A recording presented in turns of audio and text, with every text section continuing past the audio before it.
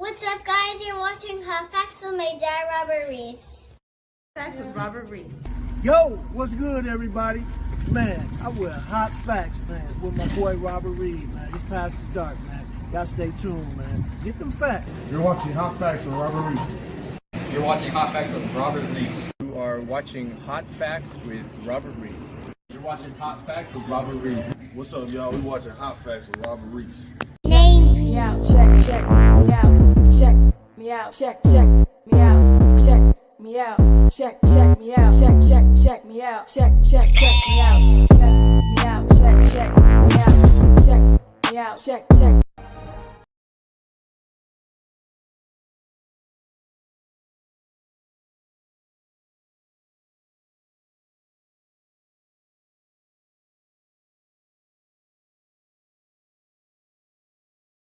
What up, Robert Reese?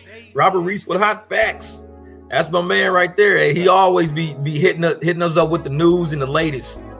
And he keeps everybody informed about the gig industry, like all of the different gig tubers, everything that's going on with everybody. He's really up to speed on a lot of things. So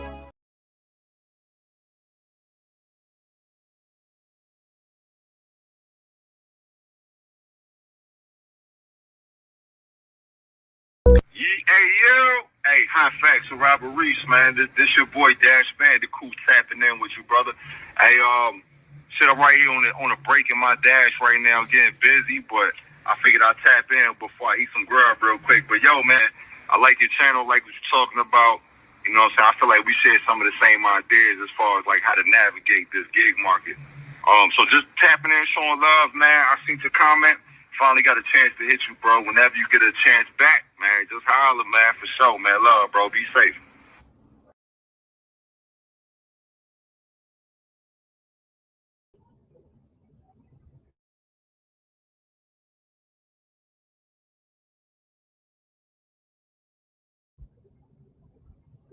Trying to get it in.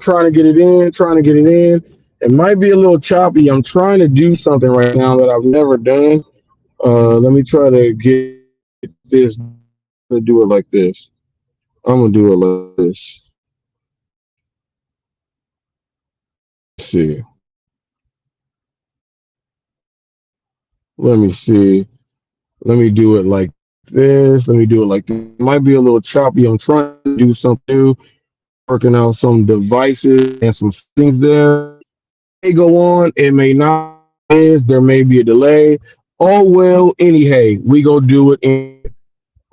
That was no twist on wordplay, but when it comes out, it comes out. Driving over to the area, about to get in some work, but I got some stuff on my mind, and I want to be able to get it off. Is my mic on? That's what I want to. It should be on. Let me see. That's what I want to check, because it might have threw all that off too. Let me see. Sorry, y'all. I got to go ahead and check this out. Let's go to audio.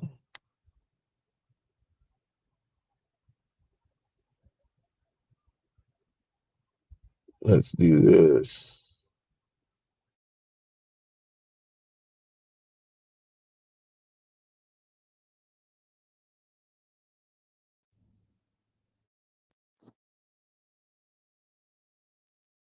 Now I got to see if it goes in.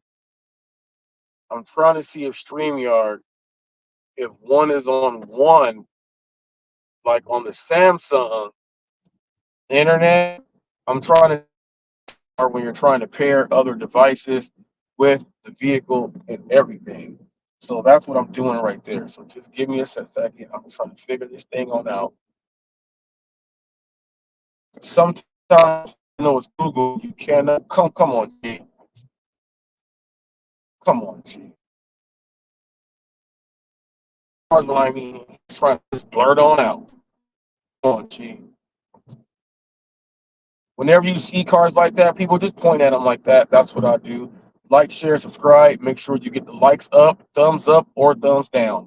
Thumbs up or thumbs down. We're going to talk about this cancel culture. Oh, yes, we are. Going to talk about this cancel culture, because it is crazy. It is crazy, and we gonna talk about it. So let me try to figure out if this thing is straight or if I got a negate.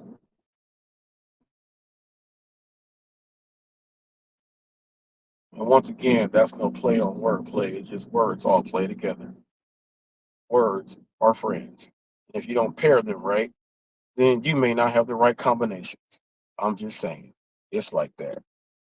So let me see this real quick. Should be on. Doing this thing. Okay. Okay, is that there? All right. Should be on. Okay. Am I good, TFT? Am I good?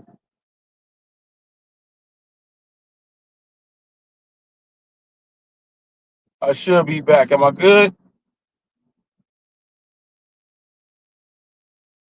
Am I good? Am I good? Am I good? Did I fix it?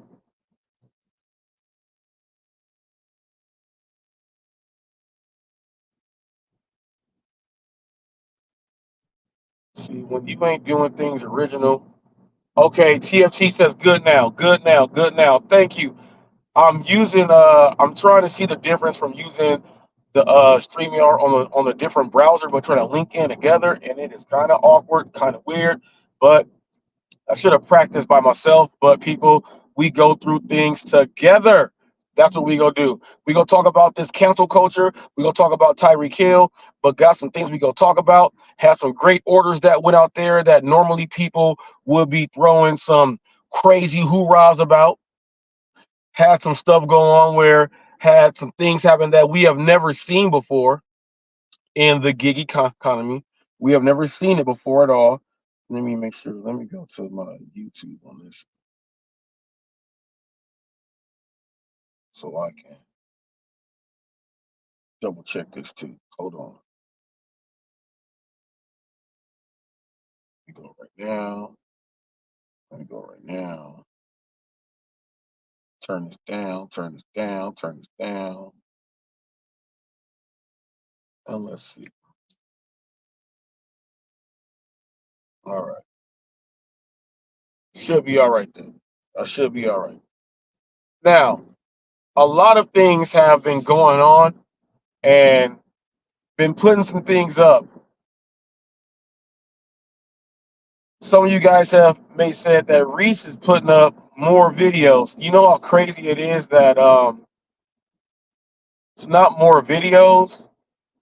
Same amount of videos as what I normally would do, but my pace was so high that I was on one device and things just like slow down. So when I'm doing instead of 10, 12 videos in a day, it'll drop down to 3, 4, maybe 5.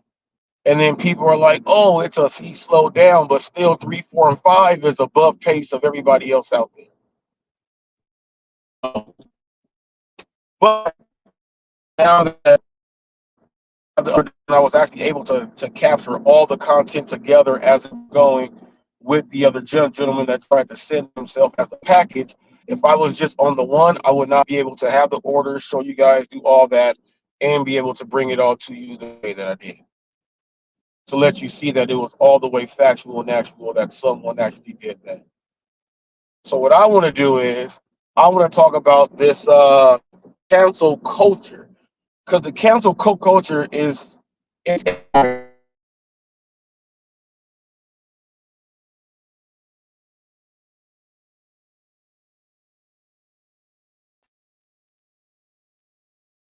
so get rid of them. We don't want that. So I'm not talk about that, and you go into that stuff.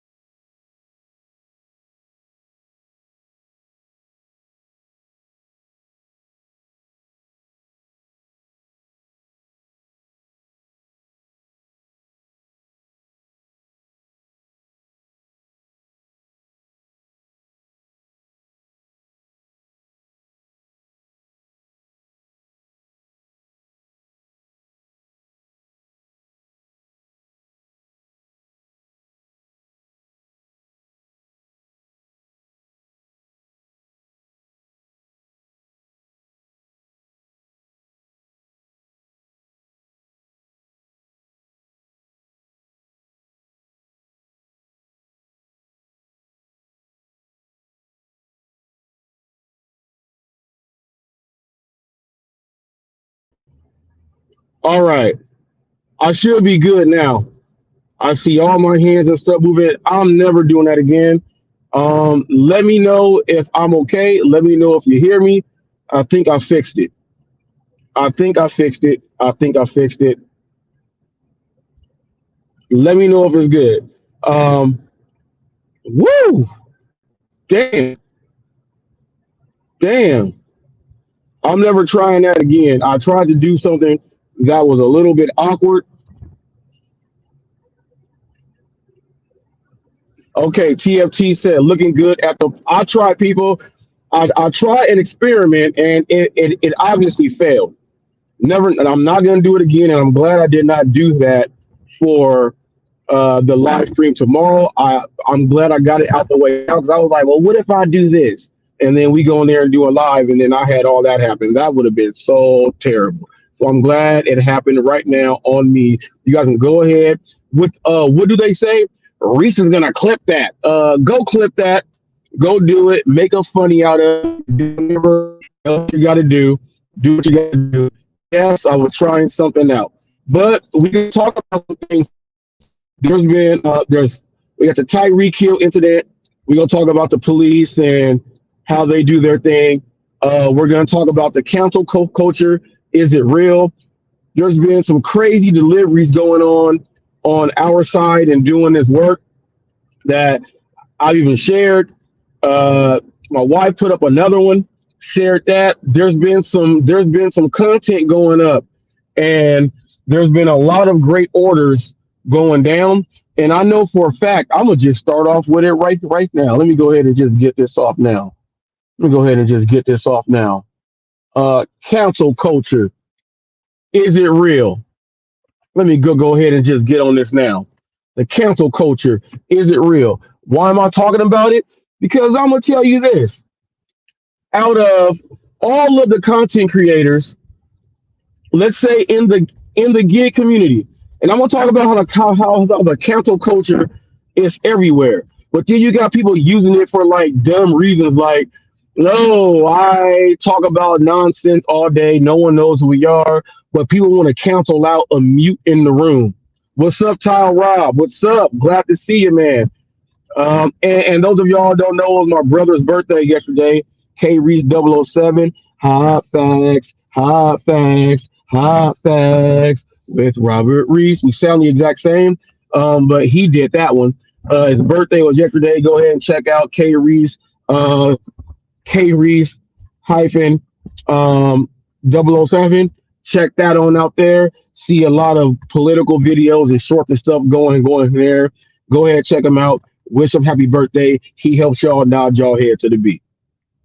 All right. The cancel culture is alive, and we got people trying to use it for no reason in their little small subgroups that no one even knows about. No one's trying to cancel you. No one cares, because why would they try to cancel you if they don't even know about you?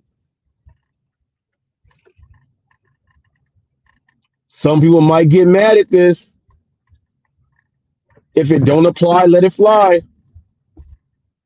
Let's talk about people who they say are celebrities, and they have, even though you can't cancel Shaq, let's try to cancel Shaq. You cannot cancel Shaq.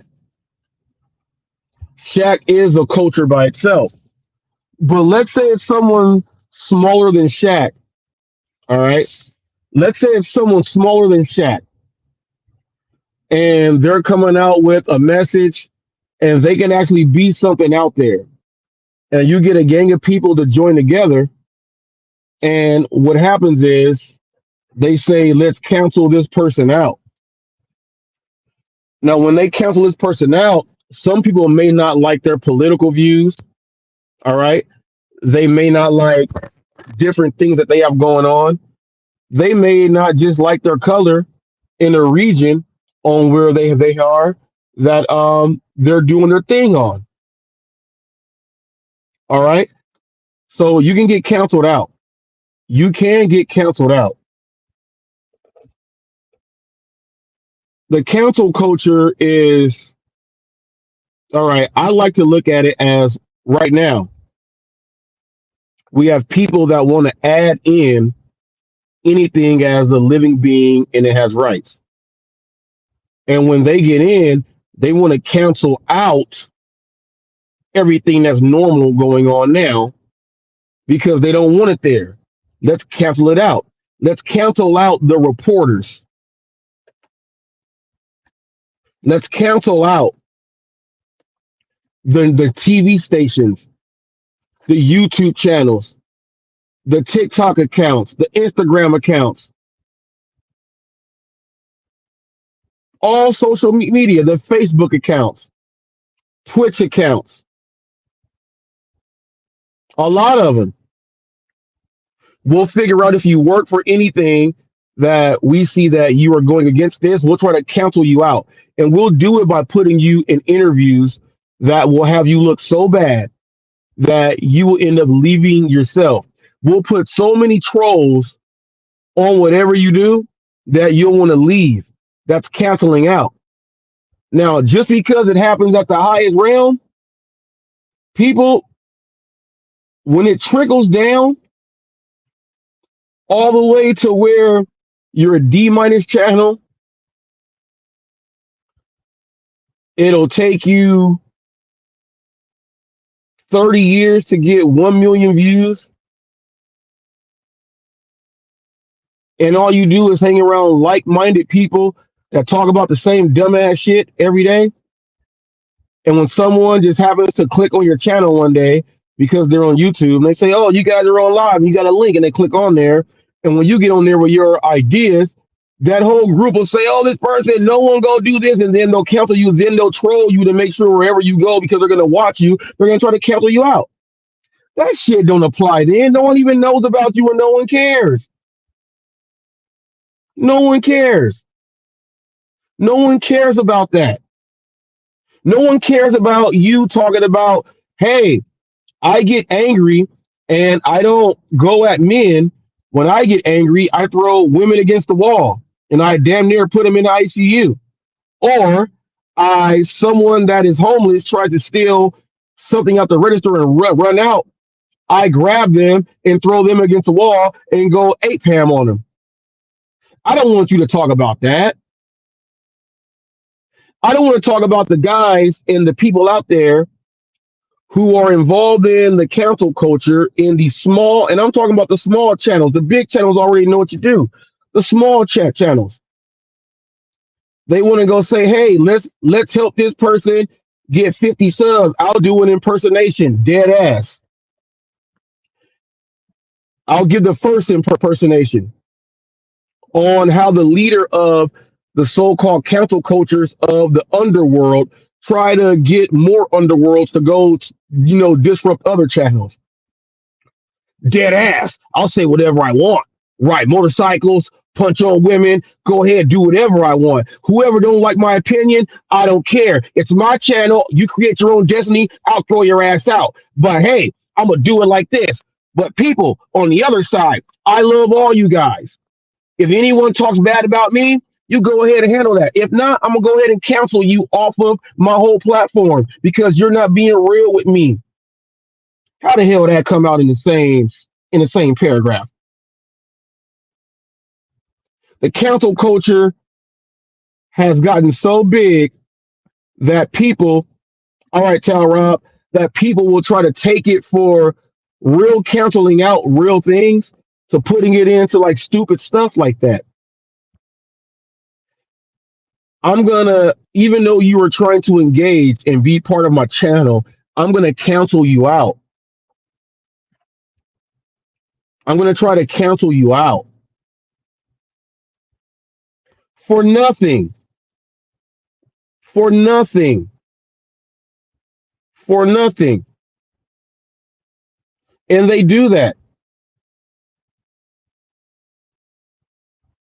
People are, here's how crazy it is that people are canceling each other out by themselves. Someone will say, "I don't believe in disrespecting women and calling them," and I'll use the words that they actually use, "bitch, cunt, slut," doing all this stuff, and they say it, and they say that anyone that does that, I don't support the channels and all this other stuff. But then the same person is caught on the TV doing it against someone that they said you shouldn't be doing it to. And then they get mad that the other women stick together because it's girl code, and they don't like to see that shit, and they don't want to watch you. So now you're mad because you are canceling your own culture, but you're up there saying my opinion, my this and that, I do whatever I want, whoever don't like it, and you want to be all that. But you canceled yourself out, and we get a lot of that. And on top of that, you're trying to cancel out other things to get these little small peon groups to go at people who have something really going on. And it sucks that, I gotta sneeze, Thank you. It sucks that when you're dealing with the YouTube thing and social media, you get a lot of people that have actually tried to start a channel, to start a social media page, to do whatever, and they don't work. They say, "Oh yeah, I have tried it and it don't work," and then they try to get other people to fail because what they did not work. And when they see someone doing something, and even though they tried and they failed at the not even the takeoff, they failed still putting on the outfit, and they failed.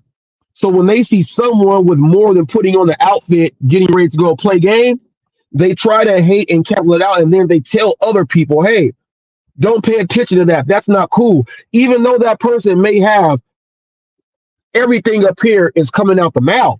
Great information, great knowledge, great this. Go check this out, fact check this, all that stuff, right? Keeping it real. But the people who said that I was trying to do that and it doesn't work for me, I don't want it to work for them. So then they just try to cancel people out. The cancel culture isn't real. It starts within you and you're hater rated within your heart. This even goes into your W-2 jobs where you work. You've been there for 2 years, and then somebody come in 6 months, they get that promotion. You like how they get that promotion, but you're looking at them work, and you like they're doing the things that I want to step up to do. I just don't do it. They just do it, so they go ahead and get it. But there could be something else out there to where you're canceled out because the management says that that's our friend. We hired them. You're not going to go because you're canceled. But if you do that before and shut them up and get in there, they can't cancel you. It happens in the workplace. It happens up here in the gig space. If you are a 1099, no matter what it is, you do your own business. Someone wants to go ahead and cancel you out. Just where I am, you got Wiener Schnitzel, McDonald's, you got 4 gas stations right here and 2 car washes in the same lot. One person wants to take the business from the other, wants to cancel the other one out so they get all the stuff. The cancel culture is real, but how real is it for you and what you do every day? Why is the cancel culture so real to you that you want to use it in drama things to do things to not even make money on YouTube with it? People don't like to see people get monetized. I'm gonna give a shout out to the Stardashians right there, Eric. I'll give a shout out to him. They tried to make his channel into a drama channel. They tried to bring out some things that happened on his channel that was actually real, which I understand the name of Stardashians now. Things that actually happened to real, that he's just showing the real, and they want to go ahead and just make up all this stuff and go do all that. And he has a drama-free zone, except on what may happen on his own channel when he's doing it live. And that happens on accident. He's about to hit 1,000 subs. Make sure you guys go ahead and like and subscribe to that channel. He's doing a 6.5-hour drive to Atlanta right now to go do some things and meet up. He does his thing. He's almost at 700 subs, and he's been doing it slowly as it grows. Go check that channel out. We got people that want to say, "Hey, go check out this channel." They really want to go ahead and do live streams. Well, have them do it like everybody else. Get in there, put your boots on, lace them up, and go get your subscribers so that you can go live. We got someone from the underworld. Hey, and I would just go ahead and just keep it like this because this shit made me so upset. Because the dude that talks about being so big and tough, beating up people, doing all this, and throwing guys and girls against the walls and almost stealing customers' tips and getting fired from corporations, when he has a crush on someone, "Hey, everyone, can everybody go ahead and subscribe for Maddie? You know, I'm going to do what I can do. Hopefully all you guys can. All you guys can subscribe. Just go and subscribe. You know, I'm going to do my part. Just going to go. Yeah, can everybody go? You know, we want to get there. Someone wants to do a live stream. You are barely on 1.42K subs, and it took you 6 and 7 years to do it. Did anyone do that for you? Why are you the big, bad, tough guy trying to do this? That's not going to get you in no new lights. That's not going to get you to use anal beats on some crush you have on the internet. You big-ass punk. I'm coming straight at you right now with all this funk. While everything was going on and you asked me to help you out with your corporate situation, to try to keep your job that you set up, and then you burn me on the back end to make people think that I was involved with getting you X'd out to try to cancel me across social media with all your other cronies out there. And I see you doing this stuff. Shame on you, man. And you're the leader of this new cancel thing. Whoever goes and watches this and watches that, I'm canceling you. You can go to you and say, hey, I watch CNN. Cancel that person. That's what you're on right now. And your cancel culture is in your own little world. So just imagine how many people are in their own little world like you who are trying to cancel out everyday people every day. You got a bunch of people just trying to cancel people. Where is the love? Where is the love? Where is the love? Where is the love, the love, the love? Where is it? Why you want everybody to just cancel everybody out? And that goes from the top to the bottom, from corporate to the drug dealers on the street, to your W-2, to your 1099, to in your home. There's a lot of you guys who got family who have YouTube channels and they don't support your shit because they have tried and they ain't got what you got. There's a lot of people like that. There's a whole lot. A lot of your friends are like that. Do you figure out how you meet friends or acquaintances or people that have done it? And you're like, dang, you support me all the way through. That's because both of you guys went through the same thing and you're on there. But go to your friends and your family and everybody else out there. You'll get some. You ain't going to get everybody. Your family and your friends will try to cancel you out because they've tried. You'll go to a get-together. Look at my pictures. I put them up on this and that. They put them on weird sites and weird stuff. They ain't getting no nothing. And then you go ahead and do all the thing, and it's crazy. Now, this question right here says, what is there to cancel? I'll go ahead and do it like this. There's a guy by the name of Pedro DoorDash Santiago, Mr. Bet on You. He's almost at 100,000 subs. When I came in at 40 subs, my message and everything that I put into this, he tried to get everyone to cancel me out to say, we don't need that here. All the proof is here. I've been going through it for 2 years, and I've won out. I am here. All right? So that's that. I had something very unique happen in the gig world that no one, not your driver Mike, not Bentley Coop, not Pedro, not Dashing Trader, not Side Hustle Addict, not Bree, not Sarah Elizabeth, not Mike Drop BBQ, not the Rideshare Professor, not Gig Academy, not Rideshare Rodeo, not Gary Middleton, no one on the whole Gig Wars crew, not Cars and Cribs, not no one in that crew. Let's go over to not Pat Gigtainment, not the Gig Dollar Man. Man, I can keep going. Not Downtown Hustle, not Nugs, not anyone. No one has ever had this happen. Because of the cancel culture they tried to put in me in my jump, and I still keep fighting, I'm the only person that has had and showed you guys and documented. I went on a troll account and went on Kim's Side Money Plans this morning. While in the middle of her going through her convos, the comments, there were like 10 people in there, and the next one was going to be on me. Hey, did you see the video on HotFacts with the customer trying to send himself as a package because it's cheaper than using Uber Eats and Rideshare? I tagged all these people also. The video is there. She ignored it and ignored the next comment. The next comment was on delivered or delivered that. She ignored it because it had to do with HotFacts. The nice innocent one, and she's upset with me because I have videos up where I point out when these content creators would steal my stuff but try to cancel me out. And one of the videos was hers, and I showed everyone how she tried to steal my stuff. It's up there. So let's cancel them out. I guarantee if Camside Money Plans or Pedro or anyone had had a delivery where they were filming and someone tried to send themselves as a human, then try to bribe you with cash tips to get a ride and then say, take me over your food, drop me off first, they would put that up. Oh my God, you guys see this? Look at this clown. They would run that around the whole gauntlet. They would run that around the whole gauntlet. No one has ever seen that done.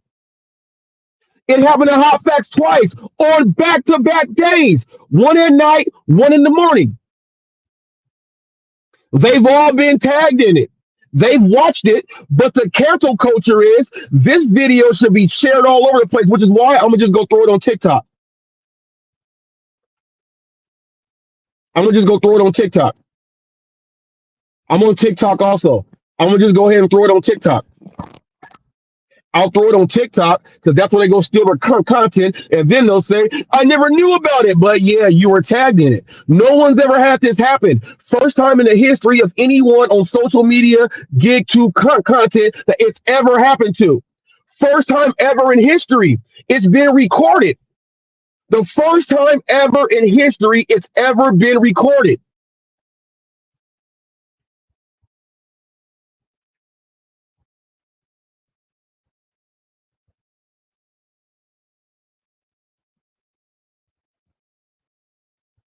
Did I put it on this one? Oh, let's watch the first time ever it's ever happened in person.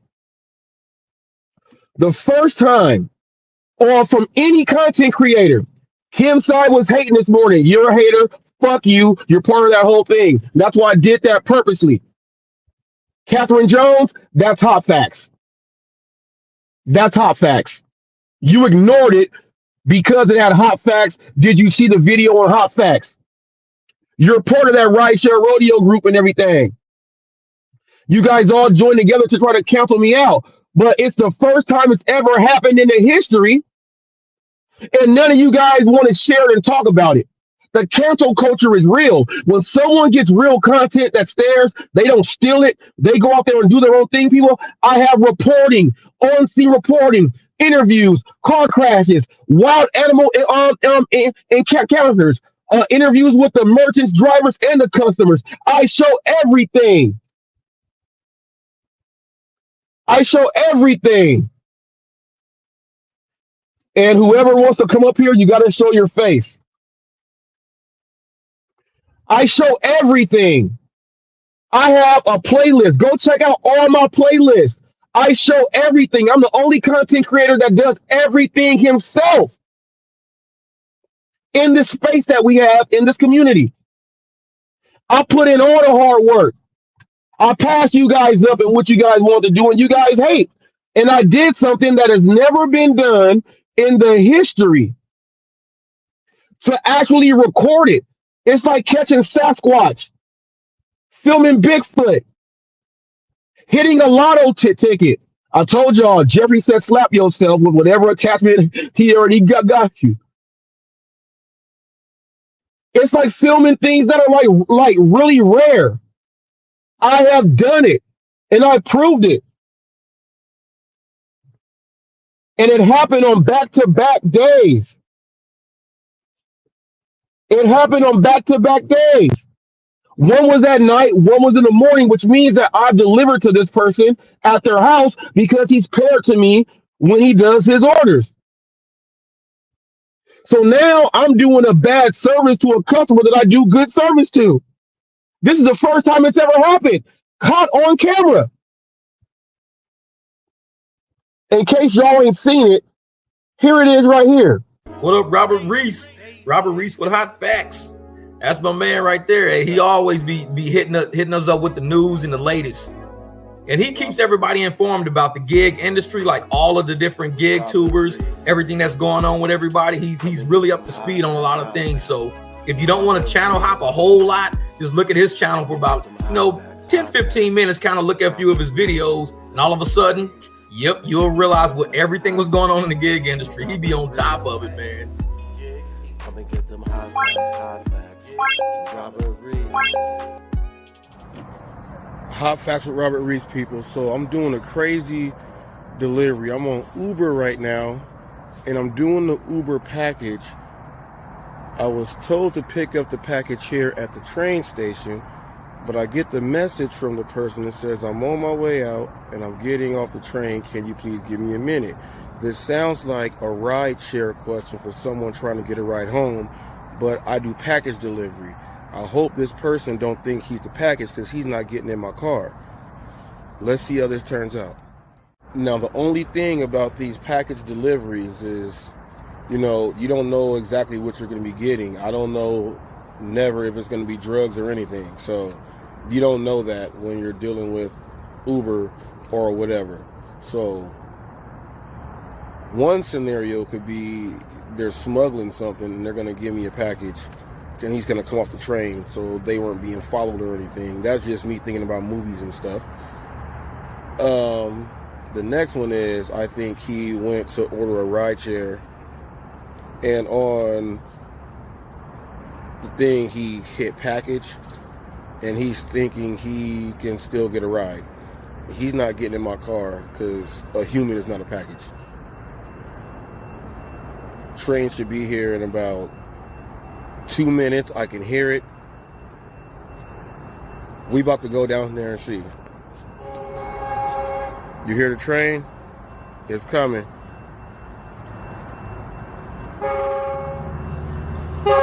That's the train. We in action, people. We in action. Let's see what this thing is.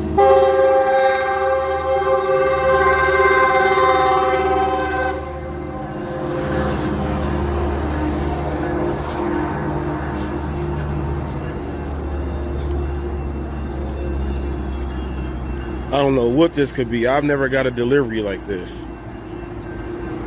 Luckily, I'm here before the guy. This seems very sketchy.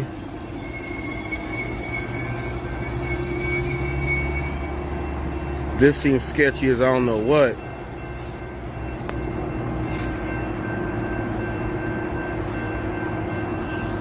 But about to see what's going down. I got on a big yellow vest. I've been in communication. Told me to hold on up. Message says, I'm on my way, getting off the train. Can you hold up for me? So I'm waiting here. I'm sorry, y'all. This is content, this is mystery, and this is, I don't know. And I'm filming for my security. You know what? Let me get my pepper spray. Got the spray. It's active.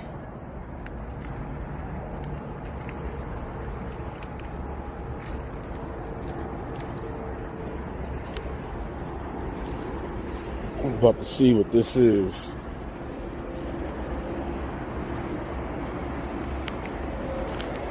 See somebody hold a package.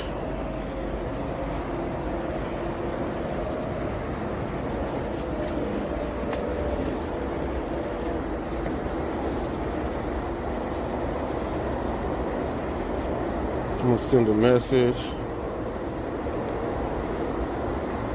Standing at top of staircase.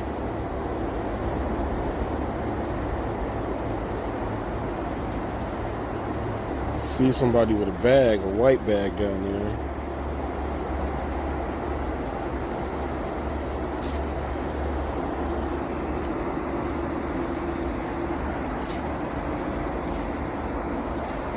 Let's see.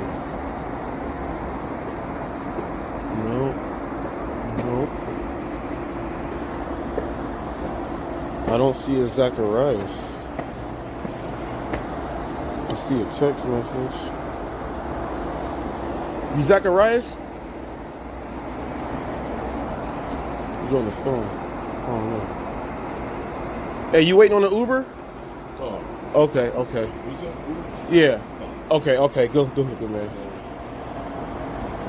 You look like Earl Watson, G. Huh? You look like Earl Watson. Earl Watson, basketball player, UCLA, NBA legend. Huh? Point guard. Yeah, he was a point guard. He might have played there for a little bit. Now you talking about David Wesley. No, you don't look like David Wesley. No. That's not even. Yeah, Earl Watson.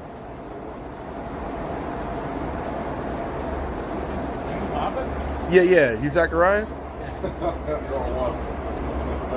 Okay, so did you order an Uber or? Did you order an Uber ride? Uber ride. Okay, so no, you ordered this. This is a package delivery. Like I'm delivering you to someone's house. Oh. So I would not be able to do the ride share for you there. So Okay. you would have to order. You would have to order a Uber ride because Okay. I'm doing it like it's Uber Eats.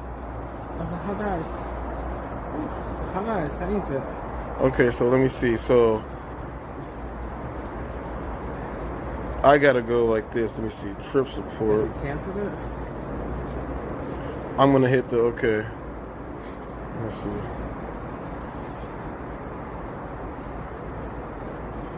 Bam. Let me get that right there. So you can't do it as a what is it? Uber Connect? Uber Connect is? Okay, so what I just did was I took it off because I can't put you in and do the ride. So you have to order Uber. You have to order Uber rideshare in order for you to have me go ahead and taxi you on to where you got to go. So unfortunately, a human does not count as the package. Okay. Human does not count. I'm sorry, man. Yeah. But you're gonna have to order it through Uber. Okay. All right, man. Thank you. Have a good night. You have a good one.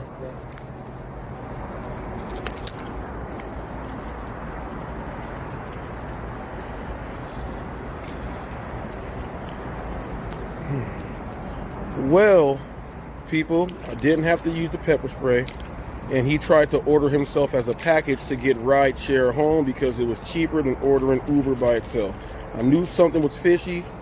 I had to film this content for y'all. Leave a comment.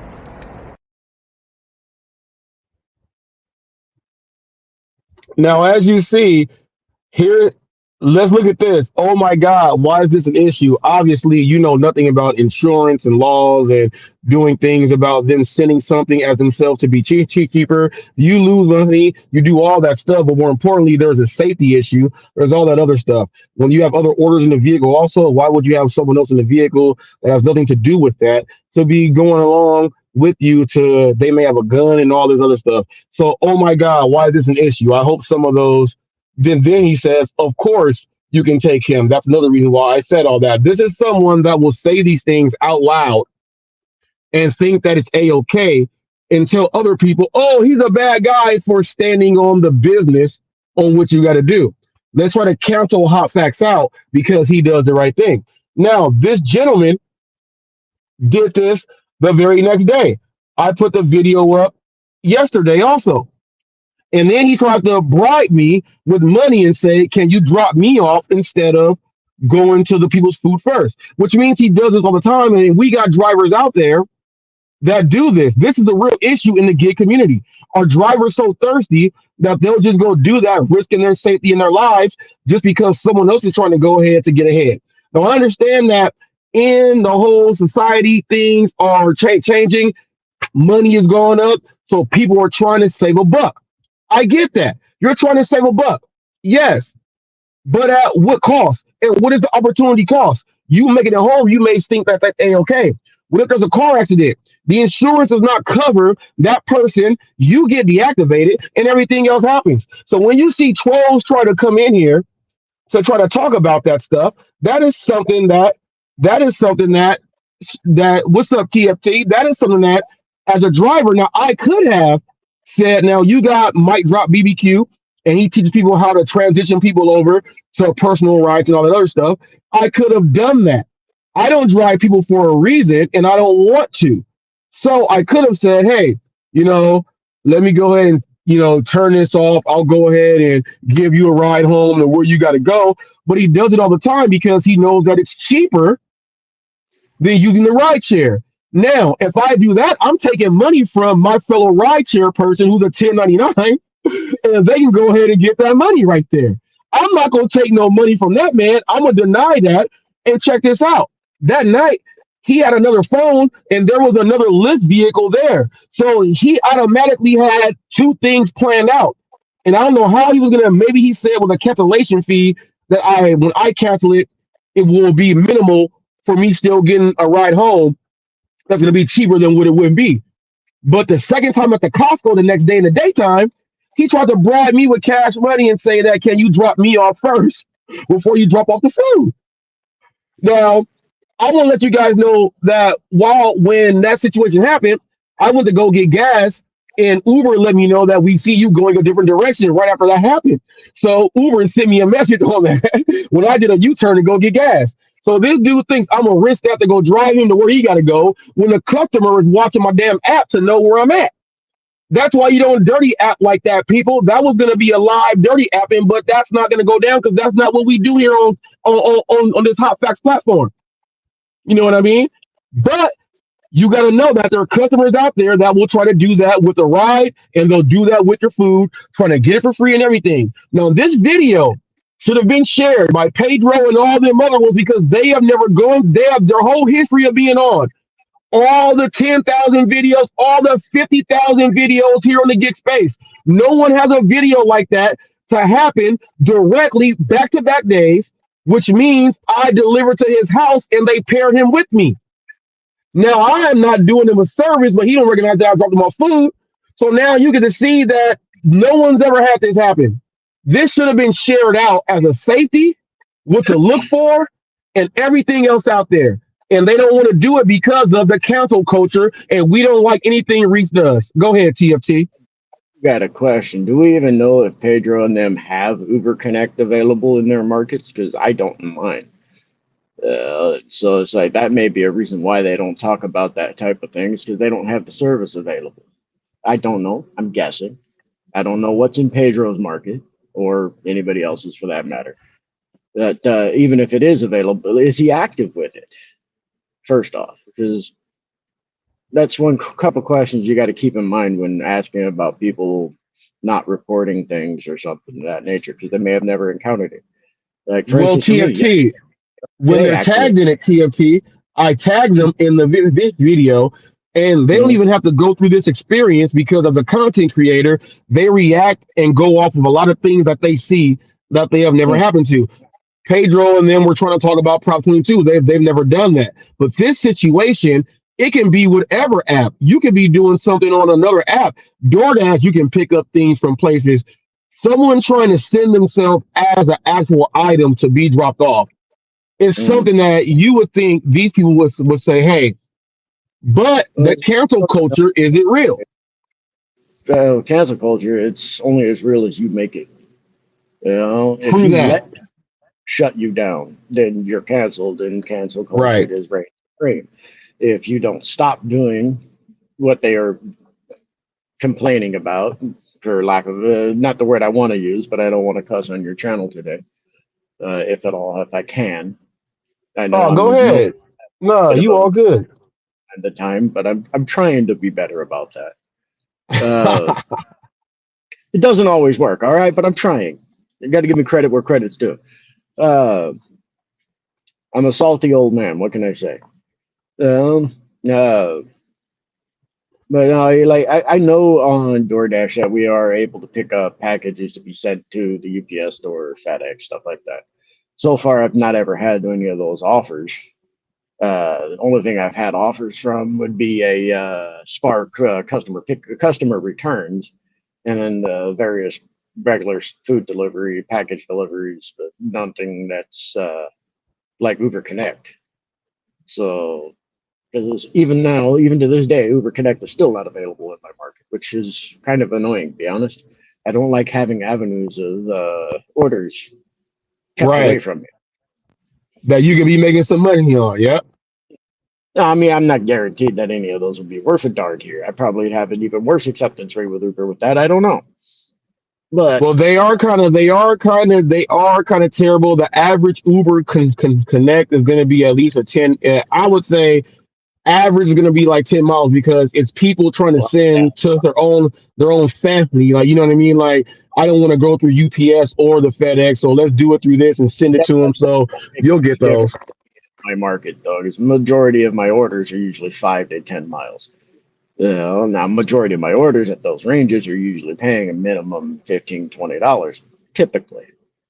There are a few who are a little less, a few a bit more, but majority of my orders usually range between that 5 and 10 mile mark out here because my market is massive.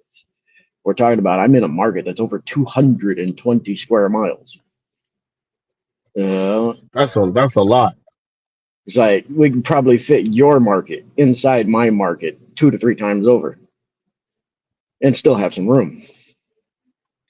And I can almost guarantee that no YouTuber, GigTuber on this platform, unless they're here in my market and I don't know about them, has a market anywhere near as massive as mine that isn't broken up into different full-on zones. Yeah, see, and a lot of you guys understand what he's talking about up there where he is. And I had experience with my sales staff doing the solar and everything like that. And when we had to hit Fresno, the salesman would think that he's just going to be in Fresno. There's Tulare and there's all these. There's Yeah, Kingsburg and Visalia and my market consists of Fresno, California, Clovis, California, Sanger, California, Fowler, Fowler is a different market. But I deliver to Fowler on occasion. I've delivered to Selma on occasion, which is yet another market. I've delivered to Madera on occasion, which is yet another market. Those are separate markets of Fowler, Selma, and Madera, but my market is so massive, and we're actually so close to those other markets depending on which end of my market I'm in, that I'll have to go deliver to them into that city. And we here in my area anyway don't have that zone switching that I've heard so much about from other markets where you cross over to another zone, you can switch over or start working in that zone and carry on with your day. We don't have that. It'd be nice if it did, because there's been many times I've wound up in Madera and Selma or Fowler, and now I got a deadhead. Horrible order. Now I've got a deadhead back anywhere from 10 to 20 miles. right. To get back into my own market to be able to start getting orders again. Right. I'm sorry. In my area, dash along the way means nothing. If you're outside the zone, you're not getting anything. Let's give a shout out to the gig. Let's give a shout out to the gig machine.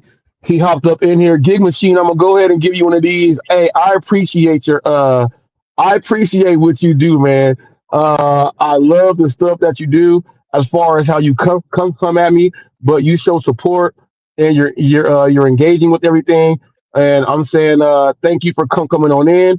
And the cancel culture thing is up there, and you have been someone that came in they accepted you so fast first with your Pedro stuff, and then when they saw that you do other things with your content, you go to baseball games and you show that you have kids and you're in an interracial relationship as a white guy with a black woman. That's the opposite of what's going on here, and they try to cancel you out, saying, "Oh, this and all that." So the cancel culture is even real because you got to get monetized. You're putting up your stuff and you're back doing your stuff. You're putting them up every day. And it's like, people, how could you say his content, they were like WWE promos, like The Undertaker and Mankind being interviewed in the back. He does his voice like that, and you guys all loved it. And when he comes on back, you guys want to go ahead and say, "Oh, the gig machine, this and that," because he's not involved with the other stuff that you guys talk about. So you guys don't want to give this dude a chance on the come up like that. But he's already made it in the way. A gig machine, I don't know about you, but I just had someone try to send himself as a package, as a human, to get delivered. Now, that's never happened. I don't know if you ever seen that. We got a link there if you want to. But now we're talking about TFT is in a zone that is so huge. It's like a whole county by itself is one zone is pretty much what he's saying. And he's out there getting it in. So he can dash along the way, and the zone's not broken up to where some of these other zones make more money than other zones. You know what I mean? And some people love going to other zones saying I can work there. He don't have that there. I don't know how it is all the way in Missouri where you are, but if you can type in the chat, let us know how it is out there if you have some areas like that.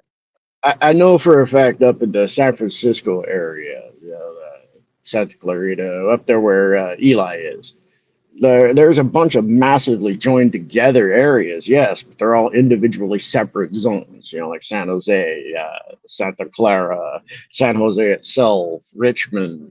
Those are all separate zones, but they're literally right next to each other, but border to border.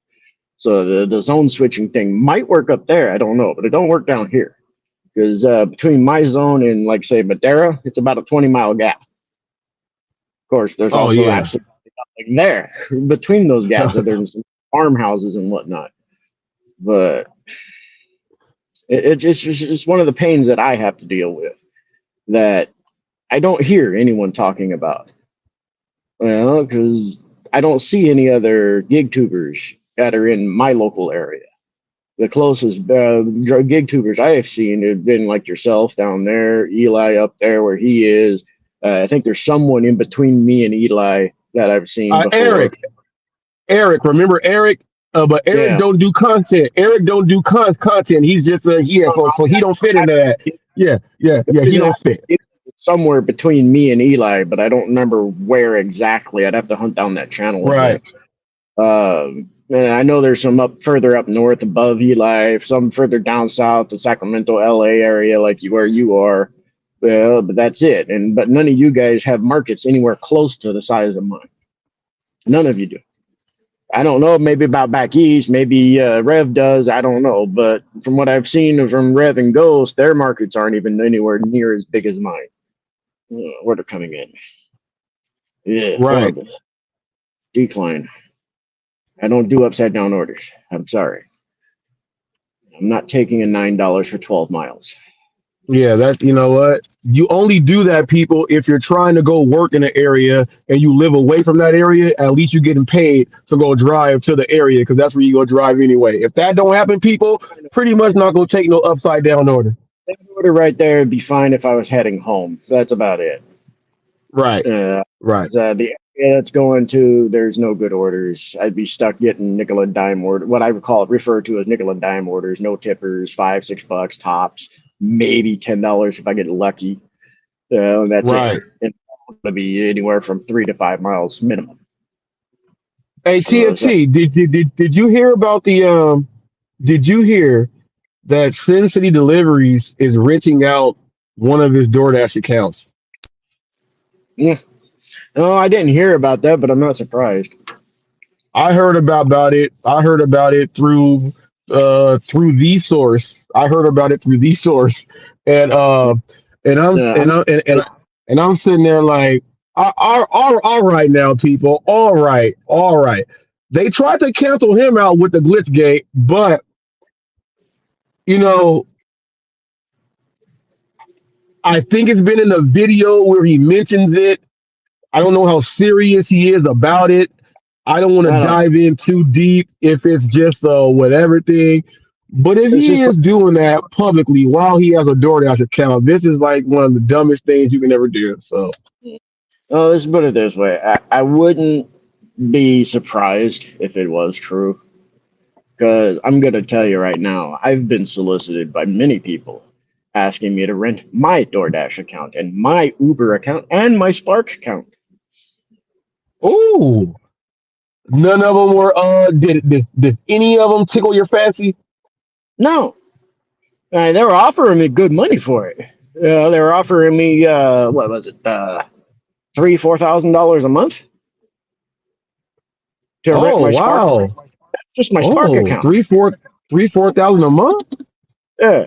I mean, it's tempting, but no, I'm not going to hold myself out. What the hell they do?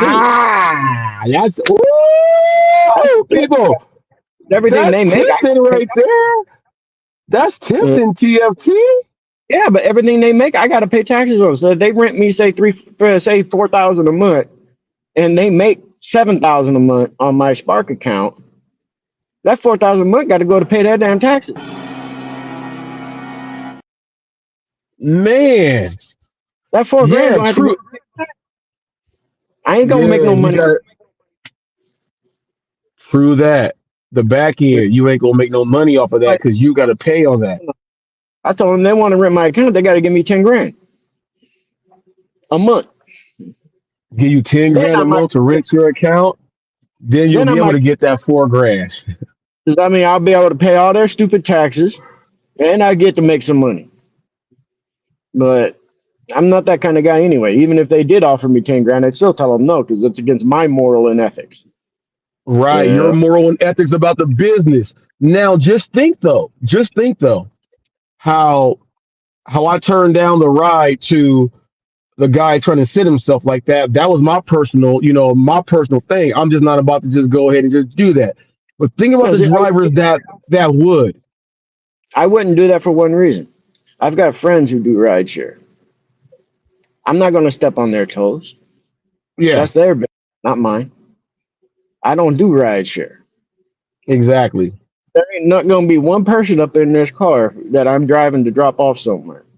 Yeah, with the exception of like my wife, going to a doctor's appointment or something. That's different. That's family. That's personal. That's not some stranger. I have no idea. They could be drunk. They could be trying to smuggle something. They could have a gun, want to jack me. I don't know. Now, if anybody want to try and steal my car, they don't have hell to pay for it. I'll tell you that right now. But I'm not necessarily unarmed. I don't carry a gun with me. No, but you don't need a gun to be armed. Right. Anybody want to get in this car and try and fight with me? They're not gonna get away. They may win, sure, but they ain't getting away scot free. I tell you that. They're gonna Right. have several injuries and have to go to the hospital. So nobody wants to mess with somebody who can potentially screw them up. Exactly. And If you think it's going to be a little tougher than what you think, most people will about face. why, Yeah, why do you why do you think all the number one cars to be stolen are automatics? Nobody knows yeah, how to drive a stick shift anymore. true Except for those that. of us in our generation. We're like the last generation to really know how to truly drive a stick shift. It's Right. like she probably ain't even gonna know what its manual transmission is Nah, unless they you ain't have going. It's going to be some future shit. It's going to be like the Jetsons. You just look at the thing and it goes. to tell it where to go and it take you on itself. Like the old Yeah, Claude Van Damme's time cop. Take me home. The car drove him home. Yeah, but exactly. I don't know. But that's an old ass movie too. Most people in this chat probably don't even know. Uncle Harry. Yeah, I'll do it. All right. Hey, First acceptance order right now. did you see the Tyreek Hill thing with him? No, Okay, I don't so watch YouTube anymore. all right, so Tyreek Hill, receiver from the Dolphins now, Super Bowl champ from the Chiefs. So he and one of his teammates trying to get to the game to go do the Mm. thing. They get pulled over, speeding. They get taken out, put on the ground, guns, everything out drawn on them. There was a big thing going on. The officer was put on desk duty. While the officer was put on duty, Tyreek Hill's definition of what would happen was not quite what the video showed. The Mm. video showed what other people have already speculated. In order for stuff like that to happen, um, things had to be said to make the officers do all that. Tyreek Evans lied, but still, for the traffic violation and how it escalated, I think the officer was a little bit wrong too.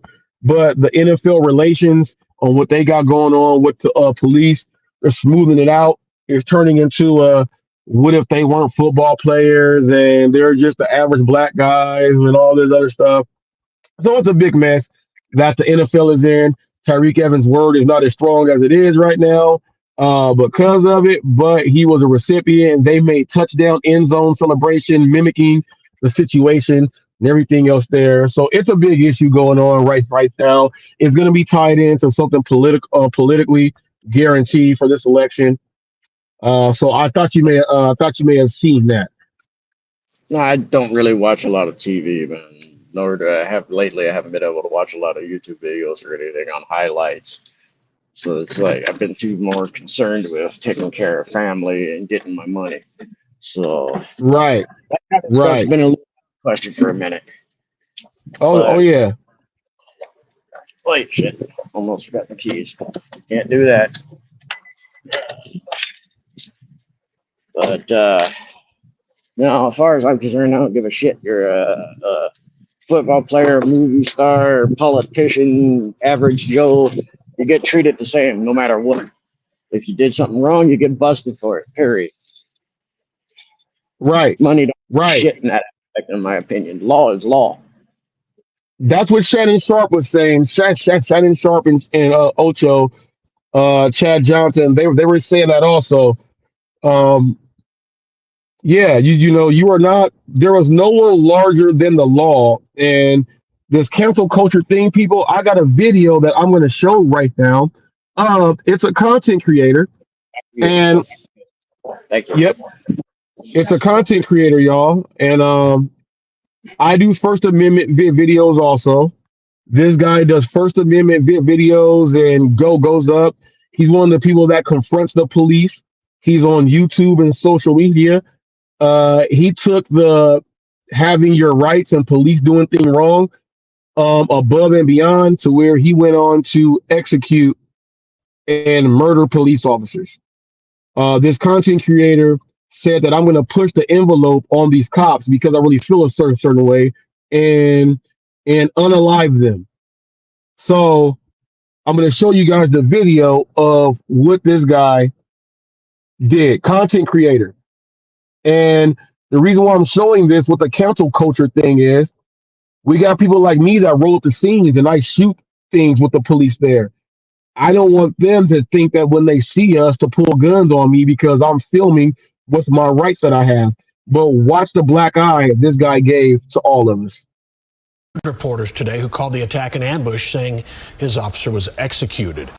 Last night in Oak Cliff, Officer Darren Burks was shot and killed while he sat in his squad car.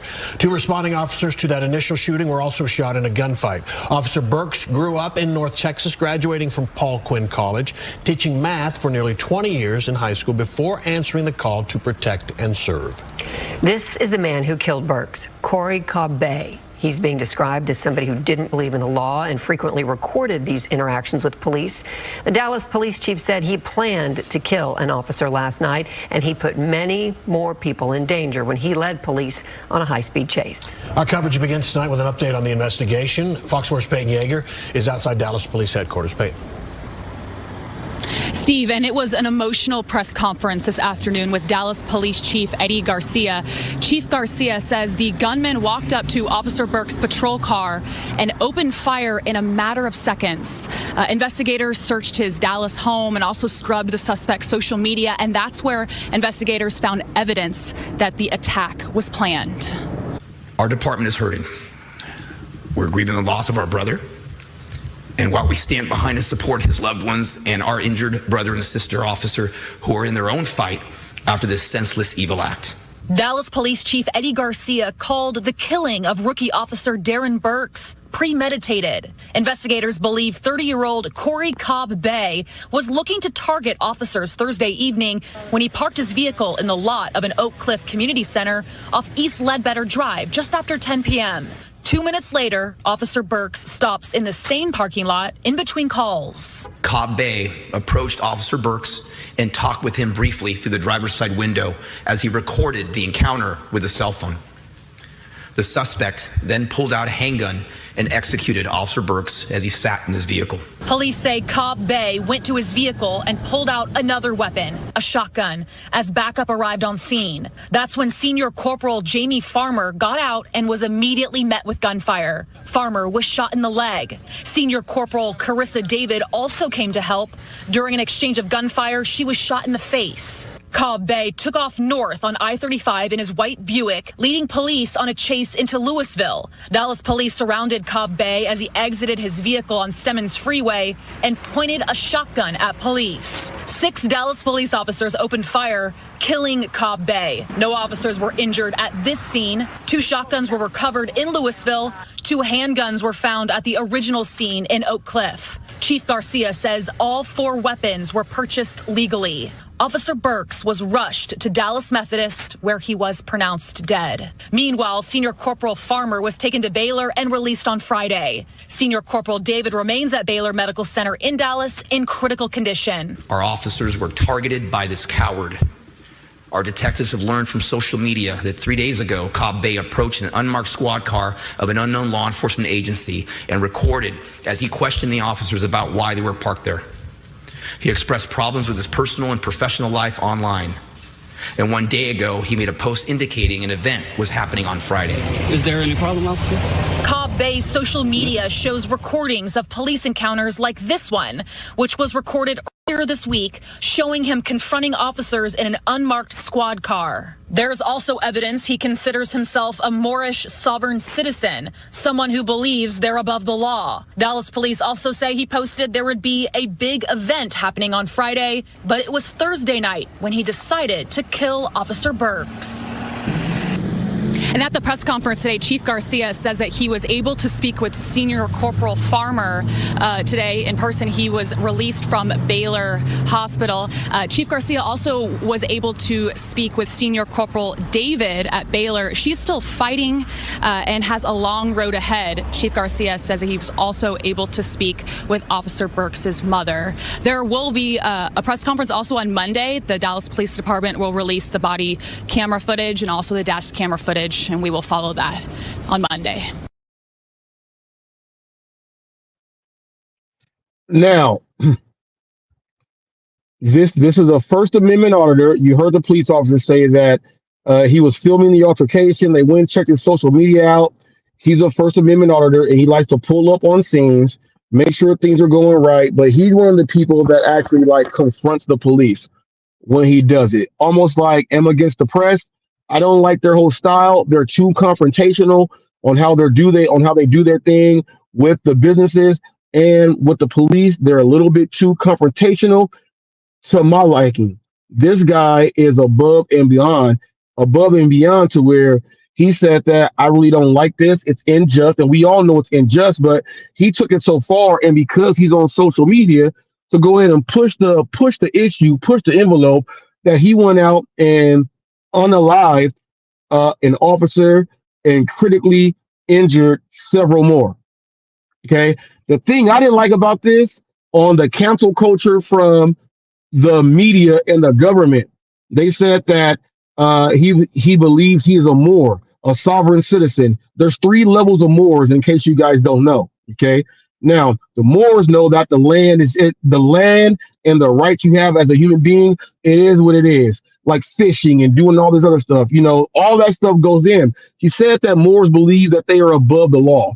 Moors, we don't believe that you are above the law. And I say we because a lot of you guys don't even know that word you break down into. A lot of you guys are Moors without the education of knowing that you guys are a Moor. All right. You don't believe that you are above the law, but just like an amendment right per person, I'm going to make sure that I can film in public anything I see. If it's private, I can't go. Things like that. I have the rights. You have your amendment rights, your constitutional rights. Your constitutional rights are based upon the rights of mankind. So Moors believe the overall rights of the land and from what was given from the man upstairs that puts us in control. That's why they tell you, what are you carrying on your person? They still try to go ahead and separate all that stuff. Moors do not believe they are above the law. That's part of the media trying to put something bad in people's minds that when you see someone filming the police or filming and do what I do, they want them to make the Karens come out to come at you to cancel us, making the cancel culture. Let's put that banner back up, which makes the cancel culture. Why you gonna cancel someone like me? Pull up to a scene, tripod stick, everything else there. I'm about to record. I'm about to film. I'm about to document everything. I am my own credential. You gonna make it so that we can't do that. Then again, if you get into a conversation with someone and they're speaking about how they believe in all this and that, and they know that what we have, just like having insurance is that's a tax. It's not even a law. If you know that you have the same rights as horse and carriage, you can fight that all the way through and not even go on YouTube and check. There are people that are driving around who have YouTube channels who don't even have a driver's license because you have the same right to travel as the next man as what we can't do in mankind. You cannot block travel in the history of mankind. No way possible. You cannot do that. Go check it out. We are not above the law. Now, this guy, what he did, said that I'm going to do Christopher Dorner. I went to school with Christopher Dorner people. Christopher Dorner helped protect the black kids in La Palma, California with the skinheads. They used to try to chase us home when we was young. Christopher Dorner went up and did his mission out to the facts to where I came home with my wife and I turned on the news and we watched it. She's like, dang, it's going down. I said, why is Chris on TV? She said, you know him? I said, that's Chris Dorner. I knew Chris. Chris went ahead and said, I'm going to carry out my own mission. He took it above and beyond. He went to go John Rambo that. This guy may have had similar intentions on. I'm someone out there and all I want to see is the right stuff go on with these police officers. I don't know what went into his mind to where he said that, hey, I'm going to do a plan to unalive them. I don't know what changed. I don't know what switched, but that seemed a little bit deranged. Just a little bit deranged. He did that. And he filmed himself do the whole altercation for social media. Now, cancel culture. He's trying to cancel the police. By doing that, they want to cancel us, which goes into what these liberals are talking about. Let's take away your freedoms and your rights. They want to take away our right to record the police to make sure they're not doing the wrong thing. I was just at a stoplight the other night and I recorded the whole thing with the police officers, with the suspected drug dealer, searching the car and everything. They're turning back, watching me and all this stuff. If it goes down the way the media wants it to go, they want to take me out from even doing that because of what this dude did as an idiot. You don't never go and take what is there to try to go and do this awkward, beyond crazy thing. You don't do that at all. You don't do it at all. You don't make things into things they are not. YouTube even has this thing that when you go ahead and put up a short or a video, it even has the button to hit that. Is this real content and everything else? And then it asks you, are you taking someone's image or their face? And it asks you, are you using this to make fun of them? And you hit yes or no. So there are a lot of channels that are taking people's content and like doing these 3D pictures and making fun of them and stuff like that. They don't even realize that when you hit to monetize your channel, you're hitting that is not going on. But in your thing, you're making something in so what it's not. You can't even do it on YouTube. Now I could be an asshole and go send these strikes against these people, but I want them to go read the terms of service though. Because even YouTube says you can't go and make something into something crazy just because you want to go ahead and do it like that. You cannot take the First Amendment, freedom of speech, freedom of press right to take that and to go ahead and unalive police officers because you feel that what they are doing is so unjust. You want to go and get them for George Floyd and everybody else. You want to go ahead and off these people. And he did that. Shame on him. Shame on him. Bad apple. Bad apple. But while he was trying to cancel them, they are trying to cancel all of us for trying to go film and show on the stuff that's going on. So cancel culture, is it real? Now, TFT, my deputy, said that the cancel culture is only as real as you make it. If you let it get to you like that to stop your flow, then go ahead. And I agree with that wholeheartedly. There's just another variable too. This goes into where, you're someone on the street with a megaphone like Jimmy Hart. You're speaking, you're doing your thing. The cancel culture, you can have the city, the police, or whatever all come against you to cancel you out to make sure you cannot go ahead and do. They do it politically with people that they say we don't want you to run for office and things like that. There's bribes and things like that to go cancel things out like that. That's the real cancel culture. How they tried to cancel hip hop. The real try to cancel culture. Okay? In Hollywood, how they try to diminish the roles of black actors and the role of male black actors and what they do. They try to cancel them out and get in certain roles. There's certain things like that with the cancel culture. I just don't like seeing the cancel culture. Like I can go on YouTube live right now and just hit live and just go to a random channel of them just talking crazy about people. It'll be like 300 subs for the whole channel. Everyone has a blue wrench because anything goes. And you'll just hear them just talk about people nonstop and saying, we don't like them. We don't like that. Who don't we like? Everyone raise your hand. Do we like Jimbo? Raise your hand for no. No. You know what we do? Everyone go against them. Make up things, put videos, do all this stuff. Do all this crazy stuff.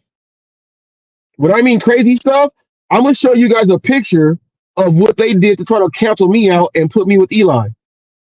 I'm going to show you guys a picture of what they did, but try to take down. Now, this picture is a picture that someone would say, why would you even show that? Well, first of all, it's not me. It's not me at all. Did I erase it? No, I don't think I erased it. Hold on. No, let me see. Is it here? I think I erased it. Let me see.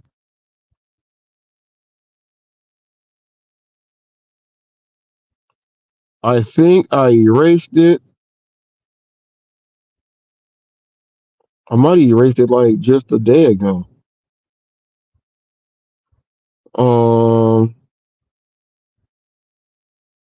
Oh, here it is.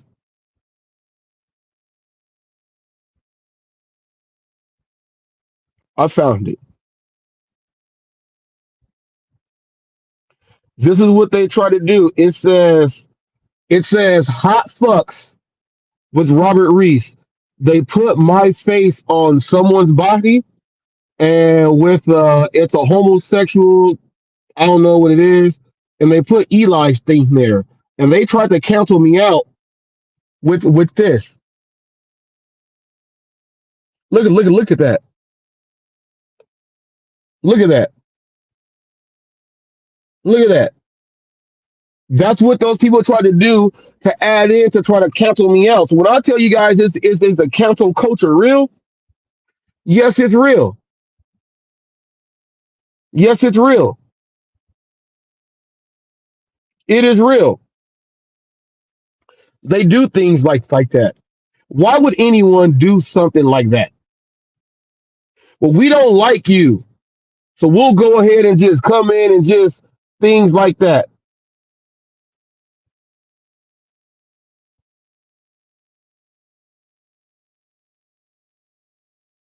It's crazy.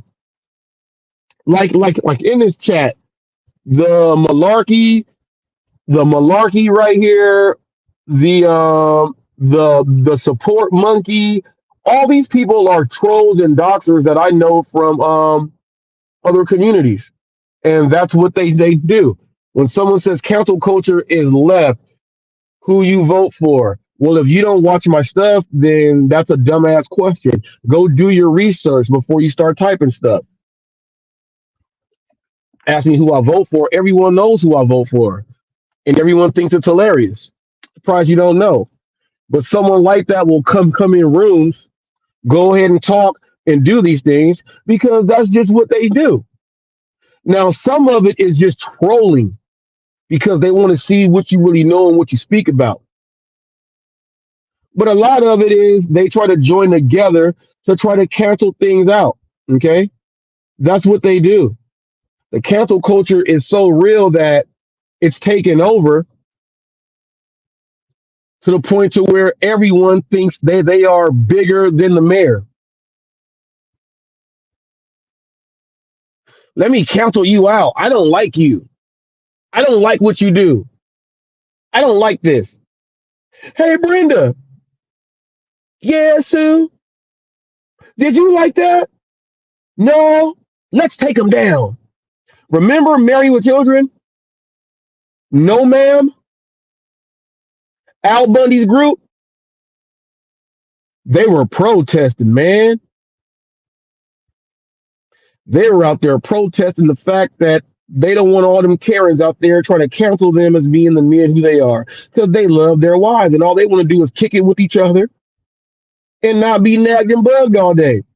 But Marcy Darcy and everybody else that did that, what they do?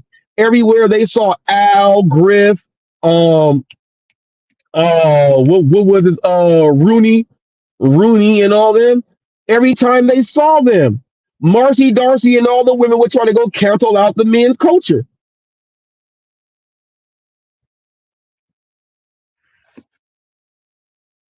It's crazy. It's crazy. The cancel culture is real. But to see it really happen in these small things and to see it like in the gig community, I guarantee if Pedro DoorDash Santiago would have had the experience and then 2 days back to back of the same guy trying to not use rideshare but use this to get a ride home, do you know the content he would be trying to put out? And look, if that happened to Pedro, that would be his bounce back in the gig spot. If that happened to Pedro, that would be his I am back. Look at this video. No one has it. And he would say, none of you guys will ever be able to recreate this. That's what he would do. But it happened to the person who he hates, HotFacts. Chili's order. It's just wings, it's chili, y'all. It's Chili's. That's what Pedro would have did. That's what Pedro would have did. He would have did that. They said, well, you're black with a Q, so I had a 95% chance of being correct. First of all, do you know that blacks, we were the Republican Party when it first started? How do you think Frederick Douglass was able to write and speak and go teach white people? We were the Republicans. And don't you know that the first president ever in the United States was a black man? We had 9-10 presidents before we had the president of the United States. We had the congressional president of the United States, and they were black. So I don't know about what you were talking about, and they were from the Republican Party. But over time, things switched. The political party switched. So all you guys speaking about this is left, this is right. A lot of you guys don't even know the difference between black and white in the issues. A lot of you guys don't know what is really going on. So a lot of you guys just talk and say a lot of stupid shit just to talk and say a lot of stupid shit. Any of you guys can talk up there in the chat, but when you click a link and there's something really going on, or if you have a straight direct question, we go ahead and handle that. That is what we do. You click the link and we go ahead and get it in. Real people, you got to show your face. HotFacts is not a place where you get up here and you just get up there with the avatar. You show your face here. Now, how you spell black with a Q? I ain't got to spell white with the WHY. I ain't got to spell it like that, but I put a Y because why do you do that?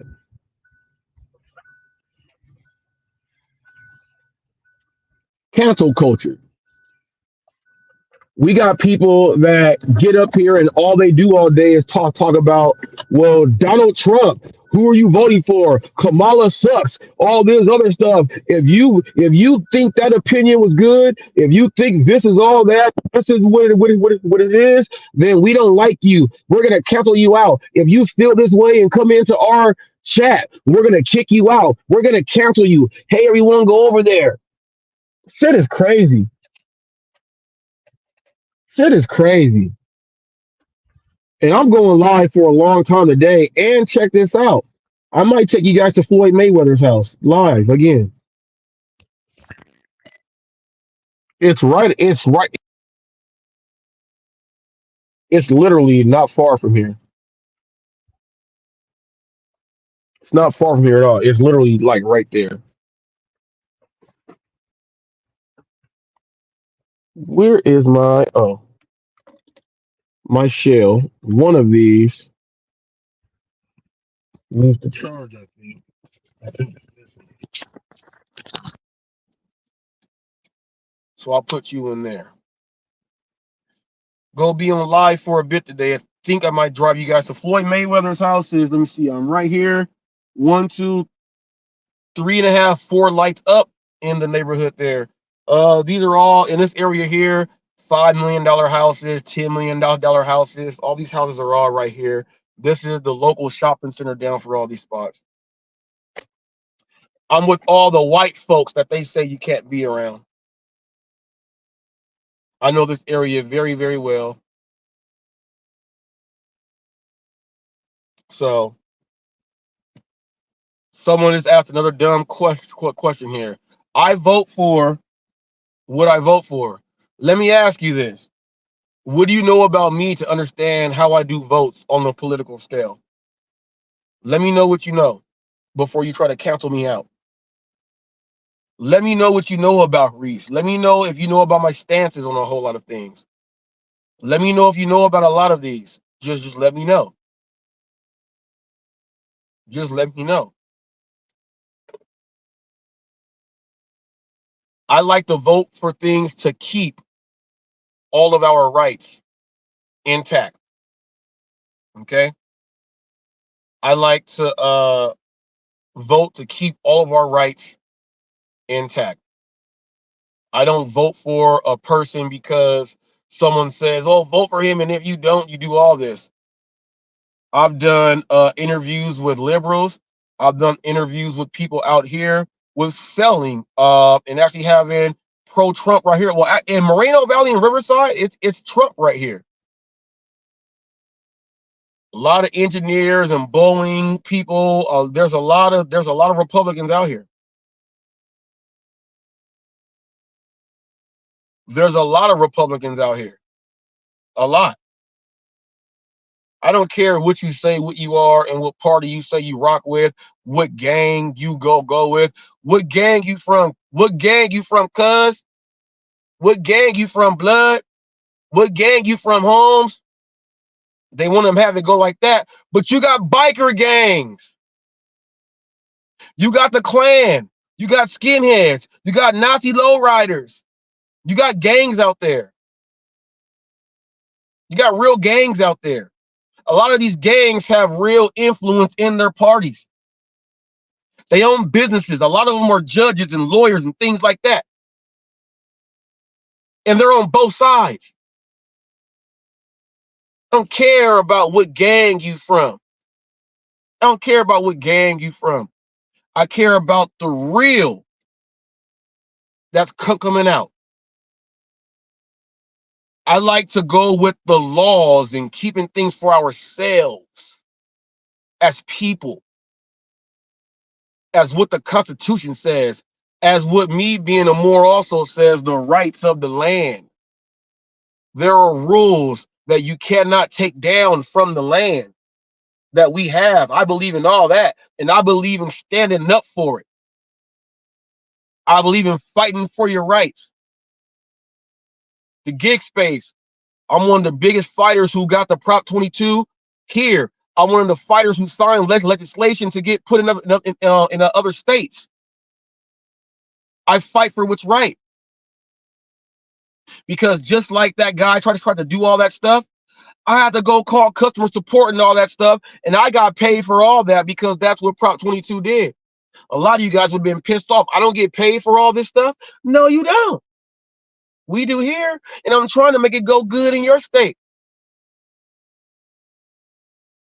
I like to fight for the rights for what you got going on. Don't take away this. Don't take away that. I want to stay in my zone. What do you stand up for? What do you vote for? What do you believe in? Don't come to anybody's channel and try to test them or question them on some bullshit that you won't say publicly all the way. What do you stand up for and believe in? Be someone that I'm just cool with a group. I believe in whatever they believe in. You get a certain amount of characters inside that box when you make a comment.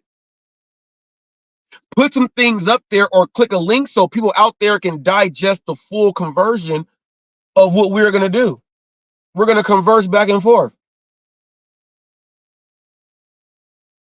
A lot of people don't want to speak and converse back and forth because they'll figure out they are just like the next person out there. And their only political decisions on what they go ahead and vote for is because they're influenced by their family. I can't let my family down. My family donates to this person. I got to vote for them. I won't be allowed in the next picture or the next food gathering. I want to look important.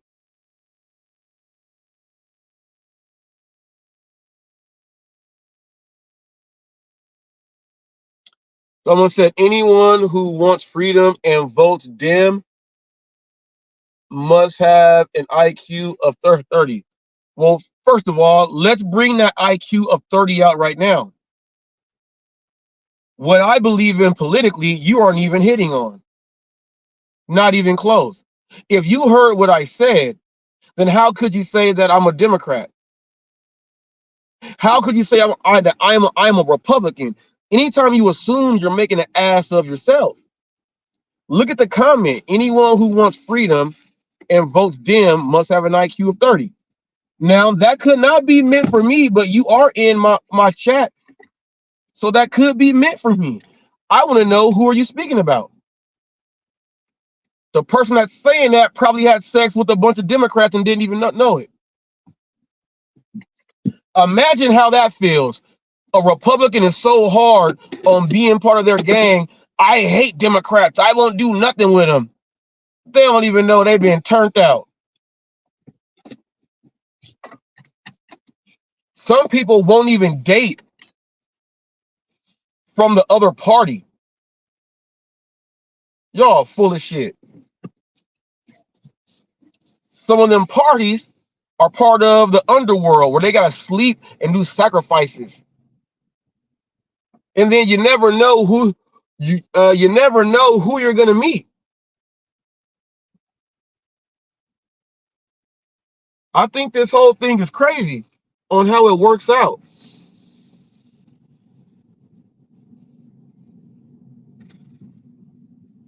What do you vote for? All right.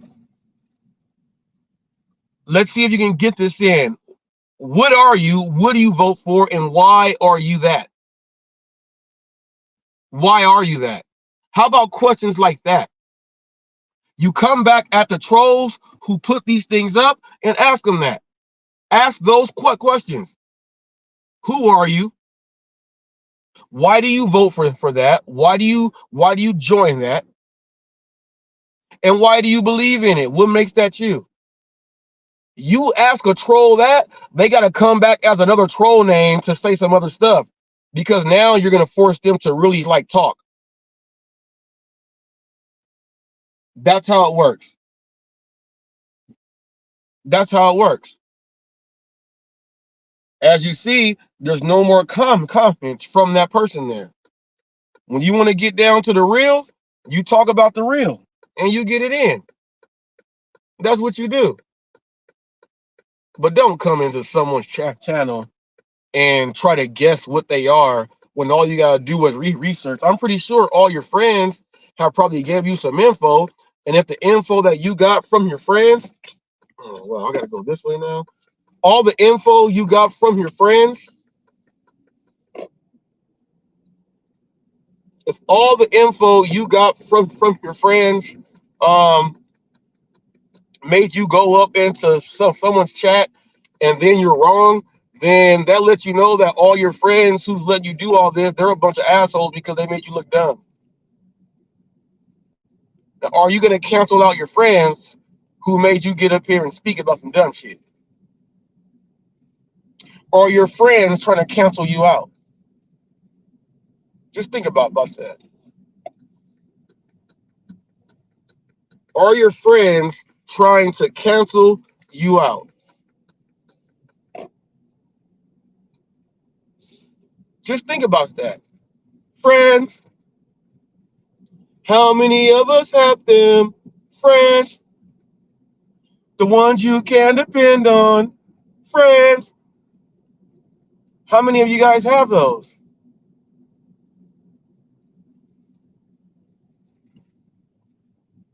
I'm not talking about your guys' your internet social media hate cult groups that you guys join together on to go do stupid things. Because you don't do that in person. You only do that online. Trust and believe that. Because the way you guys act, these political parties will say, damn, I don't want you here, and this cloud looks like Hiroshima right here. That is crazy.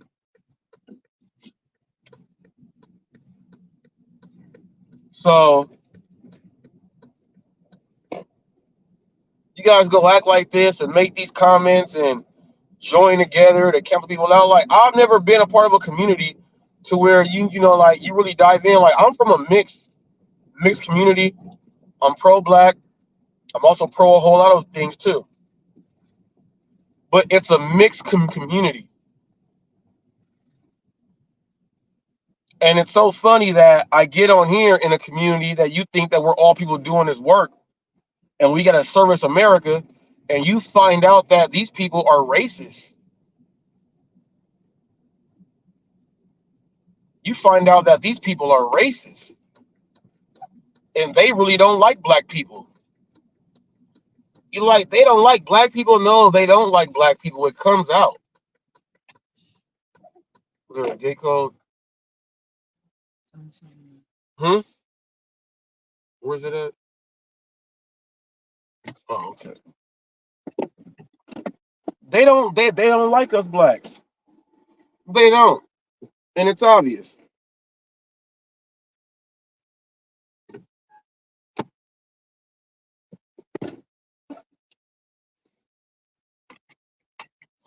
It's gonna make me go around because that up there. So they don't like us blacks. They don't like me talking about black stuff. They don't like me bringing up anything that has to do with talking about this stuff. They try to cancel me out. Why does he have to why does he have to bring in race into everything? Why does he have to bring in race? So I can write an encyclopedia on the left. That's not what I asked. So you have no comprehension. It's not what I asked. But you guys don't like blacks. And this malarkey person comes from the group of JB Gunner. I interviewed a racist. Some say it was a supreme success. It backfired in a way. Because we had people see that what I did, and no one black, white people, who said that we're going to look at what Reese did and we're going to have him on. We're not going to discuss things and have a real discussion about why it's bad and why this is wrong. We're going to let you talk about how you hate the black people and talk the way you do. So that backfired. But in a way, it was a good thing because it shows who these people really are. Two of them, I own their content. Real Talk with Roy, and Mr. Flex. I own their content. People say, what? You own their content? Yes, I own their content. Now, Mr. Flex had about a gazillion episodes on the lounge, and he deleted a lot of them. But I already made videos of them. I put them up on Hollywood Gig News. They're all mine. And he deleted because he didn't want people to know he says those things, and he allowed all that stuff. So he thought that deleting it from his channel was going to be a way to get rid of it. But little did he forget, I already have them up. So now I have all the footage of all the things that he did not want up, and I own it. Taco Bell, another one. So if I put it up, it's there. He can't copyright strike me. He can't do anything because I own the content. If he makes any videos about my content, about his own content, I'll strike him because I own it now. Real Talk with Roy deleted some of his videos, but I already have the proof. One of them was the live stream with JV Gunner on there where he was made to look dumb like an idiot. But they still tried to cancel me out after Roy allowed the white dude to drop the N-word on me like 3 times and didn't even say nothing. He's crying about people not protecting him and speaking up for him, but that's what he did to me. Right in front of me. Crying and begging people to go subscribe to Maddie's channel because she wants to start doing live streams, but she don't want to go do the work to make people go watch her stuff to get to the 50 subs. She wants to talk to you old fat men who you guys are in love with because you guys don't have anyone, and to go ahead and do it. Roy was up there sitting crying. He wasn't showing his face on this one because he looked like a puppy dog with his head all fucked up with hearts in his eyes. Yeah, can you guys, you know, anything helps. I hope everyone here. I hope everyone here just goes and subscribes. I'm gonna do my part. I'm gonna do my part here. I'm always just here to help, supporting people, but he was like saying it in like a sincere, sensitive, crying like type of voice when he don't even talk like that because he has an online crush as a grown-ass 50-something-year-old man that uses anal beads. And he says it, and he's so immature that he says it in front of women, like the women are like, oh, I find that sexy and attractive that you like to stick things in your ass and pull them out, and then you want to beat up on guys that sound tough. You actually think that works, G? You actually think that works? And now while you got a bunch of goofballs who go and follow you and watch you, a lot of them believe that shit. And you are telling them to cancel people out. You are hilarious. You are hilarious.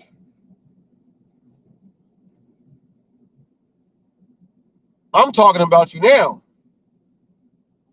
That's what I'm doing. You ain't got to cancel people out for, you guys didn't say nothing back to Reese. I don't have nobody blocked or banned. I don't have you guys blocked or banned. I don't. You guys can write. They choose not to stick up for you, Roy, and they're not blocked. So it's not like they're writing and you can't see it. They're not blocked. As you see these idiots who I allow to speak here, I don't block you guys. I allow it.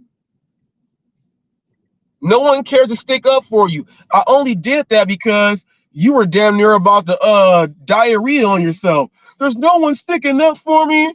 There's no one doing this, and they're saying this about me and Thunder and me and Flex, and I stuck up for you. And even after sticking up for you, you joined the other side to try to cancel me out. I'm saying, hey, everyone, don't even go over there. But it's crazy. Wow, lady, you are in the wrong spot. But it's crazy that you guys can't block me out. I get too many views every day. I'm in other platforms, and my content speaks for itself. It'll take you guys 30 years to do what I do. You guys just don't have it. You don't have the juice. You don't have the spunk. Now, I'm not saying my channel is the biggest and baddest and all that out there, but I stand on what I believe on and on what I believe in. And what I believe in, I'm the biggest and baddest for me who does that. And there's millions and millions and millions of people who watch my stuff. There's millions of people that watch my stuff. It's a collective of what you do out there, how you're putting your foot down, how you're laying it out there. I got millions, and every day the videos go up and they do what they do. I got millions of reasons why you guys can't cancel it out. I'm in the algorithm. I'm in the algorithm. There's millions of reasons why you can't cancel me out. But you'll try. For what? This black guy talks, he speaks his mind, he says what he wants to do. He does that by himself. We don't like strong people. We don't like people to show you that with your hard work and your service that you can go out there and make a little more. We don't like that. We want to just be evil to everybody out there. We want to be evil. Don't do that. It's not right. My deputy TFT says, don't half-ass the job. Treat everyone as if you are going to be delivering and doing a service for your mother.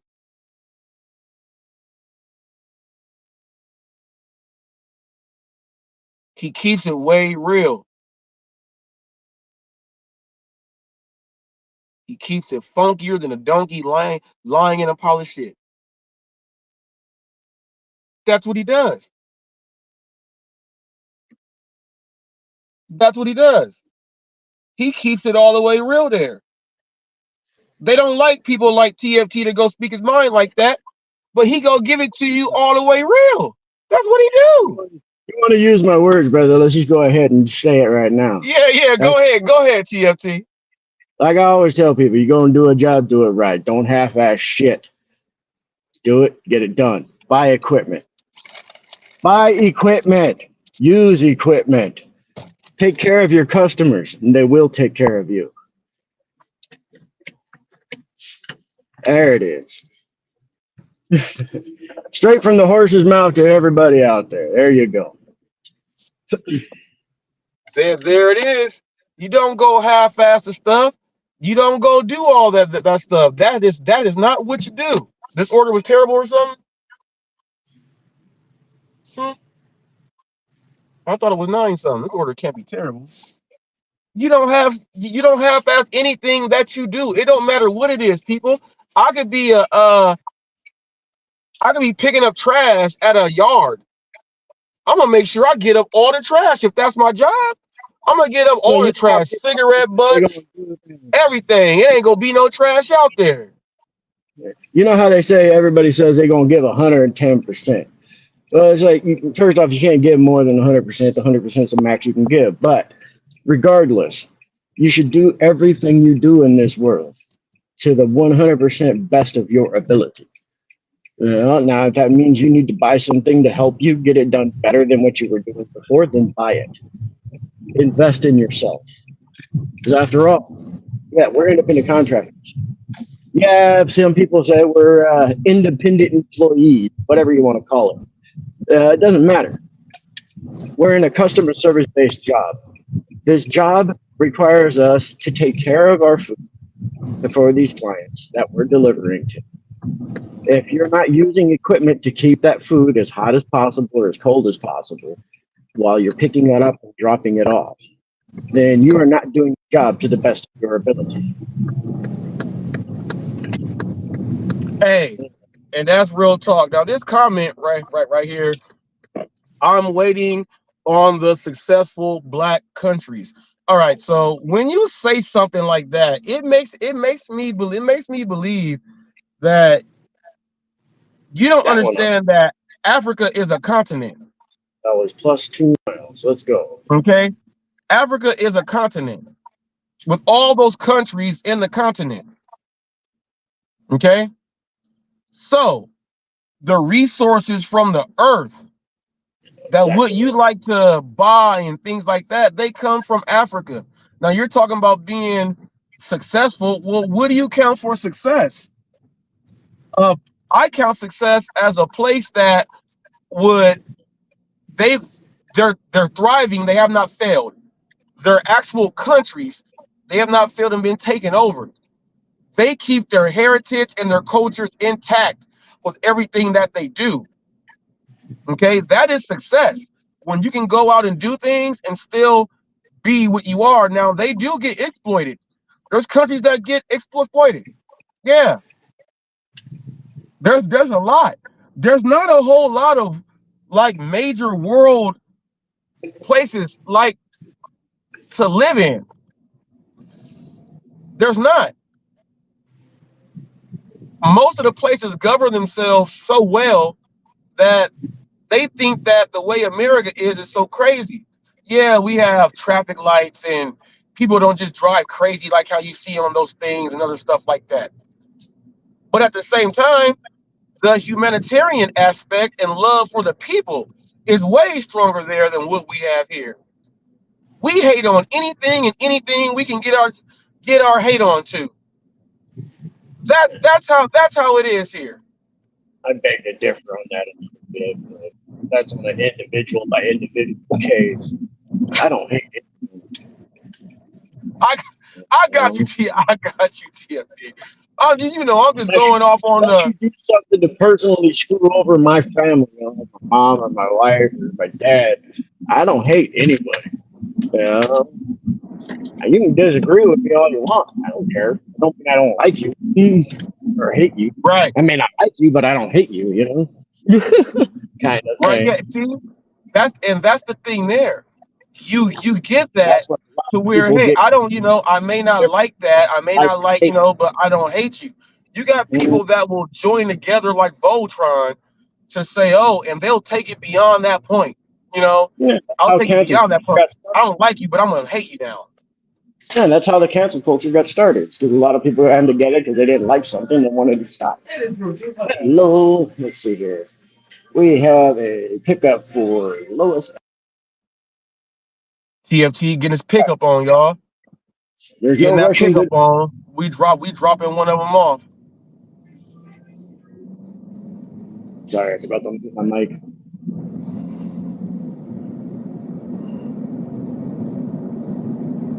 So we doing this right here on the live. She getting the DoorDash in. Then when I tear my Uber Eats up, I'm gonna tear it on up.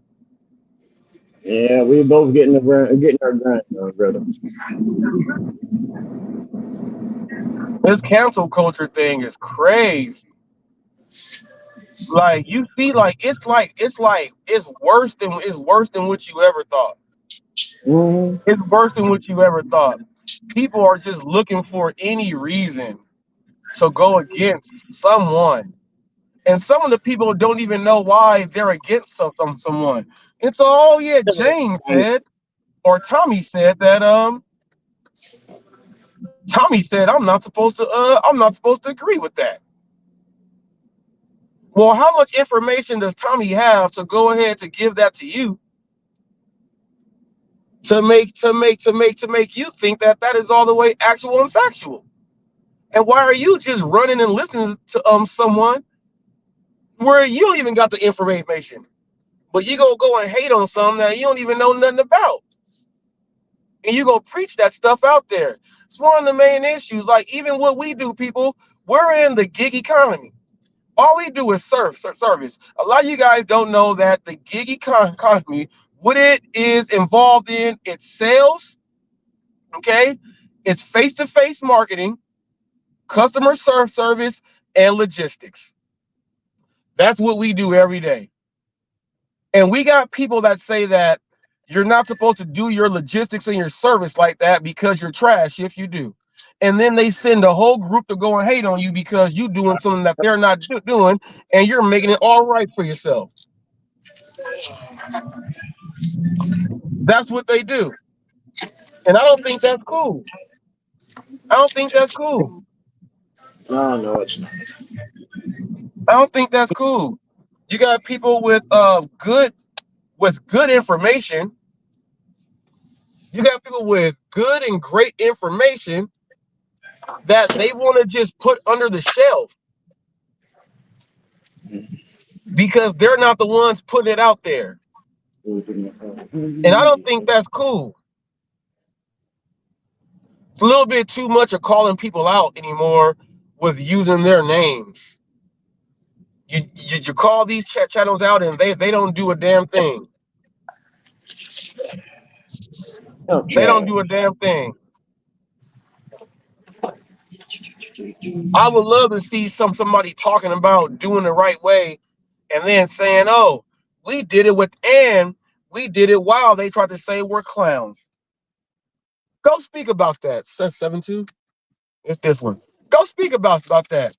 Don't be ashamed of doing your stuff right. See, I've put videos up. You know, you guys, some people have seen it anyway. Maybe not everybody, but some people have seen it. One of my first videos, I put up a gig work. It was me literally taking every single freaking order that wasn't upside down in my market for like an 8-hour period. I think it was, or 8 to 12 hours, 8 to 10 hours. It was for shits and giggles. And I made over $200. Over half the customers tipped me extra, or tipped me after the fact. Period. Yeah, and most all of it was because of my customer service and the fact that they've never had a driver come with equipment like I have. So it's like you do your job, do it right. You take care of your stuff. Your customers will take care of you. Right. I don't know if that's true or not, but yeah. I'm having to alt tab back and forth to make sure I'm going the right way. I'm trying to make sure these things are charging. This means that one side is charging, right? Not the other one is charged in. It's charging on the left button. I So, don't know about the right.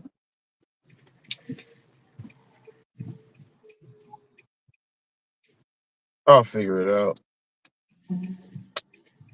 Yeah, you talking about your earbuds? Yeah, I'm trying to. It's got one side going up, and the other side's not doing nothing. I'm guessing the other one is charged. I'm not sure. If it's not got anything on it, it should be fully charged. If it or the contacts are dirty and you need to clean it to make sure it's making a good connection. Oh, that silver part on the bottom. All right, yeah. Okay. It's charging. All right. But damn, people, can we just start? You know, can we like? It's so sad. It's so sad to say, can we start? How come we always got to start something? How come we just can't be doing it? Spread a little kindness in this world to see what you get. You'll get a lot of it in return. You help somebody, later down the road, somebody will help you. I'm living proof of that. I help people almost every day. With people stranded on the side of the road, need to get taken to the gas station, tires, needing help loading things in their cars. All of the time, I'm helping these people. Eventually, when I've run into problems, I've had people step up. Hey, I remember you here. What you hop in the car? I'll take you to the store. Oh yeah. There was a guy in his car. His car shut off at the light, and all the other cars are just standing there watching. I'll put my hazards on. Got on out the other day. Helped push his car on over to the clear spot. The police officer came and said, and asked me what was going on. I told him. The police officer got in his vehicle, got behind the gentleman, and pushed him to where he needed to go because my man had his little 5-year-old daughter in the car who was scared and crying. Police officer just picked up that energy and went ahead and pushed the man to where he had to go. After we did the physical push, all those cars out there filled up with all the men and stuff watching, and they're all watching, oh, what this guy doing? He's really gonna do that? Yeah, I'm really gonna do that. I've had to have a car help me before. It's Somebody sad. get out and help me push. It's sad that I have to say that 90% of the people in this world will not stop to help somebody anymore. Doesn't matter if it's a grown man or a little old woman who needs help. They won't stop to help. You know, a few days ago, or no, about a week ago or so, I had a problem with my passenger tail light. It wasn't working. Bulb's good. Wiring connection messed up. So I tore it apart, sitting there trying to fix it. I flagged down several people, grown men mostly. People say, "Hey, can you tell me if my light's on? Just give me a little quick honk on the horn or something. I step on the brake."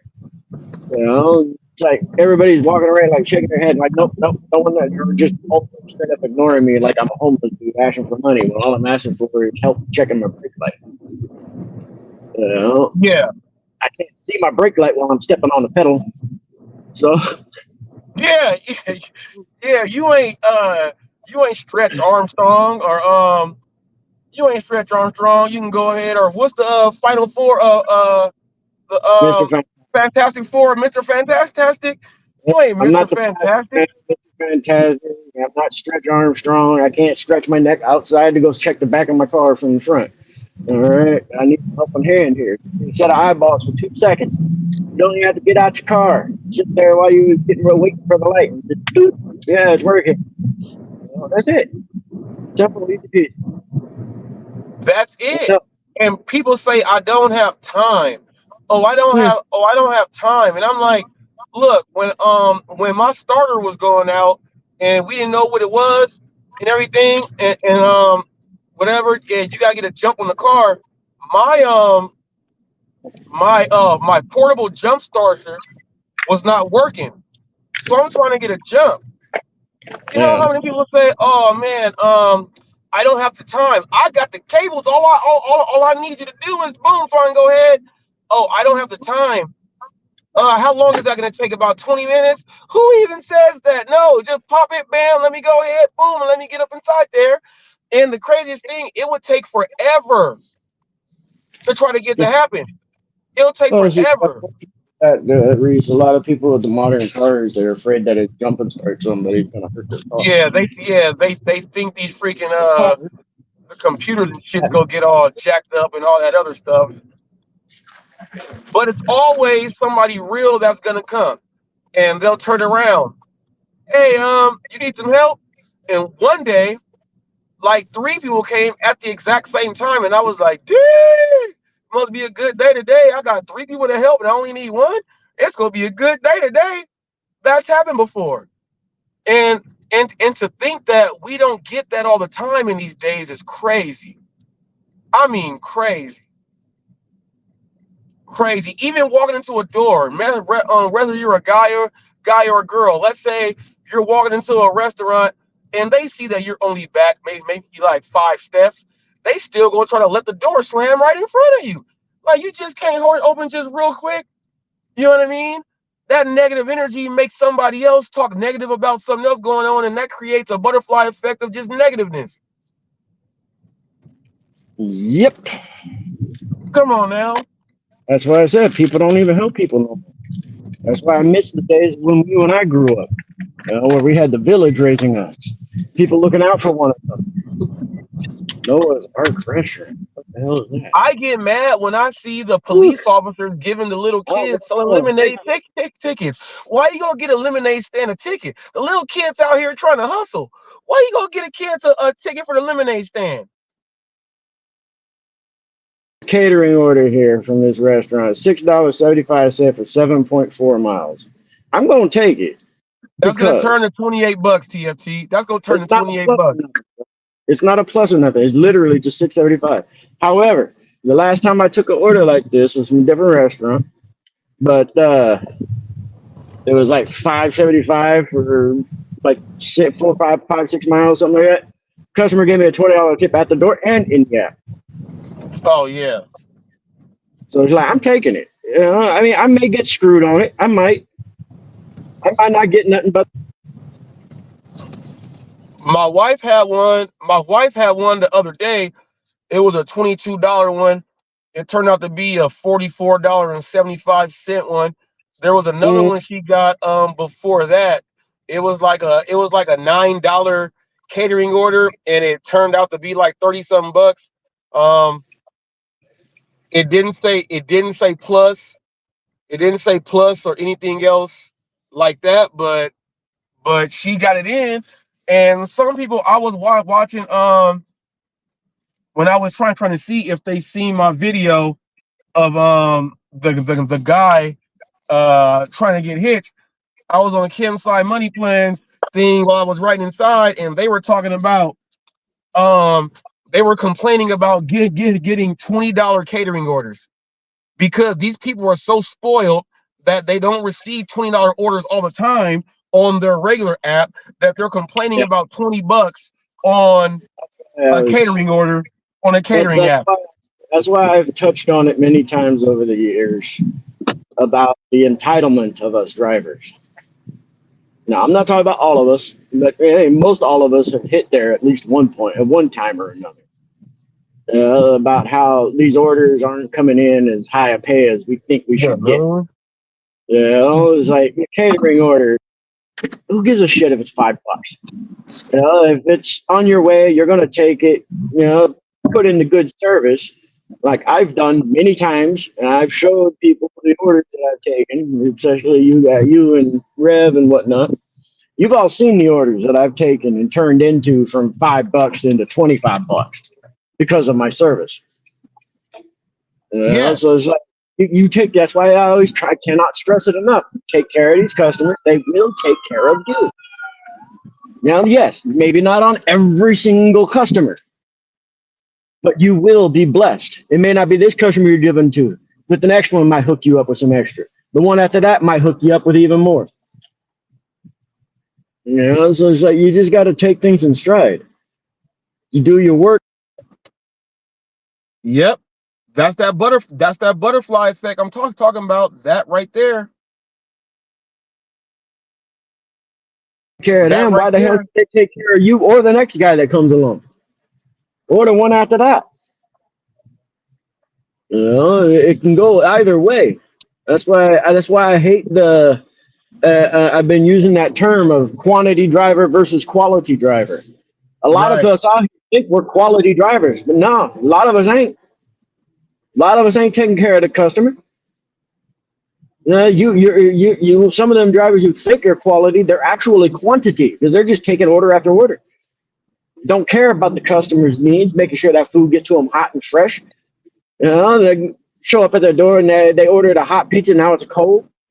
It's like, I ordered a pizza, I want it hot. Now I like cold, but that's after it's been in my refrigerator from the night before. Not because it was delivered to me that way. Exactly.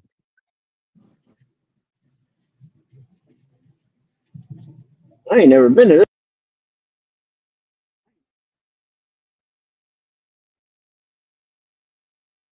Yep. Let me see. Did it go?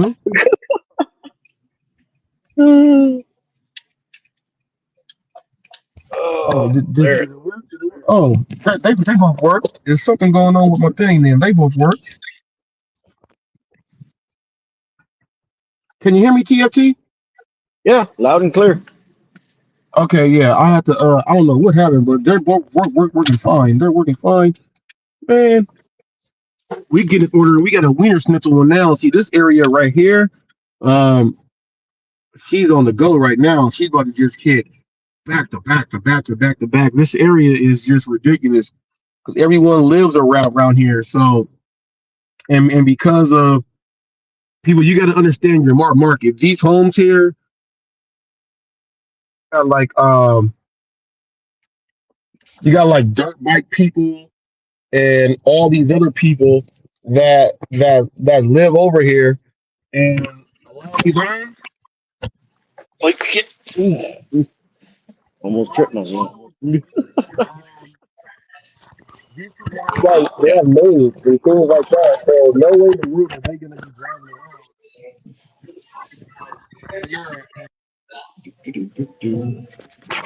I'm gonna drive around for my food and stuff. They pay for the service, and they keep up with the Joneses.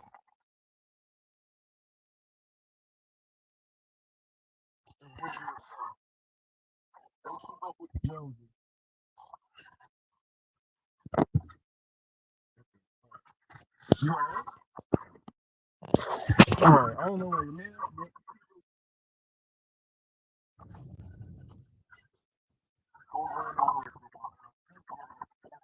All right. Okay. At about 5-minute wait for This one, it's this one right. Oh, now it's charging up. Okay. Now it's charging up. It's up inside there. Might not have been seated right, or the contacts were a little dirty. Okay, now it's charging. Now I got one in one ear, and now I got one in one ear, but it's all good because that's all I need is that one. That's all I ever Okay, use leader with my sensor. earbuds. Let me over here. Oh, there we go. We're gonna go up this way. Wiener Schnitzel is across the street. Hey, we got the Wiener Schnitzel here, and they have a ghost kitchen called something. I forgot what it's called, but you pick up from this place, and they use the Wiener Schnitzel chili itself for the ghost kitchen, and they sell it as another restaurant, but it's Wiener Schnitzel. Like, I don't know who can't figure out it's Wiener Schnitzel. Like, I asked them, are you guys using the same chili for, because they have like colossal chili fries and stuff, and they're using the same exact chili and the same fries.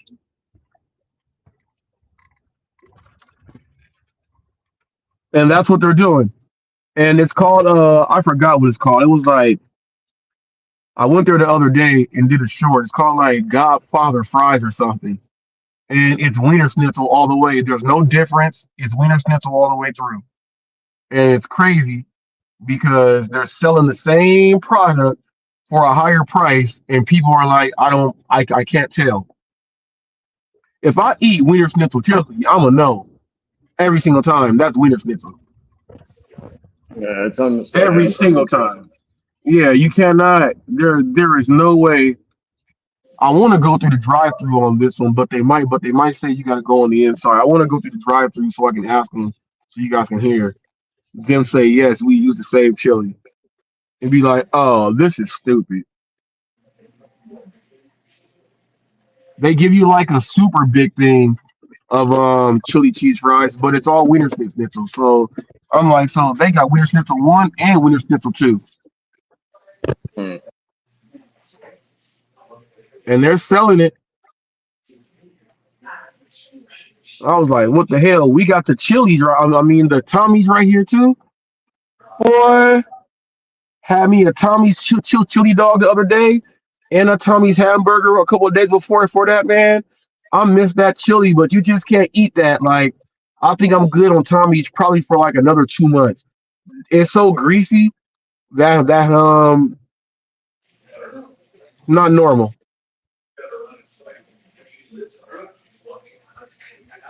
So greasy is not. This dude's tearing his chili cheese fries up. Look at that.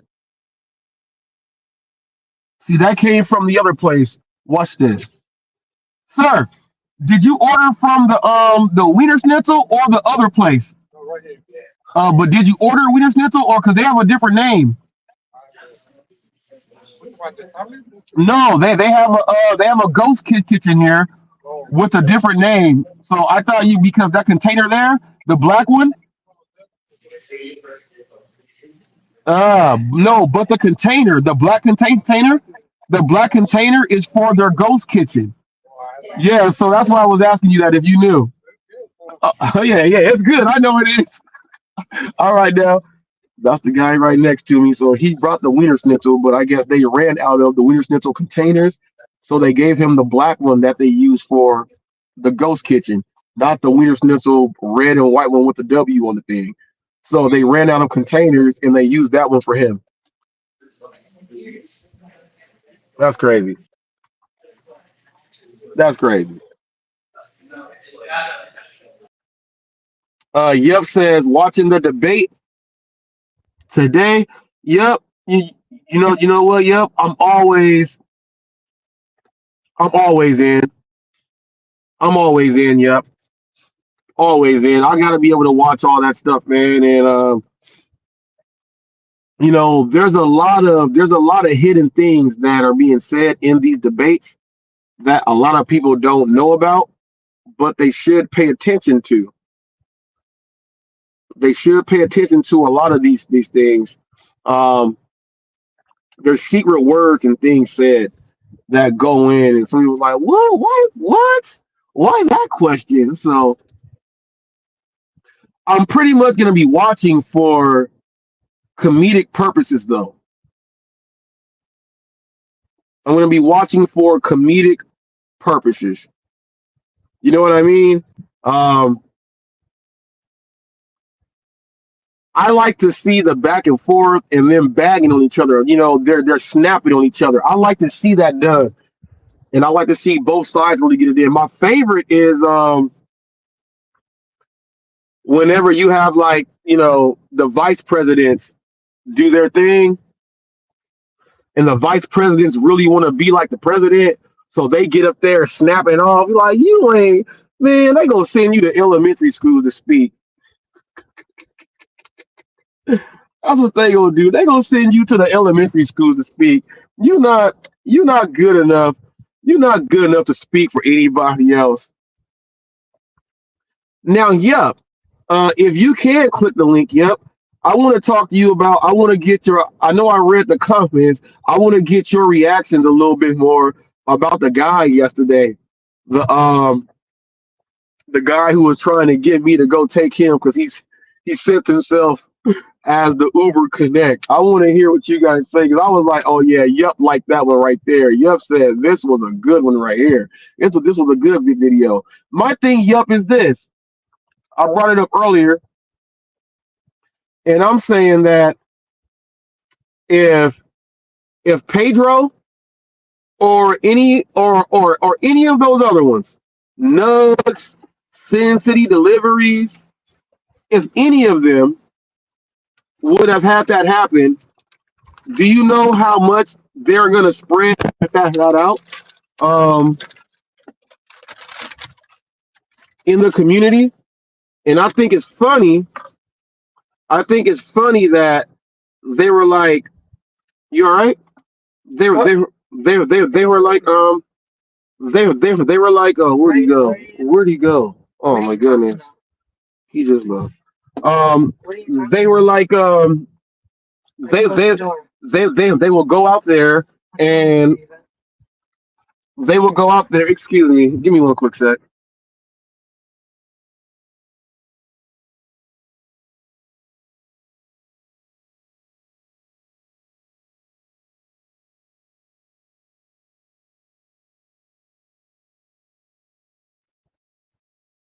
All right, so they would be trying to put that thing out there so much that they would say, "Oh man, did you see this? It's never happened." It would be one of the biggest things going on out there. Hot Facts gets it done on video, not once, but twice, with the same person, and they try to ignore it. They try to ignore it. The whole thing, and I'm trying to see if I gotta make a left right here. I'm gonna go straight to make a left.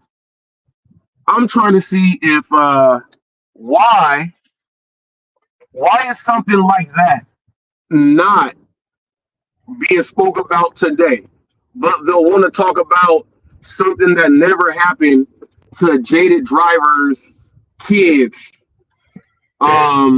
They would say something like that. Let's talk about that. Let's talk about Roy and something that has nothing to do with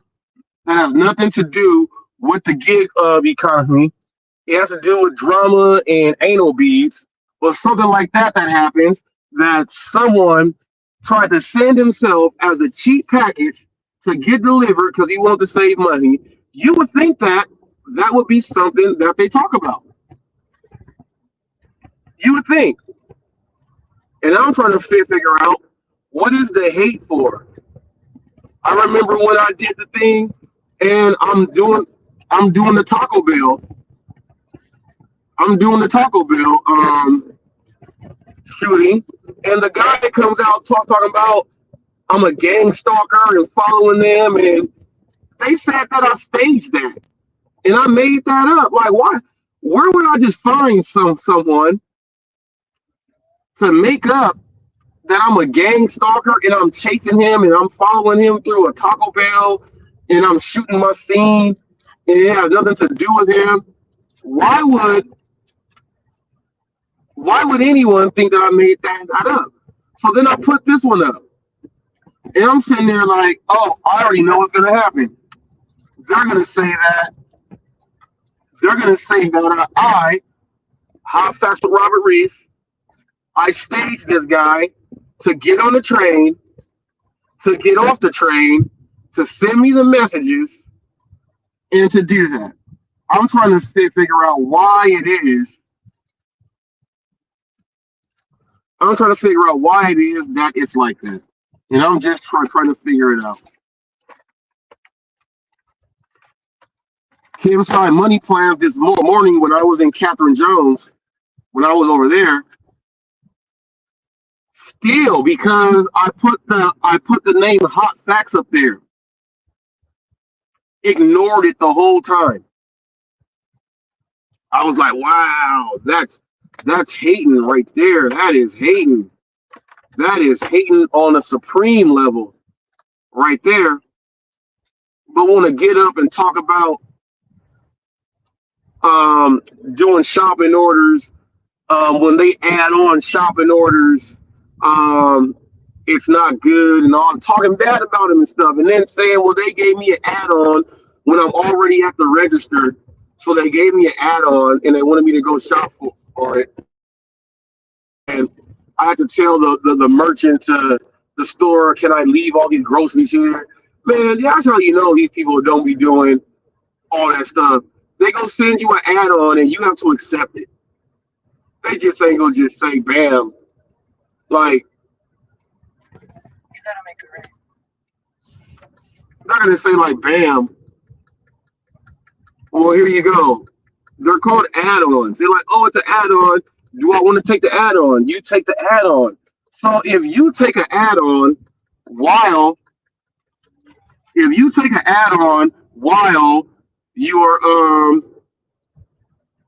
you can wave to them if you want to. Being weird. Make a lot. Being weird. Let me see. You can you can decline the add-on. So if you add the add-on when you know you are at the register, if you add the add-on while you know you're at the register, to then complain about it, you only did that for your content. All you had to do was say, no, I'm not going to do this add-on. But to say they pinned it on you, to say that they pinned the add-on on you and you had no choice, I'm like, I don't know if that's very believable. But that is something that's more interesting than someone actually trying to send himself. Than someone actually trying to send himself as a package as a human. I think they think, oh, look, it's another black guy. They planned that. I'm sorry. That's just what they're going to say.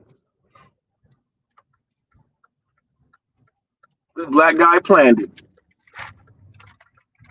This black guy planned it. I ain't playing shit. This shit is just hilarious.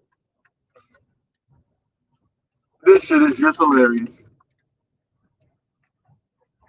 Now we're going through a little area right here that is these homes start getting larger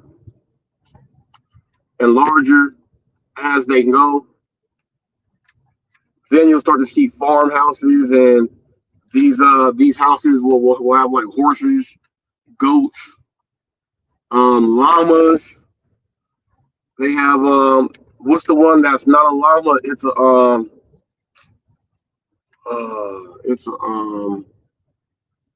a llama. It's tip of my tongue. I know the name. It looks like a llama, but it's not. It's a I forget the name. It's on the tip of my tongue. I just forgot the name. But a lot of these places they have those, and they use them for their milk. I think it's to the left. Stop sign. House right here. Look at all them crows. Let me see.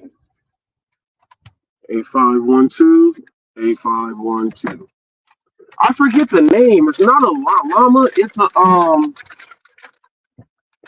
If you know the name, type it. Alpaca. Alpaca. Yes, alpacas. Yes, alpacas. Yes, the alpacas. They have alpacas and llamas, and it's crazy. A lot of these homes, they have emus too. No, they do have emus here. They have emus, and but the alpacas are hilarious. They come right up to the gate. They're all friendly and stuff.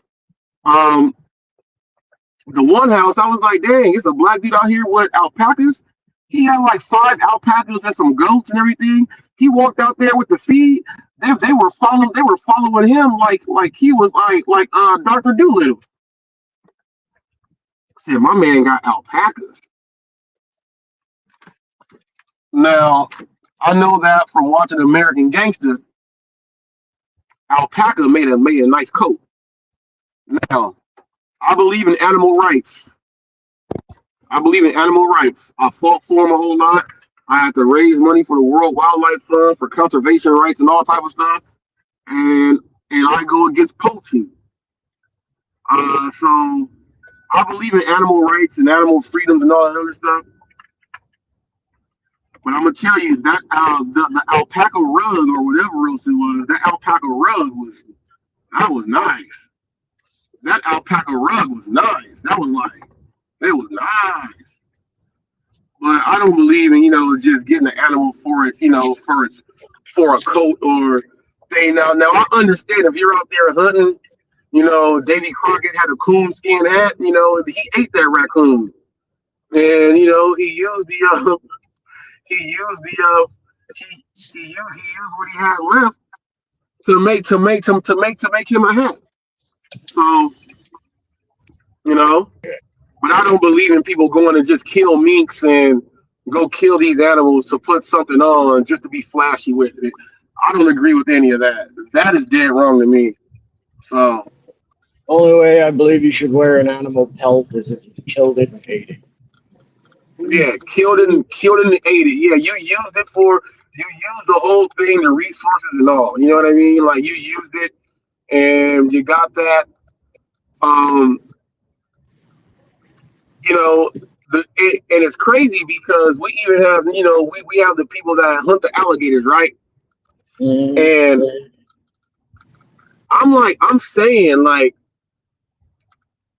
who's to say that the population is too much to say just start killing them and we gonna sell these and make all the money off the skin and stuff? Like, what if they just did that to humans like Hitler did? They were making jewelry and stuff out of humans.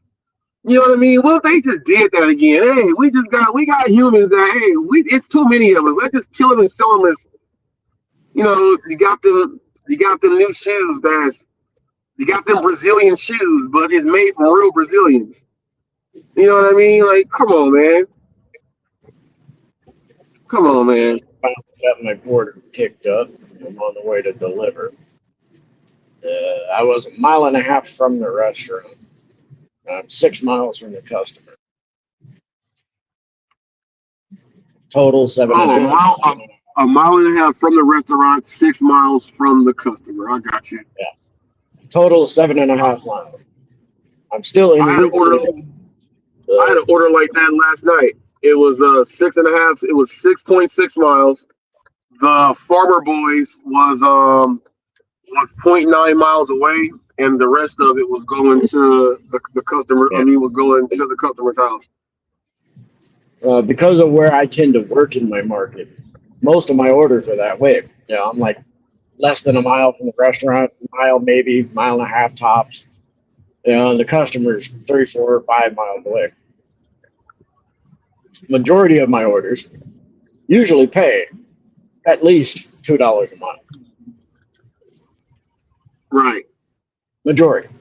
That's why taking an order like this, it's upside down. I'm gambling here that these people are going to tip me extra. Mine was upside down. I got a $7 cash tip on it, but it was a repeat customer that I knew, and it was an upside down order. And I took it, and I was like, I'm gonna take it because I know it's a repeat customer. And yeah, when I got there, had the cash in the hand, so it turned out to be a $12 trip for that thing. So it turned out to be all right. But on a it's a catering. gamble though. This is a large order. Oh, you're catering. doing the catering order. Yeah, it's $6.75 for 7.5 miles. Didn't come in as a plus or anything. I've taken a couple before on a gamble and got paid out for it, but I don't think I've ever delivered to this customer before, or at least this address does not look familiar. So it's like, this is a complete gamble. I am going to a quote unquote richer end of town, higher end of town, but that don't mean much. Rich people can be cheap too. Oh, come on now. Rich people are the cheapest. To be honest, the rich people are the cheapest. Come on now. You be like, man, I deliver in like what they would say is like the low mid area, and they like, man, these people are generous here. Yeah, that's because they're thankful. They're more thankful. You know what I mean? But in the richer area, a lot of these people will go ahead and give you a tip because they have chefs or they got their maids or they don't even clean their own rooms or anything. So possibility that it's going to be up there. I'm thinking it's going to be a good one. What place is it from? A place called Noah's Ark. It's a Mediterranean restaurant. They got 2 things of lentil soup and a few kebab plates. It's called Noah's Ark? Yeah. And they got 2 things of lentil soup and 2 kebab plates? 3 kebab plates, 2 things of lentil soup. Okay, I was like, dang, they went to Noah's Ark and they got pairs of everything. How crazy is that? So it's like I got looked like it was. If I remember right, 2 things: a beef kebab, a chicken kebab, and something else plate. Another kebab plate. I didn't look at it. For those of you who may be watching this later on the replay or something, the Noah's Ark thing and the everything in pairs. In case you guys grew up under a rock, the animals came in pairs, so that so when they ordered from Noah's Ark, he mentioned things in pairs except for one thing. So I said that they may have, they ordered everything in pairs also. So 2 different. Some of you guys may not have picked. Some of you guys may not have picked up on that, but that's what it is. It's 2 different chicken kebabs. Chicken Kebab, a luau kebab, so I guess Hawaiian chicken, and a beef kebab. Smell pretty good, tell you that. But, I bet it does. No, I'll tell you this. I just found out we have the King's Hawaiian. There's a restaurant down here. Yeah. And I'm like, man, I want to try it because they had donuts and everything that was made with the same stuff. I was like, oh, come on, G. They even had the King's Hawaiian cheesecake. I'm like, come on, King's Hawaiian cheesecake is probably fire. I don't know how they would. I don't know. I want to try it. They had everything. They had everything in there, and I was like, dang, they getting it in.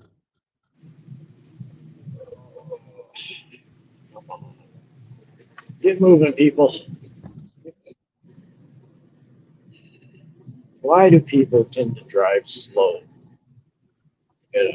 Like 45 mile an hour speed limit. They're driving 35.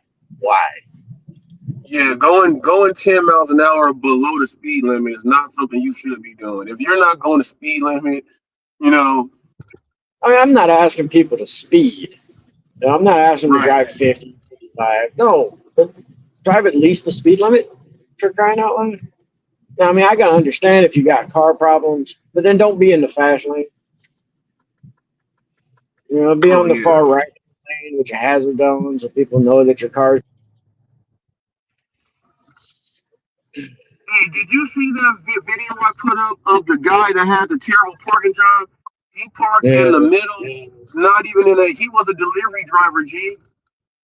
I had to walk back up on him. He was a delivery driver, parking like that. I see that stuff every day. People don't care. He wasn't even in the handicap spot. I can see like, okay, man, you know, he parked in the handicap crosswalk in between the cars. What they gave them for their walkway. A lot of people don't care. They just take it whatever place they can fit. If their car will fit, they'll park it.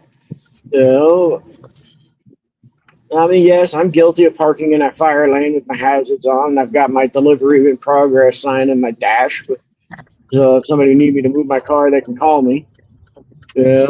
I'm guilty of parking in carports at apartment complexes that belong to residents. I've done that. Carports. My wife and I, we park in a. She's more notorious than I am with parking in someone's carport. I'm a little bit more cringe on that, but she does it. But then even at the other ones, parking in the red. I caught my wife in the red on the video. I don't know if y'all remember that. Back when I first started, I pulled up to the place picking up, and she was on the inside, and it was her car in the red and not mine with the hazards on. People, it happens. Stuff like that happens. But the handicap on the handicap walkway, that is something else. Never park in a handicap or handicap crosshatch if I can help it. Even if there's no other place, I'll park behind two other cars and have a hazard on. Well, in hopes that those other cars don't have to leave right away. I will double park. Exactly. I will not park in a handicap parking spot. I've had people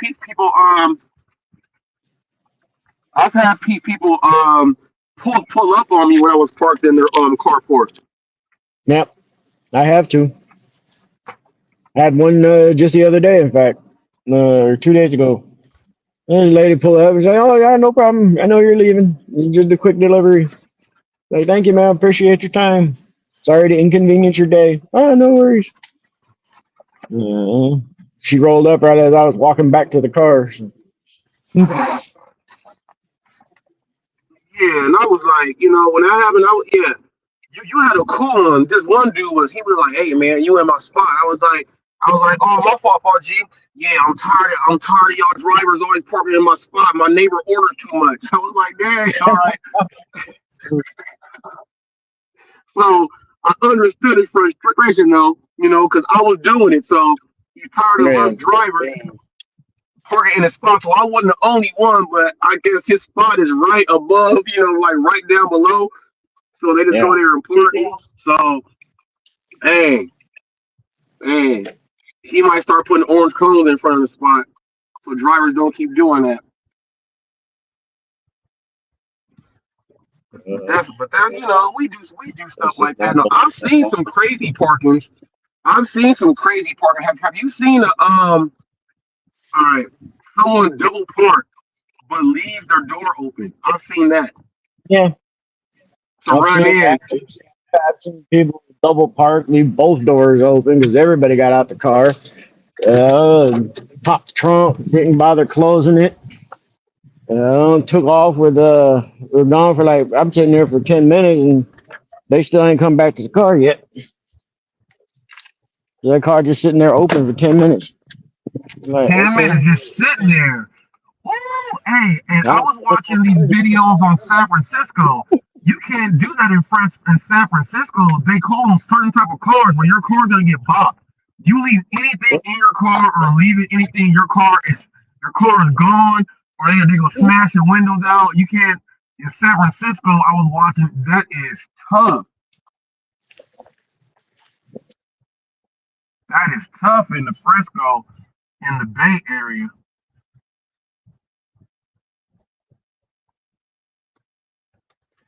Hey, I don't know if you guys seen Jeff Mic Drop Beat BBQ. He did a rap. He did a rap, a freestyle. My man was getting off. I was liking it. He was getting off. He did that for the viewers and stuff. So adding some content for his people out there. I was like, yeah, get that in. So y'all go check out Mic Drop BBQ and listen to his bars. He got some bars on him too. Got some bars on them too. And Tyreek Hill, my man, made the headlines, y'all. If you guys are so caught up in all this drama going on, man, we got the NFL just started. If you are a delivery driver, the NFL right now, you're gonna make a lot of money off of the NFL. Football season's back. Baseball playoffs are about to be getting on in. It's about to be a lot of pizza orders, a lot of chicken wing orders. You about to get more Buffalo Wild Wings, more wing stops. You're about to get more of the local pizza places that you normally just don't go to. You're about to get an increase. You're about to get an increase in orders. Store orders, more all of that. alcohol runs. Alcohol runs. I'm about to tell my wife to sign up to opt in for the alcohol runs. She's trying to opt out right now of or turning the shopping orders off because like pretty much they know she gets them in. I think it says she's done like 1,100 shopping orders or something since she's been on the DoorDash thing. But they just send her if they see that she's on, she's getting a shopping order, and they'll give her 3 shopping orders at one time, all the time. This ain't no like this ain't a once in a while thing. She gets 3 orders on DoorDash shopping orders all the time. It don't come to me as a triple, but I'll get a double and then get an add-on while I'm in the middle of the store. So yeah, and she gets that. Yeah, she'll get the doubles with an add-on inside the store. She has to turn her app off sometimes. Like I know when she's gonna get an add-on. If it says she's getting anywhere from 1 to 3 items, maybe one to 4 items, you're getting an add-on when you're in there every single time. I can make.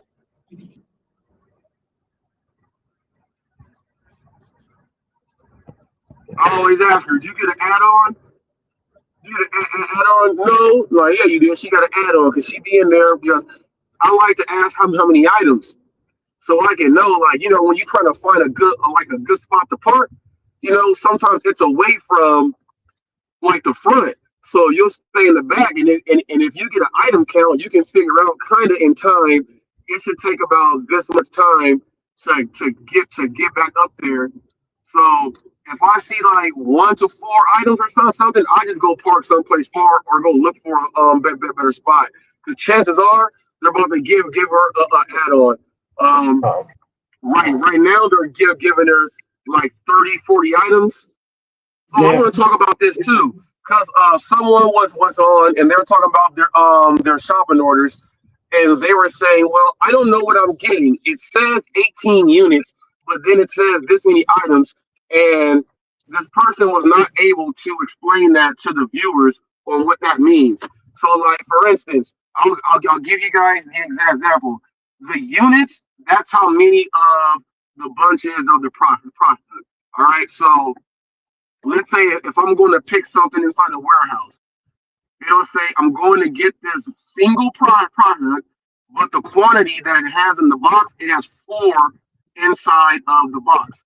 But it's actually 1 package. So there's 4 units in 1 package. That's the way it goes. 4 units in 1 package, and then it goes like that. So if you see that you have like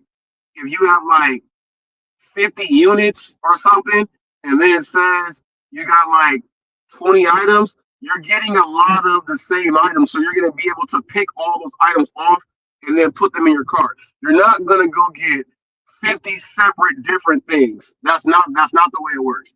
So I was kind of upset that content creator was not able to explain that to their audience when they were talking about the shopping orders. Because what it did was it had comments in there saying, see, that's why I don't do shopping orders. But it makes no sense. You should want to do those. That's why I'm telling people, I'm not gonna go buy the pack of toilet paper that comes with 12 rows. Well, it comes with 12 rows, but it's only 1 pack with 12 rows in there. Okay, so there's 12 units inside of what it is.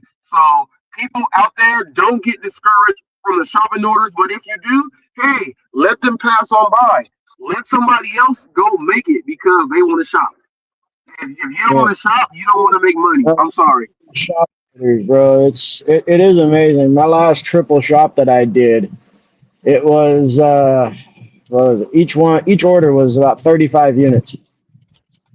Now those 35 units per order was only like 6 items, 7 items, 8 items, but it was a ton of those items. You know, like I had 10 limes on one order. I had 4 bottles tapatio.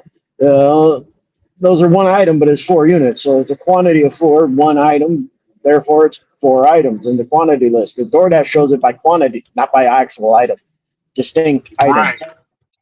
You know, like Uber will show you both numbers, the number of distinct items, and then set items. Right. Which I kind of like. I understand how DoorDash does it, so I already know what I'm getting is not necessarily. I'm going to get 20 units, sure, but it may only be 8, 9 items, 9, 10 items.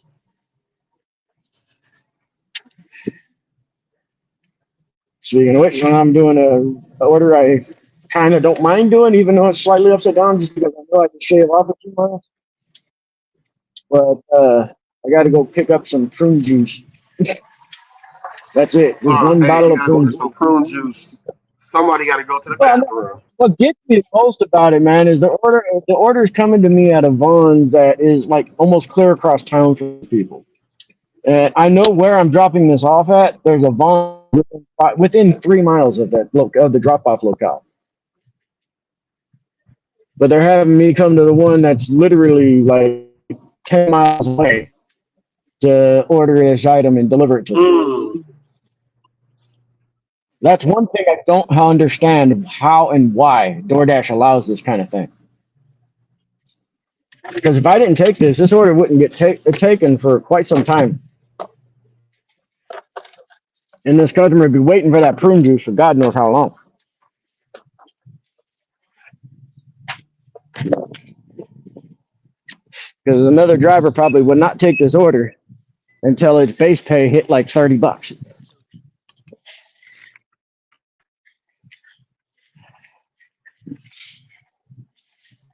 Yeah,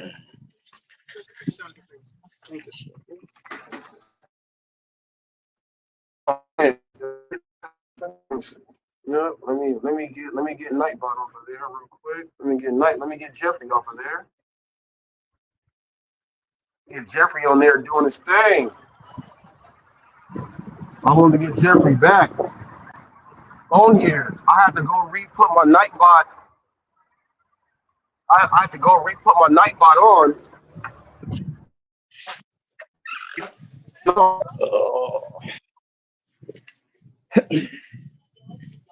Let's see, let's jump me on Wi-Fi here. Full flash, ready to go. Taco Bell order. All right, we're gonna do a little bit more, or I gotta. It's gonna be my last order for the day. It's gonna tip me over 100 for right now anyway, and I've only been on a couple hours. I ain't upset.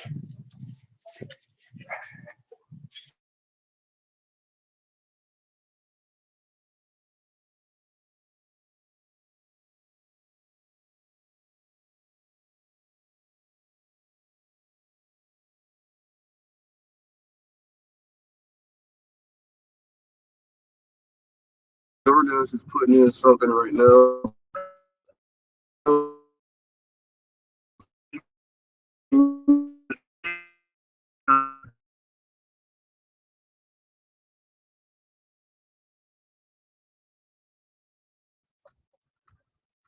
Let me see, especially when you didn't put in as much work as I have and taking over the markets that you're in. People, you gotta understand, you gotta do your business the way that you do your business, the way that you want service. You take care of it, and just make that happen. Some people don't like the way how I think.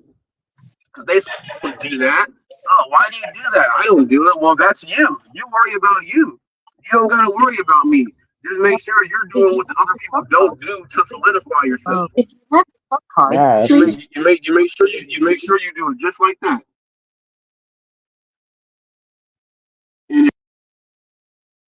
been watching Hot Facts, then you know exactly what I'm talking about. I'm going through everything. People, people saying that, oh, you're doing this instead of doing that. They make up things that don't happen in your videos when you got the full videos there.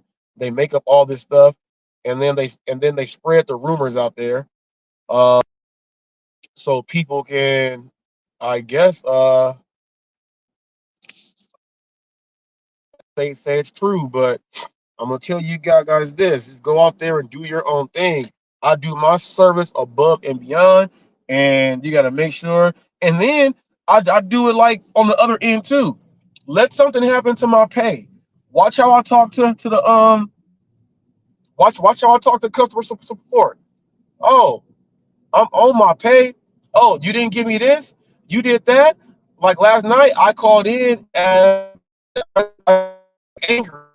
Calling in. I'll let them know, and I'll voice myself. As great as my service is and what I do, oh, I'll go in on them. I'll go in on them,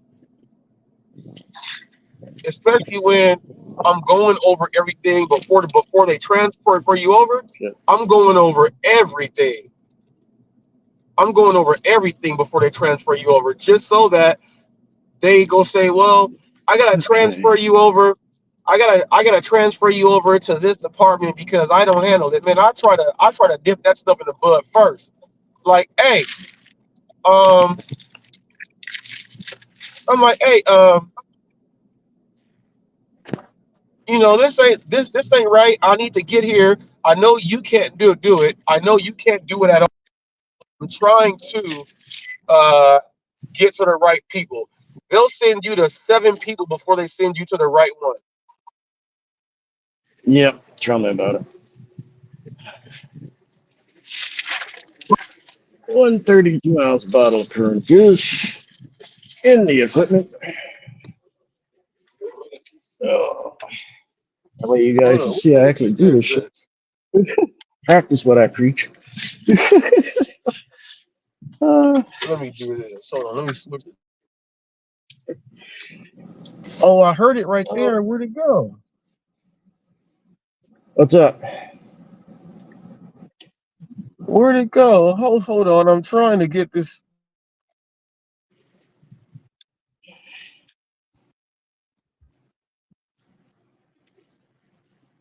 These GPS directions are gonna get on my nerves. They want me to drive way out of my way.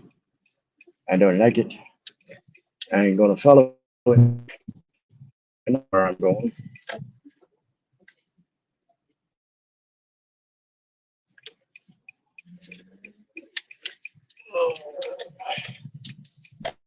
And my car broke.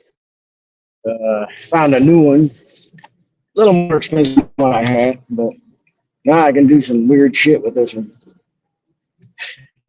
I can extend it out and look in different directions if I want to. Kind of like it.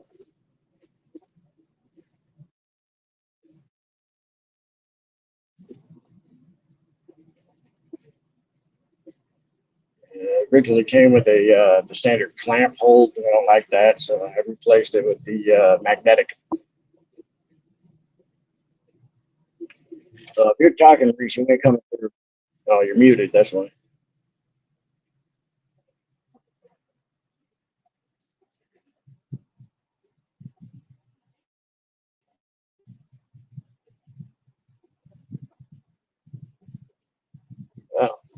Reese figures out what he's doing and getting his stuff fixed up.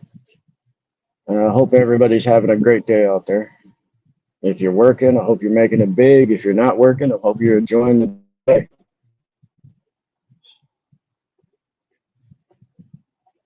You're muted, Reese.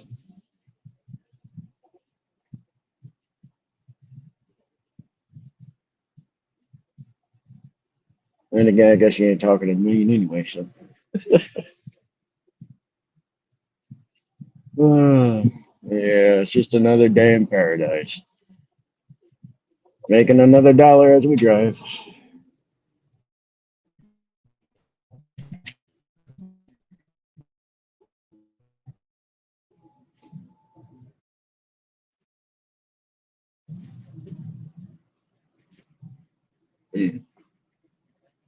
It looks like Reese is having a little bit of technical difficulties.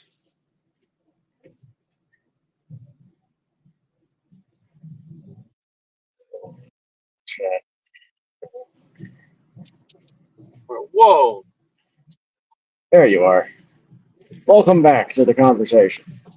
Yeah, it's not doing its thing. We got these orders coming in. The headset is switching back and forth, doing some weird stuff. Unfortunately, brother, you know the drill. Sometimes you get what you pay for, and them cheap headsets are weird. I bought a pair of those from Walgreens for like $18. There we go. It felt and it's like you often use your Bluetooth in your car. That could potentially cause problems even with the earbuds.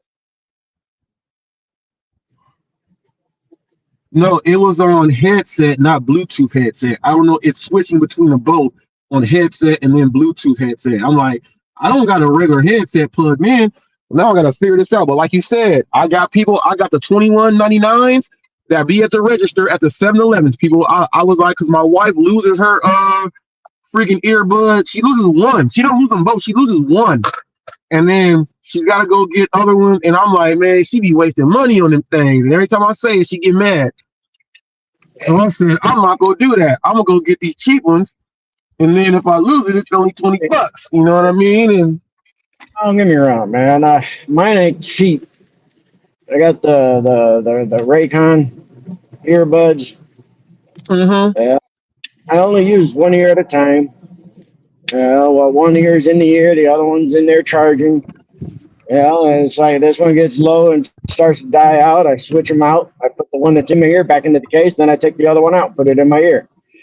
So there's nothing to lose, you know?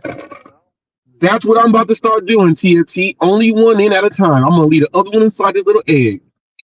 Because me personally, as we're driving, you know, it's not good to have both your ears plugged up, even if you ain't got nothing listening to. Yeah, 'cause you need to be able to hear your surroundings. Say that again, TFT.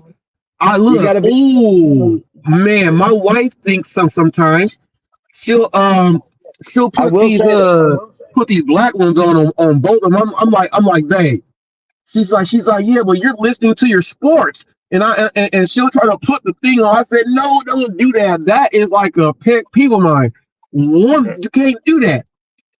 So, yeah, it's just like a quick way to get pulled over by the cops. Wear a hoodie in your car. Keep the hood up. You know, that's going to get you pulled over real quick by PD. Oh, yeah. PD ain't playing with that. It obstructs your vision, having that hood up over your head. You can't see what you need. Yeah, a lot of people wearing the full-on headsets for their phone and whatnot. Now, yes, a lot of modern-day headsets have that awareness mode, which will activate the microphone so you can hear the surroundings a bit. And that ain't as good as having your naked ear open. Right. There's still other things that could cause you to have distractions. So it's like, and distracted driving, texting while driving, all that shit, even us accepting and declining orders can be hazardous if we're not careful on how we're doing things. Yes. And people, you gotta understand, like my camera is right here. So when I'm on my Uber Eats and stuff, I'm pushing it like this. Some police officers can pull you over because they see you hitting this up here. It's not like your arm is down here to where they can't see you messing with the radio. They can see you push up here, and then they can say that you're doing other things while driving. That gives them a right to pull you over. Even like, look, this little black tree is not supposed to be hanging here. They say that this is a distraction. In a lot of states, this is a ticket. This little air freshener tree. So that's why sometimes I have it here on the blinker. California DMV law, you're not supposed to have anything hanging from your mirror because that can obstruct your vision. Now, most often, nobody really adheres to that in California. People have all kinds of crap hanging from their mirror, and nobody really gets pulled over for it. However, they will use that. They will use that as an additional charge against you, and the reason why they stopped you if necessary. So you just give ammunition, you know, to mess with you. You know, that's why I have my dash cam tucked up behind my mirror. You can't, it's not obstructing my view. I can see through it just fine. Where's it at? it's like a lot of stuff. If you don't want to put stickers all over your windshield or back window, because that could cause you to have problems because you're obstructing your view, and that just gives the law another chance for another reason to pull you over, even if you're not doing anything else wrong. Yeah, and look, they don't look. People, you understand? There's certain laws out there that I speak to the officers, and you got officers that write tickets for different things. You have officers that their specialty is what they do is their niche in the game is this is what they do. Little things like this, that's what they do. And you got to understand that as a delivery driver, if you get hit up and they pull you over, you get that ticket like that. That could go against you, and you could get deactivated for something hanging, messing up your vision. Because when it goes down to, and they check on what it was, they're gonna say your vision was obstructed. You were doing this and that while driving, and if they check you were on delivery when that happened, your ass is grass. So I'm just letting you guys know that's how it works. Minor infraction anything that would result in you getting a ticket while driving can result in us getting terminated from these apps. And for some of us, losing our job. Oh, guess what? I got that happened to me yesterday because I'm in a rental car right now, right? So I pull up. I'm not even doing ride share, right? I pull up to drop off this Taco Bell, and the guy says, "Oh, it says you're in the Malibu," so I didn't know. But I got a message from Uber saying that a customer reported that you were not in the same vehicle as listed there, right? Now, that was now I know who it was. It was a guy. But check this out. This was a gardener working on the streets, and he used somebody else's address as where to drop it off at. So I was like, come on, G. You go ahead and say, I thought you were, but you see when I'm pulling up on the map and I'm right there where you are, I get out to go, and then you walk up on me, but you're doing gardening for the city and stuff, so you're not even at the address that you use, but you go tell Uber that well, he was it wasn't the Malibu. I'm bringing you food. You ain't getting in the car to go for me to chauffeur you around, man, you idiot. But why are you gonna do that? But you using somebody else's address while you doing garden work in the middle of the street for the city. It's not even your address. Yeah. Come on now. A few times where I'm delivering to a construction crew and they're using the address of the people across the street. Yeah. Yeah, I'm like, man, what? Like, now, check this out. I'm gonna go ahead and keep this funkier than a donkey rolling and shit. That's one of my favorite lines I like to use. I'm gonna keep it funkier than a donkey rolling in a pile of shit. This dude, Hispanic dude, when I mean Hispanic people, I'm talking about if you know Hispanic workers here and they do the landscaping and they go out there to agricultural work, you know when you are here who may have papers and who may have not. He was protecting himself, because he's using an app to where he's getting food. So he was protecting himself, like, oh, you're not in the right car, so he's trying to be safe. But that's who it was. It was someone that was since I don't know, I'm gonna just say off of a historical chance, I'm gonna say that 70% that he was not documented. He out there getting his work in, working, doing some real landscaping work. He working on things they hired him on, so they told him to do everything by the book. Sometimes those people right there will get you deactivated because they're trying to go by the book so much to not get caught, people. That is how it works. I was just upset that he actually, contacted Uber to let them know that I was not in the Malibu, and I dropped off his food. And I'm just like, damn it, I just left it alone. I left it alone. I wasn't gonna go ahead and tell Uber, well, you know what, he used somebody else's address and all this other stuff. I wasn't gonna do all that, It wasn't no warning or wasn't no this and that. They just said that if you are doing that, update your stuff and go ahead and do what it is. But people, damn, customer getting mad about something like that. This not even about stealing his food or nothing else like that. He was just mad that his food showed up on time. It was just not in the Malibu. Like personally, I don't care what the hell you're driving to give me my food as long as you get it to me. Yeah, dude was crazy. Yup said I love my smokes bone conduction headphones. So I might have to look those up. Production headset is really good, really Bone. clear.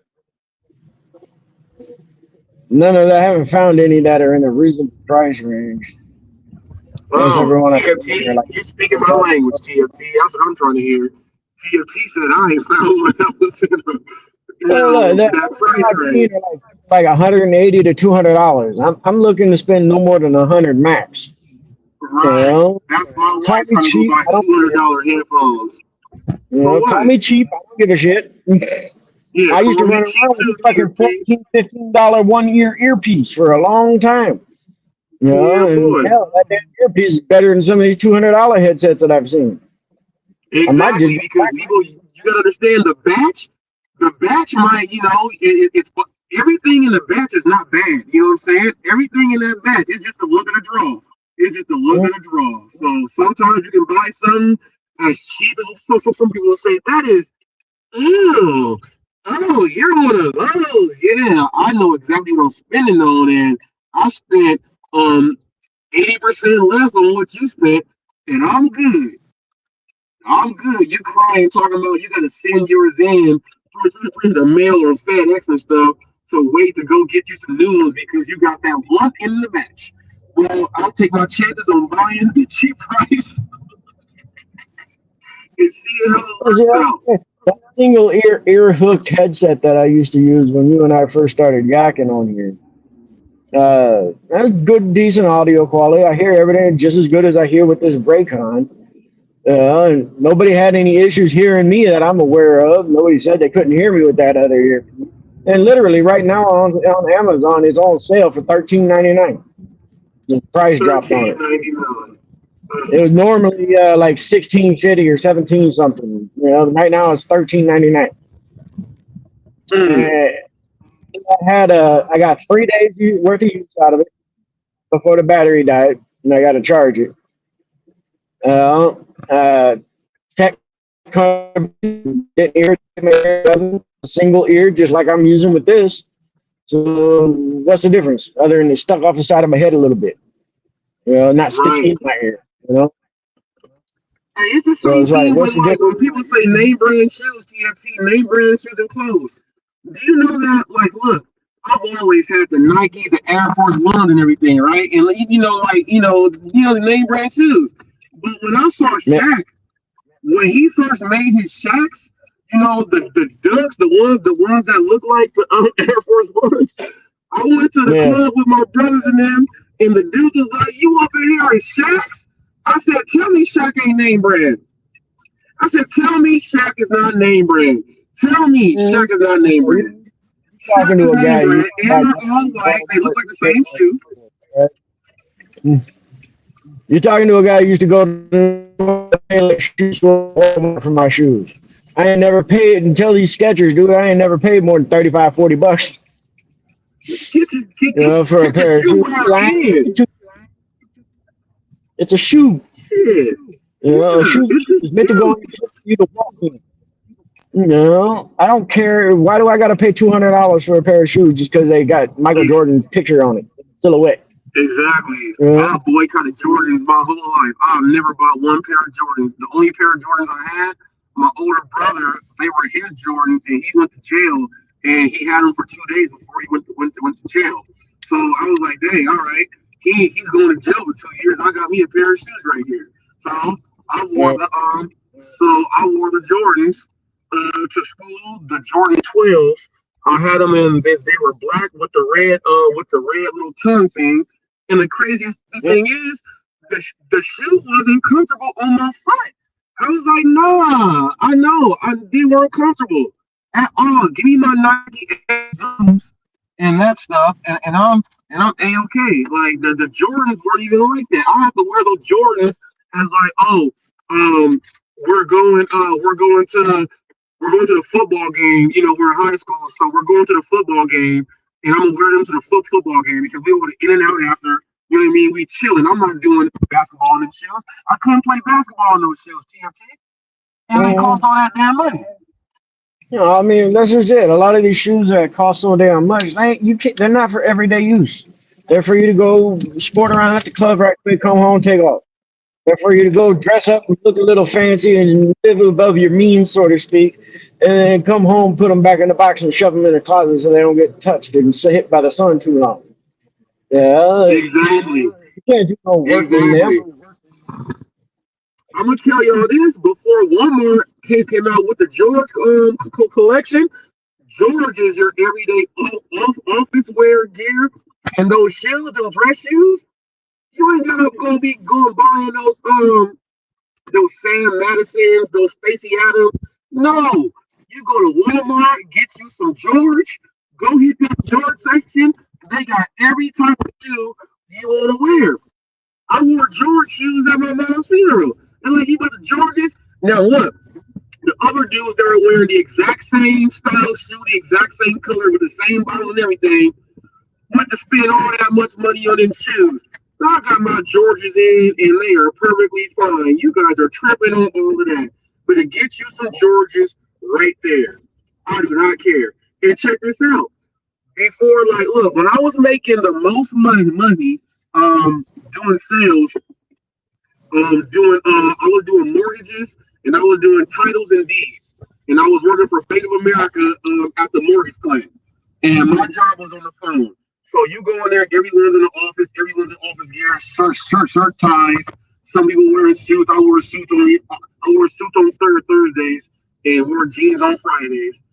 But everything I had on, man was like, oh, nice outfit, man. My whole outfit cost like $75, and y'all wouldn't spend all this money thinking when they tell you guys if you dress for success, you will be successful. No, yes, idiot, you do that. You don't go spend all the money, so now you gotta go try to do them sales and get that shit back. I went right on there, and if Payless was still cracking, I would go to Payless and buy some church shoes, some little dress shoes. People, you only gonna wear them to work.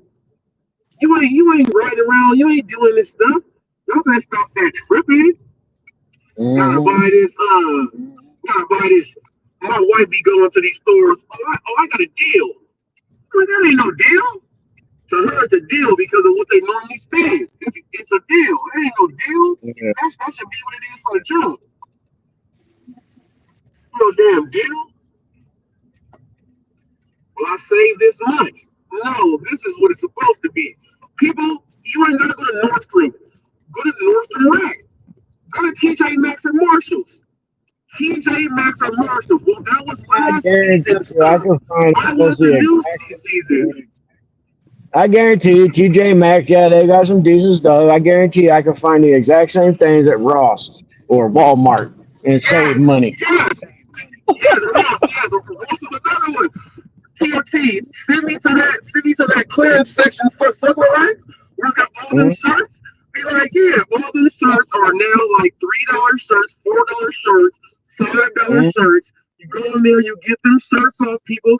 They're like, well, that's last year's style. But guess what? The people that are doing that, they're gonna say, oh, I bought this last year. It looked good on me, huh? I'm not gonna go spend $100 on that Callaway shirt. I mean, what I'm wearing right now, Walmart special. Oh, thank you, yeah.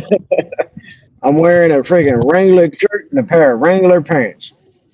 It's cargo pocketed. I got a cargo pocketed slacks on and a Wrangler t-shirt with a pocket.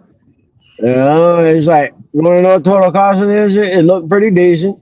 The total cost of what I'm wearing, the shirt and pants, $25. Seriously, it's like $25. Can you hear me good? Yeah, you're coming through fine. All right. Like 25, 30. $25. You said $25? 25, 30 bucks? Oh yeah, yeah. And exactly what I'm wearing right now, I can walk into any business, I guarantee you, and be perfectly suitable for job interviews, perfectly suitable for their employment at the establishment. No problem. Walk in, walk out with a job right now. TFT, what you're saying is You can get off work, get done, go into any happy hour, or go to dinner or do anything and be perfectly fine. Yep. No establishment is going to turn me away unless it's like a black tie affair. They'll turn me away for that. No, for Black tie standards, affair, white party affair. Yeah, I'm good to go. I'm good to go. Otherwise, 99% of anywhere and everywhere I'd want to go, I'll fit in like it ain't nothing. That's what I'm talking about. If you guys are out there and you're watching and you spend cheap, or do your friends call you cheap? Do your friends call you cheap? If your friends call you cheap because you actually spend right for yourself, leave a comment, leave a one in the chat section. Because I'll tell you this, there's been many a times where I didn't see people. I'm talking about, like, man, going golfing. I go golf. I can golf. My boys would say, "Oh, we gotta go to the golf store at the clubhouse." I went to the clubhouse, TFT. I walked out the clubhouse, TFT. I walked out the clubhouse. The clubhouse had everything for $1 billion.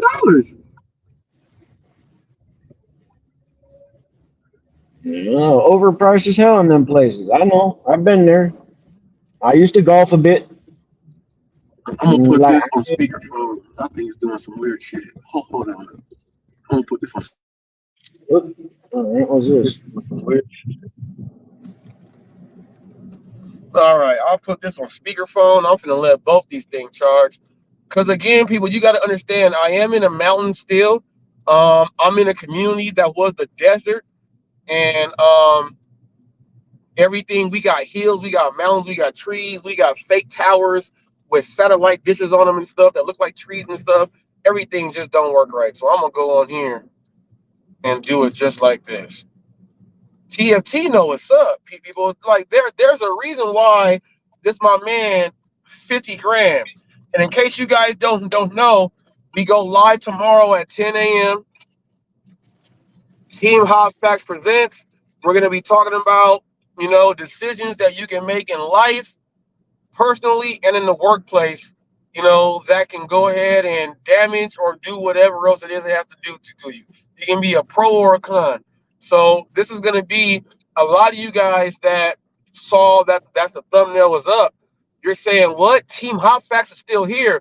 You guys thought you canceled us out with the whole cancel culture. That is not what happened. So you guys are wrong on that. We are back, and Team Hot Facts, we just have to go ahead and make sure everybody is doing what they got to do. Everyone got something. Yeah, we ain't never everyone got something going on. Yeah, we ain't never left. As you see us up here, we ain't never left. We got stuff going on, and those who have been watching and have understood that, the time TFT had stuff going on with him and his wife, and I had stuff going on with car issues, and then passing of deaths in the family, and obviously you guys that know what happened with the revolution and everything else and all that. We had a lot of stuff happening at one time, and unlike everybody else, we weren't out there just trashing each other and doing stuff for no reason and making up all this weird stuff. That's not what we were doing. That's not what we ever were about, and we didn't do anything. So, you guys are seeing TFT up here now, and then tomorrow we go live with Hulk Smash. He is the man responsible for all of the diplomacy that comes down to. He's recognized on almost all the channels there, and Team Hot Facts is back. And when we get the Rev back, we'll get him back. Rev, when you come back, we'll get you back. You're on your own time. You'll come back when you want to. But we go talk about this stuff. The gig space has been missing our input, our information. It has been missing a lot of it. TFT had segments there where we just let TFT go ahead and go because he's giving that real stuff. We are missing that. There's more drama involved in what's going on. I speak my mind and I don't sugarcoat anything. I like something, I like it. I don't. I'm gonna tell you Bam, exactly how I feel. That's it. I ain't got no bam. reason to hide from it. No matter if I like it or not. If I tell you something, that's how I feel. If I'm wrong, well, I'll admit it. I'm man enough to admit when I'm wrong if I'm proven wrong. But the way I feel still don't change. No one caught what you just did. He said, I'm man enough to prove I'm wrong when I'm proven wrong. That means, people, you got to come with other than just you saying something because you just feel differently, but you don't even know why you feel differently. You got to understand. And if you are able to articulate that, show him and prove him that, dang, you messed up on that step, he'll say, my bad. Until that day comes, it's not anyone's bad. And if you don't like that, keep walking. That's the way we roll here. That's the way we roll. I am who I am. I ain't gonna change for anybody. Don't matter who you are. I don't care if you try to give me a lot of money. It ain't gonna change. Right? I'll take your money and I'll still be who I am. We keep it funkier than a donkey rolling in a pile of shit. People say, why are you saying that, Reese? Well, I showed a short that's got me thousands of views of the donkey stopping the cars in the road, and he's playing in a pile of shit. So what I said is actual a factual thing, and he was doing his head. He was rolling his head in the shit. So the Yeah. donkey, we'll keep it funkier than a donkey rolling in a pile of shit. Now, a donkey's pile of shit stinks. So if you didn't get that, you ain't go get it. Hey, Yup, and I want to thank Yup, man, because Yup could have TFT. Do you know that Yup could have been like a kamikaze warfare person on the Hot Facts team and everything, and Yup was able to see everything that was going on and be like, nah, Reese is cool. Like Reese and his team is cool, G. We don't have there's none of that stuff going on. Cause Yup could have went the complete opposite way because of how he was Flex's number one shooter. Go get him. Go do all this. I'm gonna be there with you. And Yup showed that, people, it's not what you think. And I would like to say, Yup, thank you for doing that. And on top of that, a lot of you guys don't know that Yup, whenever I would bring up back in the day, I was on a phone call for 3 hours with Yup, and they were saying, "What'd you guys talk about?" Talked about everything. And Yep. when I was I've talked to Yup before a couple times. I've seen a lot of him on a lot of streams. Yup's a yeah, good dude. yeah, Uh, he's a good dude. He he just keeps it smoked to, he weed keeps it more. real. He He keeps smoked it weed to more himself. than the average man. He He's keeps one true of them to how himself. highs or half bakes. He keeps true to himself. True. I don't like fake people. Yeah. And the craziest thing is that through everything that happened with the canceling out and his crew and all the other stuff, they wanted him to, but he never said anything about our conversations on the phone or anything. He said that my word is what it is, and I keep that. And he did that until this day. He still ain't said, I'm gonna write a book on the lounge and I'm gonna give you the missing pieces on Reese. Yup, still ain't did that. What's that, Wingstop? Another one. People, the DoorDash is cracking off nonstop. I ain't even on Uber Eats yet. It's 1 o'clock. I'm gonna let these DoorDashers get all the way in. I'm gonna get all my 6-point trips on Uber Eats. I'm gonna get all my 6-point trips in. When the 6-point trips start, I'm gonna get my 6-point trips in and get it in and do it like that. But the DoorDash is cracking. Oh, I'm in the parking lot. I'm actually in the parking lot. The house is connected to the parking lot, people. And Here I you am know, I gotta forgetting to unlock my before I get wait out for of these the car. I gotta wait for these fast I ass cars. How much is this one? Another $8 order. All you gotta, you getting them in, getting them in.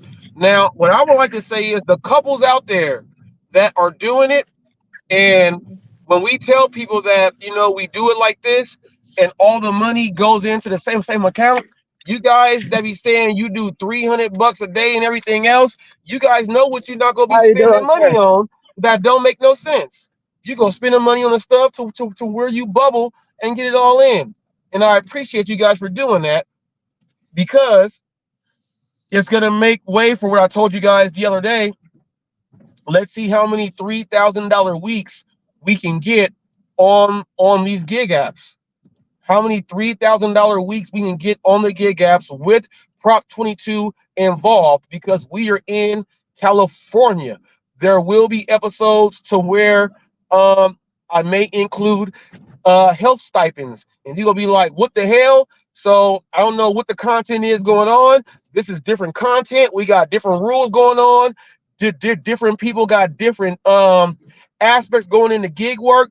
We gonna talk about that. We ain't gonna hide what other states are doing and all that. In major delivery, I got a call out for major deliveries. Talk about the stuff out there in your state, man. Talk about how you get sick pay and everything, major deliveries. Talk about how you get your hourly pay, but all you do is talk about how the no tip, no trip people want you to talk. This is the new era. We gonna start 2025 right now. We ain't gonna start when it starts. We starting right now. You talk about that stuff. My last 2 weeks, I've been doing a lot more of the shopping than I ever had. And the only thing I've seen is my weekly pay has been the same or higher, and my weekly prop pay has been higher drastically.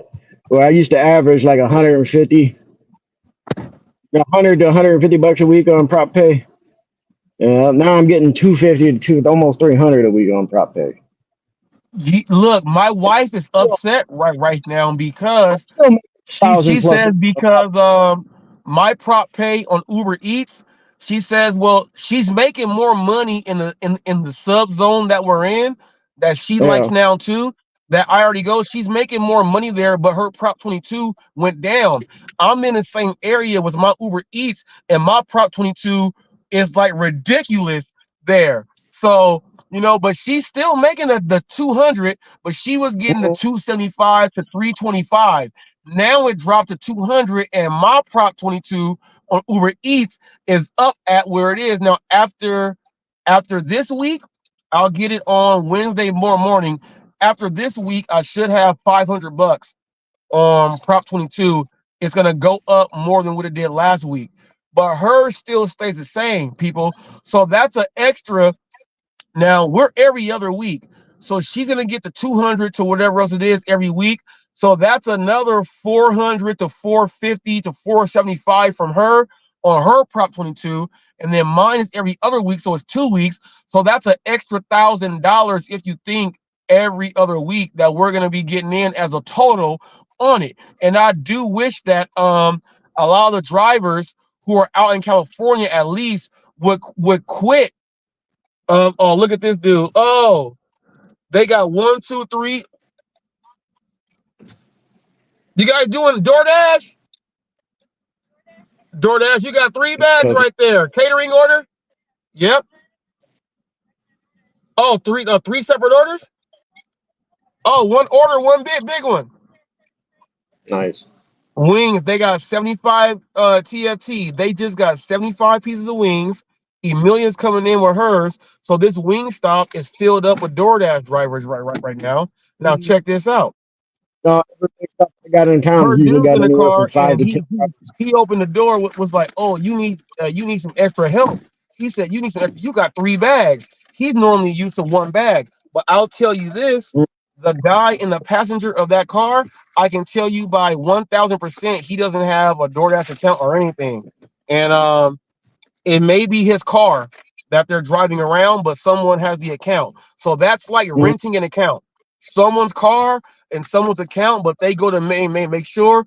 And some do that for if you get cash tips, they want part of your cash tips too. I know that's what's going on right there. That's why I wrote it down to let you guys hear. I know what I'm looking at. I know what's going on. They had 3 bags. I said catering order? Yes. 75 wings. They had no equipment. Everything went to where it went. They had no equipment at all. What he did, TFT, was passenger seat, open the driver door from outside. That's how you know. Yeah. Like it's like what I just had right now. Dude messaged me. I don't know why they sent you to that one because I'm literally like 3 miles from the same brand chain store from where he is. But they sent me to one that was like 10 miles away to pick up his bottle of prune juice. Now I got The prune offered. juice dude. Yeah, The prune juice yeah. dude. I got offered. It was $16.50 offer. All right, dude upped the tip on me after delivery. He dropped another 10 on me. Inconvenience of driving clear across town to bring him a bottle of prune juice. For prune juice. Yeah, for prune juice. So I got paid $26.50 to drive. What was it? 12 miles. 12 miles to deliver a 32-ounce bottle of prune juice. $26.50. You know what's crazy? He's probably go drink half that bottle instantly. Look. How old was he, TFT? Oh, he's a young dude, fit, pretty well built, cut. You know, he's out here working in the yard. Yeah. Oh yeah, he's cleansing himself. Yeah. He's just doing a cleanse. Yeah, he's doing a But he don't cleanse. understand why DoorDash sent me to the store clear across town when there's one only like 2 miles away, 3 miles away. Yeah. But he had the same thing happened to him when he ordered from Starbucks yesterday.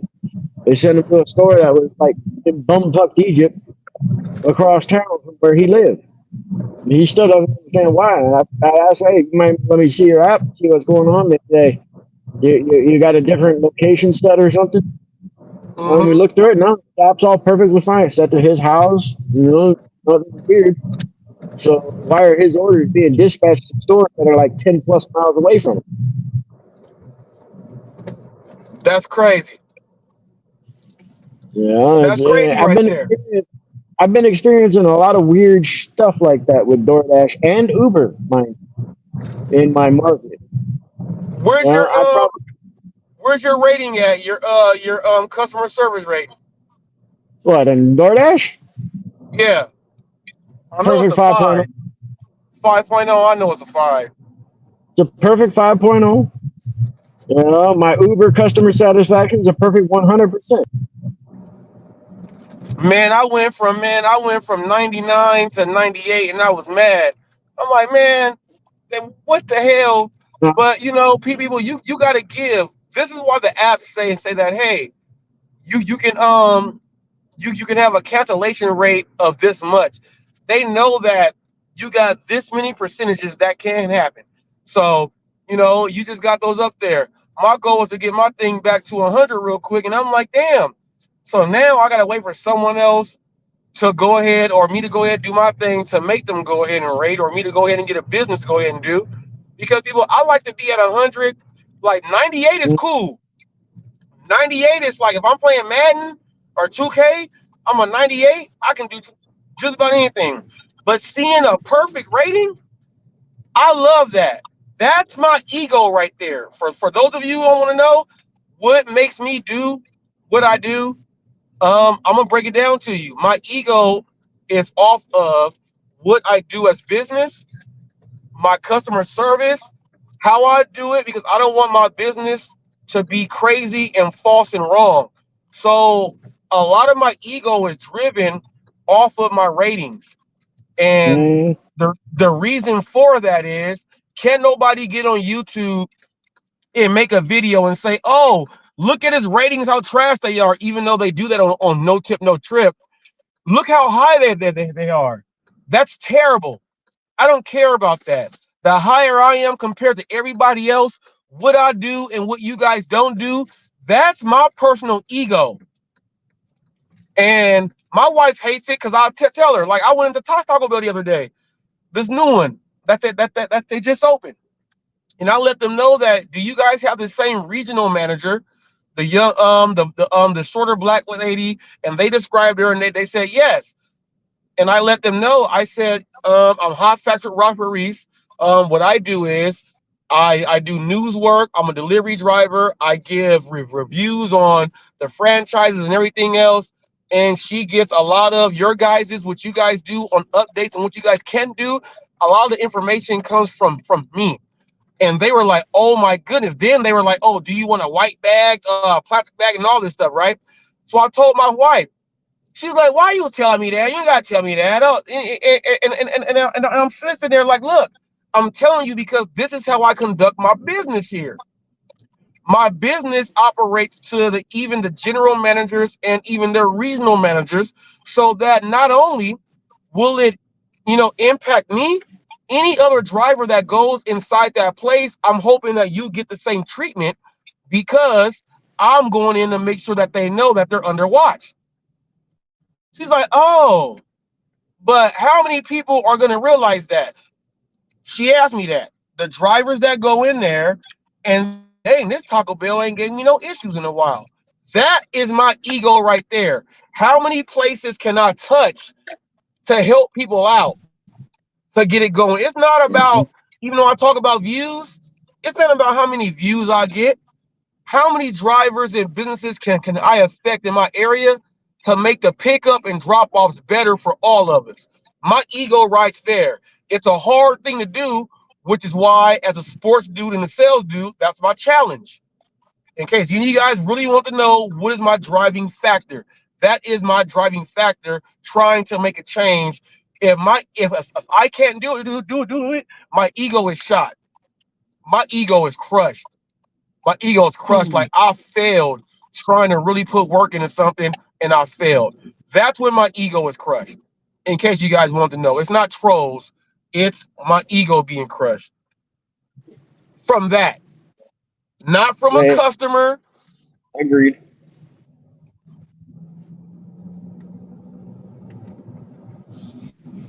Am I in a crazy zone, TFT? I'm riding all up this mountain. Yeah, it broke up a little bit, but you look like you're going through all right now. Yeah, I was just going up. I was just going uphill past these big old cypress. You know what? I can't even switch it right now. These trees might have been here 100 years.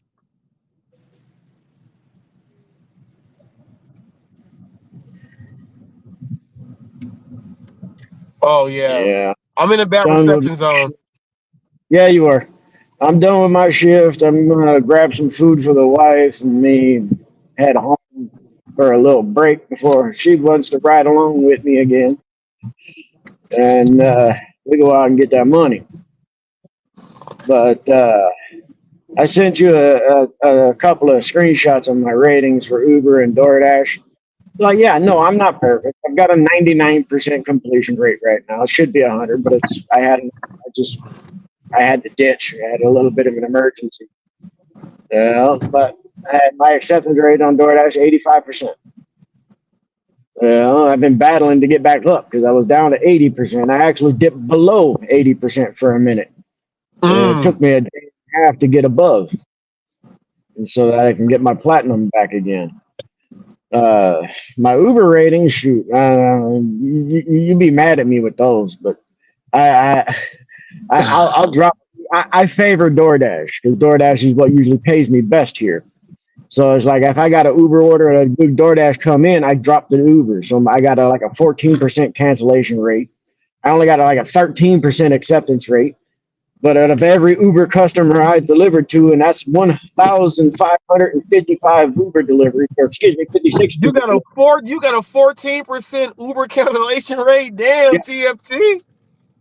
Yep, I've dropped orders because DoorDash kicked in at the same time. And there's a couple that were accidental accept. I was trying to type on there or accept the DoorDash. Uber popped up and I hit the button on them. Like, I don't want that shit. I'm trying to do this. So some of those are accidental accepts, but hey, I'm not an Uber driver. I don't drive Uber Eats like you do. Uber for me is a app. It's when DoorDash is slow, I'll take an order from them. That's it. Sometimes I might chain a couple of Ubers if they send them to me good, but with a 13% acceptance rate, they ain't sending me much of anything. But I still get a couple of decent here. Like I did one today. It was $11.08 for like 2 miles. Good order. I can't complain about that one. $6 a mile. Let's go. You know? I've I been feel doing you. DoorDash. You know, it's like the same thing with Spark for me. Spark, my acceptance rate, yeah, it's 100%. My completion rate, however, is like 80. You know, because I've had to ditch a couple of Spark orders. You know, but I ought to go back up in time. I haven't had to Oh ditch yeah, any, and I'm see, and back up. You know, because I want to give you know, Spark its Spark. dedicated time. Yeah, you're breaking up again, Oh bro. yeah, I'm going through all these bad drive. I know this is I can get on out. I'm gonna go up this way. Man, yeah, it's crazy because of Spark. You know, Spark does well for me in Uber, but people, every Mm-hmm. market is not the same. Every market is not the same. TFT has different stuff going on for him where he is, and then it's like my wife being a platinum dasher, um, and me being her advisor on. She said, "Should I take this one?" She asked me damn near on every single order. Should I take this order? Me being her advisor on that stuff, her being a platinum dasher, people, there's a big difference in what you get and what you don't get, and she rarely has. She can sign in anywhere and it's golden. It's golden. It is what it is. Hey, if No, y'all want to see Floyd Mayweather's house, I'll I'll tell you show right y'all now. right You now. bring her Y'all down want to see to Floyd Mayweather's house? my Does she still have the dash anytime down there, or does she have to schedule? No, she never has to schedule at all. We like it's like you say that those Mm-hmm. other zones that those other zones that you say you can't go into, she can go into all those zones. What's your AR right now? 94% AR. What is that for? Okay, What place is that? don't matter. She had 94 AR. I guarantee you, she come to my market, she ain't working unless she can get on the schedule. They've taken Hold the up. They dash said and the time feature away here. am I turning around? Hold up. We got a Canyon Crest. We got to put this on and see. I got to do a U-turn there. We got an 18 some dollar order. Yeah, I got to do a U-turn right here. 18.25 for 11 miles. How many of y'all will go ahead and take that order? I would. But then again, I'm used to driving long distances. So that ain't nothing new to me. Yeah, see, we get these drivers. I put up a I had a 30. It was a 30 something dollar order, and it was for 16 something miles. And like Terry's Tips and Trips, she commented and on it and gave a thumbs down. I wouldn't take that order, and I'm like, Mm. why would you not take $30 for 16 miles? That well, it's 16 miles, but $30 is if you're trying to make $100 in a day, that's 30% of your day gone on one order. So I don't understand why someone would say I would turn that down when Well, I'm like, see, what? I So understand. I understand why people want to turn it down, because especially those drivers who are not in California. Because a lot of us in here in California, we got a little bit different mindset than drivers in, say, St. Louis, or where Rev is out there in Tennessee, Missouri, Mississippi, because they don't have the extra money that we get. Because we nah, get paid TFT, a bit of money per take mile. We that get a Prop little 22 out, TFT. TFT, take that Prop 22 out. Take that Prop 22 out. $30 for it was $31 for 16 point, I think it was like 16.6 miles. All right.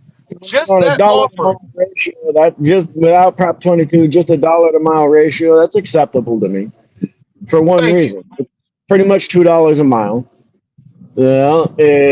That's my ultimate minimum that I prefer to do if I don't have Prop 22, $2 a mile at the minimum.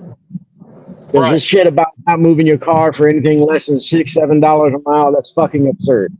Especially in this day and age where the lockdowns aren't around no more. Lockdowns around, yeah, $6, $7 a mile, that's easy to get. You ain't getting that all day, every day here. Now, not now. People going out and getting their own shit because they're tired of paying greedy drivers $6, $7, $8, $9, $10, $20 tips. Right.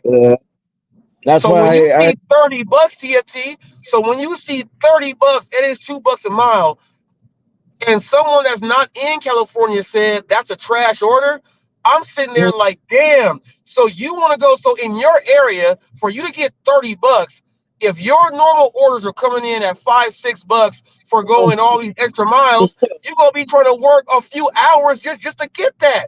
Just go ahead and yeah, get but that and still, knock there that is still out. some circumstances where you might want to actually turn that down. It's like if it's taking you 16 miles outside into the sticks, now you got to drive that 16 miles back to get an order.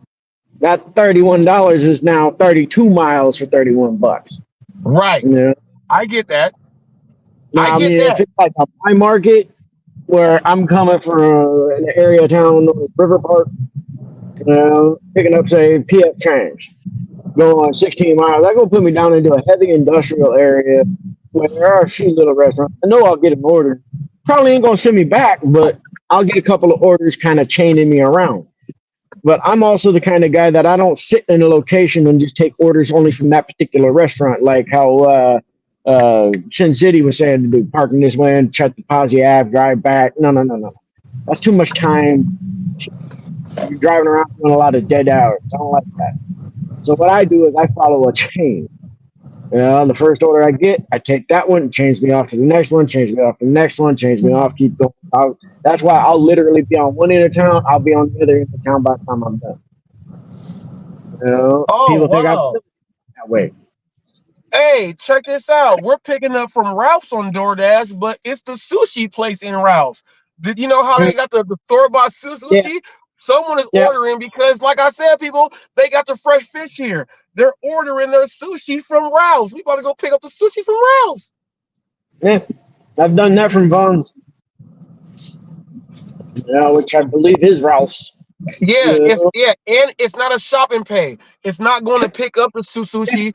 It's an actual order. Pick it up. Yeah, it's an actual order for the sushi in Ralph's, which made me tell people, I was like, look, is sushi now fast food and low class?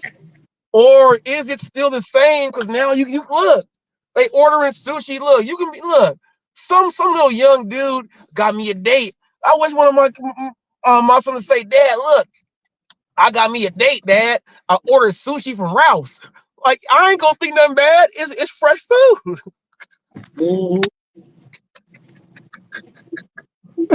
Picking it up. Oh, I'm concerned it's better than taking her to McDonald's. Yeah, buddy. Sushi. So right now, people, sushi on the block is sushi is like hamburger places now, but since it's sushi, it will never be looked at as that. You can actually, like, I don't care who you are, you bring sushi to if you're a young guy, if you're a guy, period, and you're stuck on, oh, I gotta go meet someone, oh, I like someone, get some sushi, G. Even if they don't eat sushi at all, be like, I eat it all the time. Look, and then I'll be like, oh dang, you eat this? Well, sushi's expensive. You be like, man, don't even tell them. I got this at Ralph's. All you do is take it. You take it out the little thing it comes in. You put it on your own white plate, feng shui. You put it there. Like, look, you do it like that, G. The sushi might have cost you at the Ralph's $30. You would have went to the restaurant and spent $125. Give or take, yes, sir. Get it in. This guy parked his electric bike inside the stall, the parking spot. He could put that up there by the fucking door. Yeah, he could, but he's still technically within his right to do that. He's taking pictures of himself with his bike. I'm like, come on, G. Come on. Don't make me go find a Schwinn. With the banana seat? With the banana seat TFT. With the banana seat TFT. Don't make me go find a Schwinn. Come on now. All right, man. I'm gonna catch you later. I'm gonna grab some food and head home to the wife. Oh yeah, do your thing, man. I'm about to try to illegally park right now. I'm about to try to illegally park, y'all. I want to park right next to his thing and take a picture. That's handicapped. I cannot do that. How long can I sit in one spot without moving the vehicle? You go ahead, G. I gave him a thumbs up. How long can I sit in? We're in Canyon Crest where they do you're watching Hot Facts with Robert Reese here at Nectar Juice Bar, Canyon Crest. This is Nectar Juice Bar, and you're watching Hot Facts with Robert Reese. They did that right in that store right there.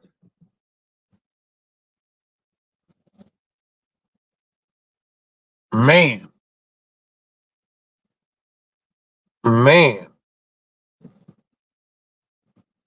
I see a spot down there, but I don't know what side my wife is going to be coming. Oh, the sushi spot is right here. So I can park right here. I can park right here and get this up in here right now. My wife is up in there at the sushi spot. And I like, you know what? I'll be right back. Because sometimes they have sushi samples. I'm going to see if they have a sushi sample right now. I'll be right back.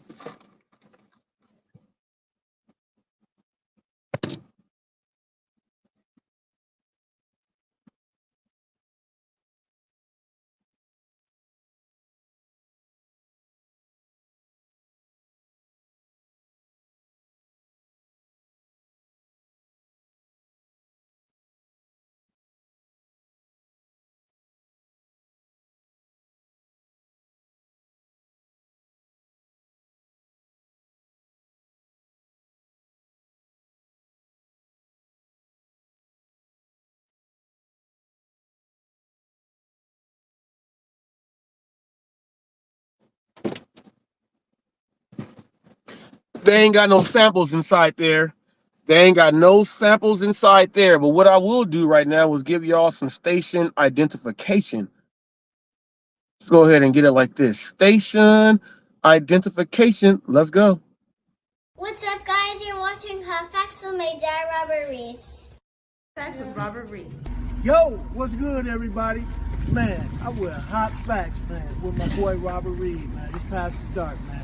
Y'all stay tuned, man. Get them facts. You're watching Hot Facts with Robert Reese. You're watching Hot Facts with Robert Reese. You are watching Hot Facts with Robert Reese. You're watching Hot Facts with Robert Reese. What's up, y'all? We watching Hot Facts with Robert Reese. What up, Robert Reese? Robert Reese with Hot Facts. That's my man right there. Hey, he always be hitting us up with the news and the latest. And he keeps everybody informed about the gig industry, like all of the different gig tubers, everything that's going on with everybody. He's really up to speed on a lot of things. So if you don't want to channel hop a whole lot, just look at his channel for about, 10, 15 minutes, kind of look at a few of his videos. And all of a sudden, yep, you'll realize what everything was going on in the gig industry. He be on top of it, man. Hey, Hot Facts with Robert Reese, man. This your boy Dash Bandicoot tapping in with you, brother. Hey, I'm right here on a break in my dash right now, getting busy, but I figured I'd tap in before I eat some grub real quick. But yo, man, I like your channel, like what you're talking about. You know what I'm saying? I feel like we share some of the same ideas as far as like how to navigate this gig market. So just tapping in, showing love, man. I seen your comment. Finally got a chance to hit you, bro. Whenever you get a chance back, man, just holler, man, for sure, man. Love, bro. Be safe. Yo, you're watching Hot Facts with Robert Reese, the customer service king, the Lone Ranger of food delivery. He leaves no customer behind. Love from London. Get that in, sir. We are at the Fast Strip, people. We have another local Hot Facts with Robert Reese. What makes you stop here at the Fast Strip? Cheap gas. Now, is this the cheapest gas around? Yes, it is. I checked the Gas Buddy. This is the place that you go if you want your cheap gas. Now, check this out. You said Gas Buddy. Please explain that. I know what it is. For people that don't know, let them know what Gas Buddy is. It's a website where you go on and check out the prices for the gasoline and lowest in your area. Yes, sir. Now, all you got to say is this. You're watching Hot Facts with Robert Reese. You're watching Hot Facts with Robert Reese.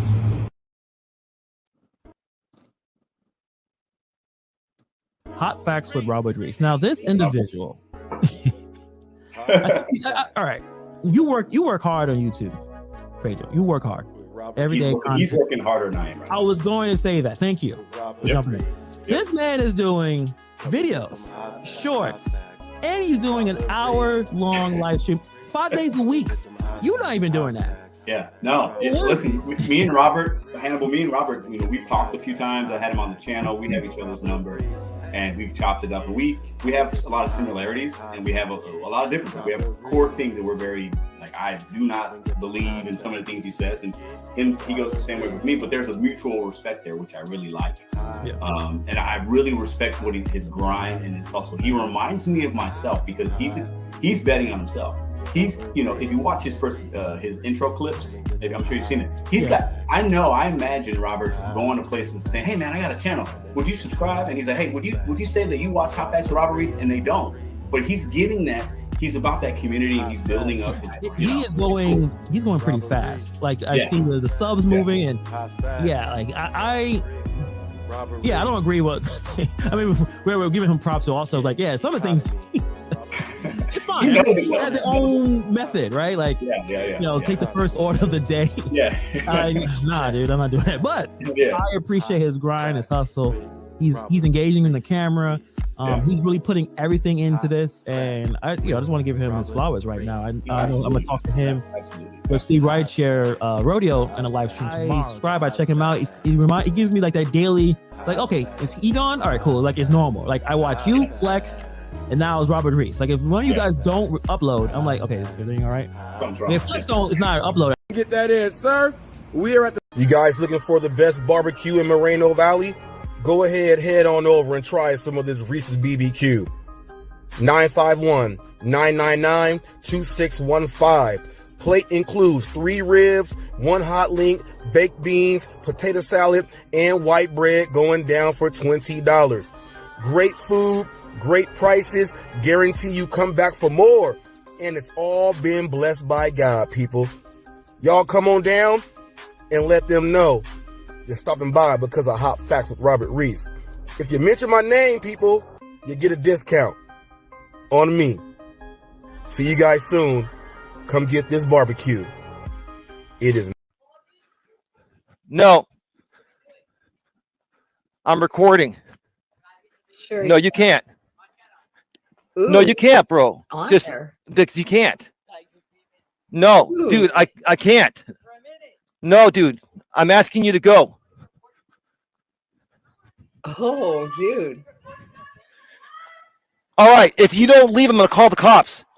Oh my God, you guys. Oh my God. They're in a public place. You can't ask them to leave. Oh, come on, Eli, come back. And if not, that's okay too. No. I'm recording. No, you can't. No, you can't, bro. Just, you can't.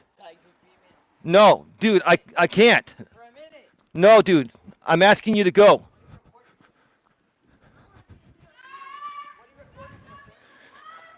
All right, if you don't leave, I'm going to call the... All right, we're back live. We are back live. I was just harassed by a bunch of young kids. I basically told them, if they don't leave me alone, I'm going to call the cops. So I may have to call the police.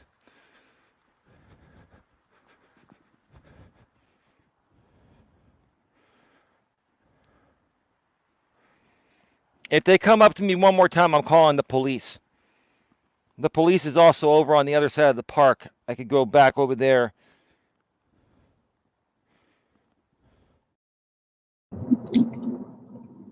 Like, so why get personal with another person? So you don't have to be direct, like emotionally attached to whatever it is that you're trying to debate about. But Yo, but what's disrespectful today? Because I feel like everybody think everything is disrespectful. If you have an opinion, like disagreeing is disrespectful. Disagreeing is hating. It's highly disrespectful. You cannot have an opposite opinion of somebody else. You have to agree with them. So if the masses are saying yes, and then you want to go this way, you look crazy. You look crazy. Like, because we all saying it, but you see something different, and it's just like we looking at the same thing. You saying this, you want me to say what you saying, but if I don't, you like, man, what the fuck? This nigga's crazy. So now you're a hater. Yes. Well, with some things, yes, but with certain things that's obvious, yeah, like you should be able to like look at something like this cup is black. Black, you know, because what is it, black and yellow? You know, somebody like, no, it's yellow and black. Somebody might say, "Oh no, it's more gray." No, it's more like I'm saying. It's so really white, but they spray painted over it. Okay.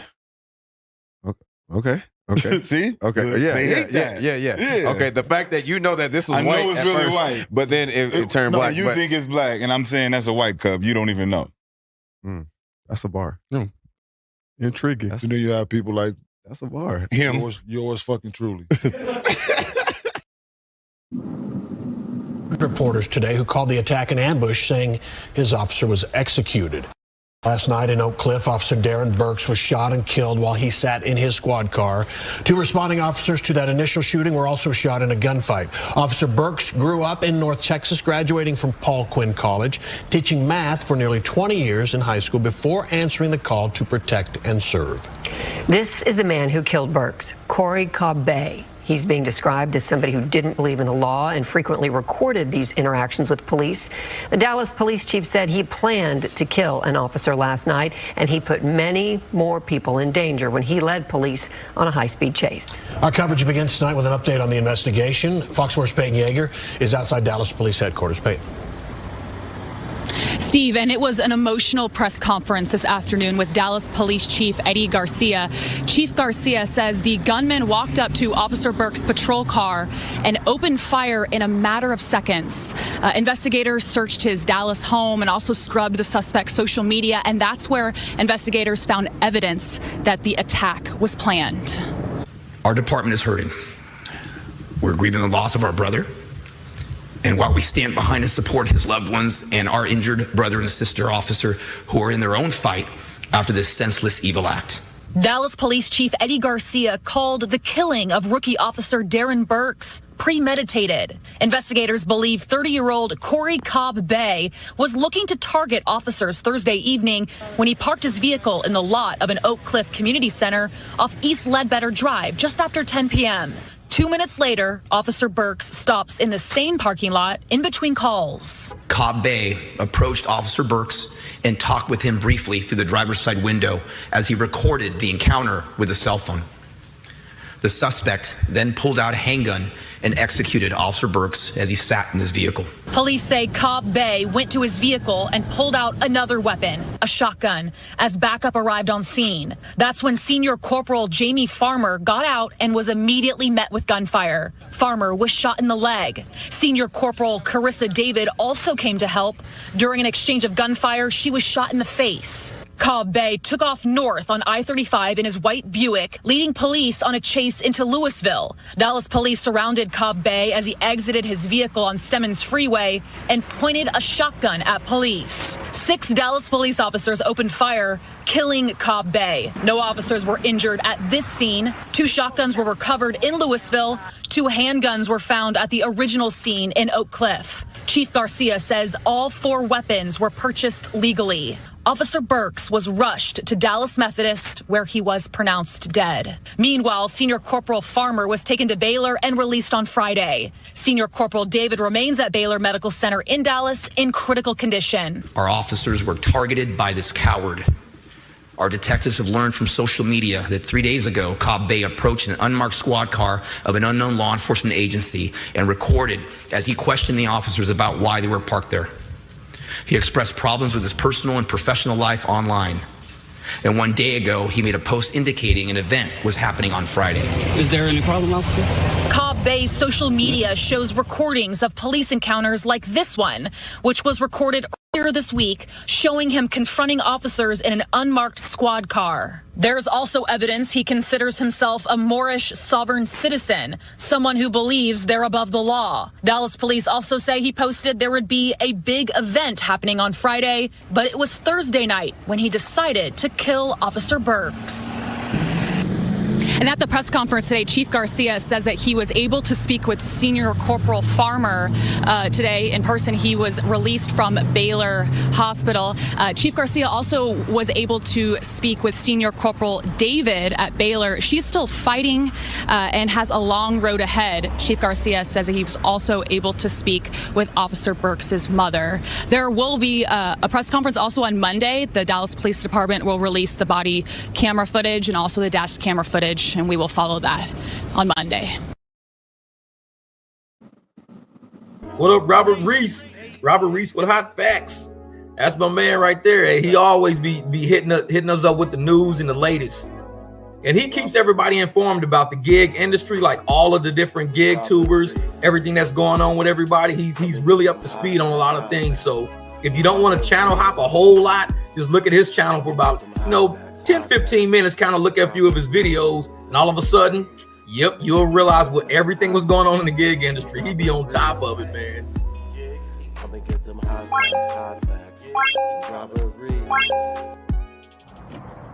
Hot Facts with Robert Reese, people. So I'm doing a crazy delivery. I'm on Uber right now, and I'm doing the Uber package. I was told to pick up the package here at the train station, but I get the message from the person that says, I'm on my way out, and I'm getting off the train. Can you please give me a minute? This sounds like a ride share question for someone trying to get a ride home, but I do package delivery. I hope this person don't think he's the package because he's not getting in my car. Let's see how this turns out.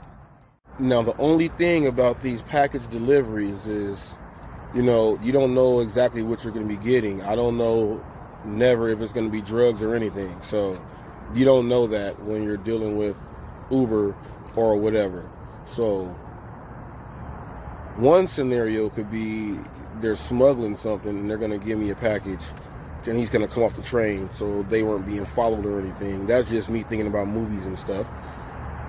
The next one is, I think he went to order a ride share, and on the thing he hit package, and he's thinking he can still get a ride. He's not getting in my car because a human is not a package. Train should be here in about 2 minutes. I can hear it. We about to go down there and see. You hear the train? It's coming.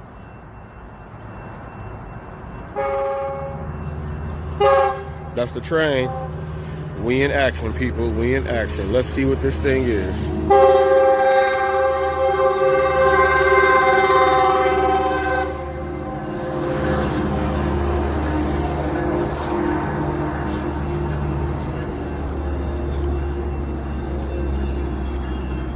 I don't know what this could be. I've never got a delivery like this. Luckily, I'm here before the guy. This seems very sketchy.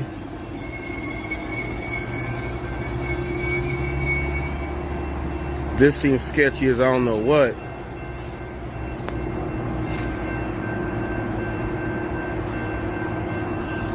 But about to see what's going down.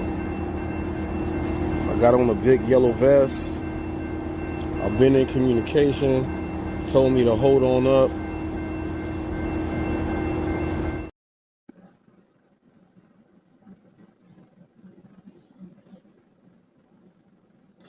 Wanted to give a little snippet of that, but I'm trying to charge up my case and it made it go on to the thing.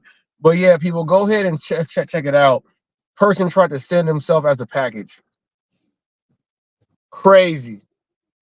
It's never been done before, never been seen on gig community, Uber, DoorDash. There's nothing that's ever been done like this. Obviously, you see passengers on rideshare, on Uber. It's never been done like this. So I think this thing charging in just messed up my sound. Let me see.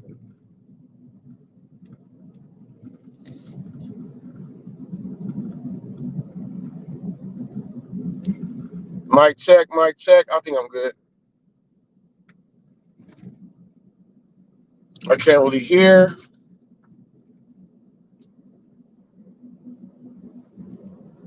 I can only do one thing.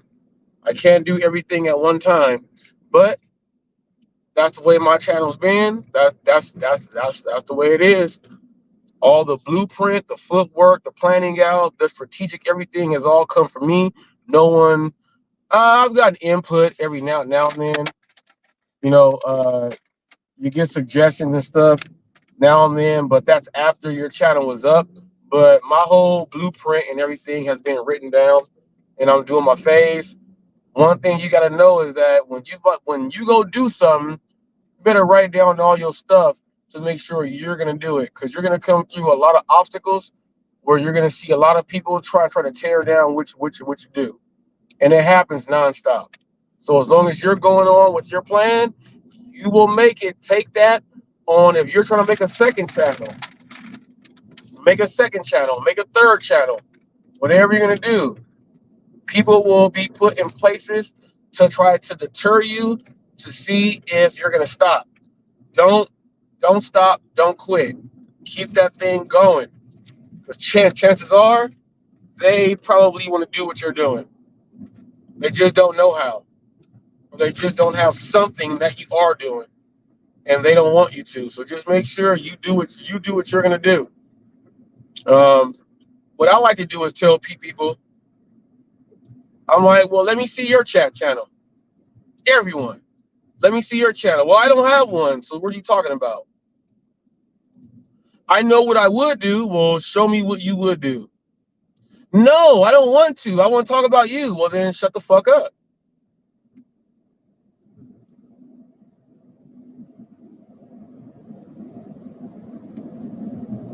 Come on now. When I did my first giveaway at 50 subs, and my daughter Ava is on the video, and we're talking about how we go give away the prizes. You do that yourself. You don't need other people to go ahead and do that. You do what you do. Do what you do. Do what you do. You start depending on everybody else to bring your channel up. What are you putting into your own shit? Nothing.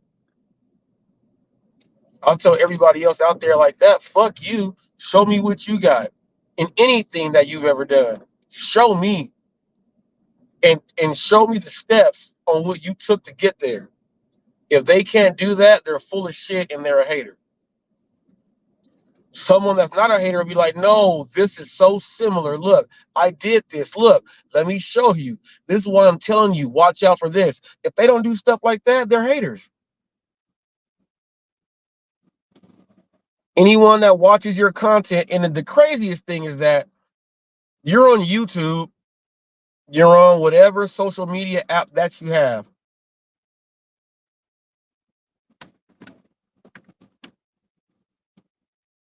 Man, I ain't gonna go all the way there. You just gotta tell people, you ain't doing shit, so leave me alone. You know what I mean? Because check this out. If it was like that, these people would be doing the same thing.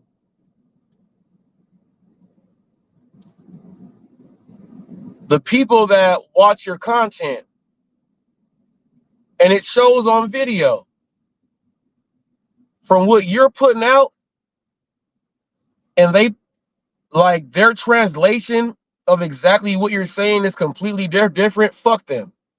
They're a hater. It's not real. They're making up something there to make you not do and be what you're supposed to be. So fuck them.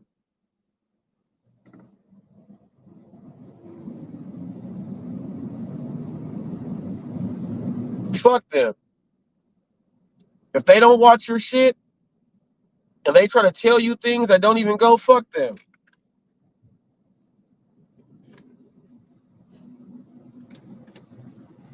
I always tell people, well, let me see your channel. Let me see what you do. What do you do for advertising? What do you do for marketing? What do you do for this? What do you do for that? Let me see something. So let me know that your speech is valid. Let me see something.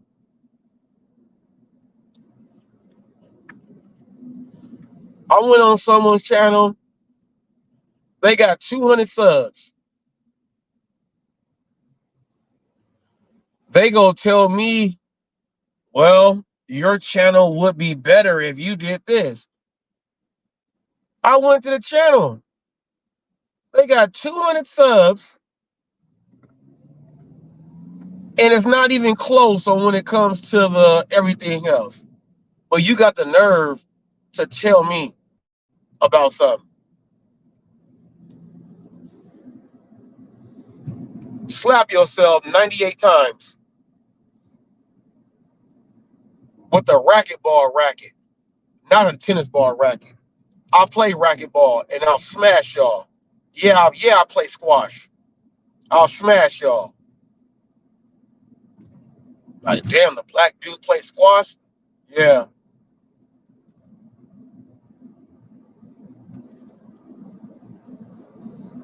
Croquet, polo. It don't matter what it is. Gets it in. Drive-in theater right here, Rubidoux. This is where we're going where my grandmother and grandfather used to live. Actually, you got to go up another street. There's going to be a park up in this little area here. That's where we will go for the family functions. Everybody say, where all the grandkids go? We bit the corner. We at the park. We drinking some stuff, and we 420 and some stuff. We get done with that, then we head back to the house. Every single time. Our cousins that don't smoke and the ones that don't 420 and don't do all that stuff, they still come. They just don't. They just chilling with the fam bam. We chilling. We on the west side of Riverside. We're in Rubidoux. The west side of Riverside. Over here, you got the West Side Reavers. They got NK, which stands for Nigger Killer on the Wall. They have a lot of that stuff here. The WSR. It's a lot of that. The East Side Reavers is kind of same way. I remember one time I was delivering over here at night, and all the essays was outside in the front. And they was like, where you at? I said, I know exactly where I'm at. I'm doing a delivery though. Oh yeah, Holmes? Yeah, I'm doing a delivery. They go back and check. You guys order food? And somebody said, yeah, he should be pulling up. They was like, all right, G, don't come back no more though by yourself. That's what they said. That the essays. Rubidoux High School. My grandmother's house is up. You know what? Dang, it's up there.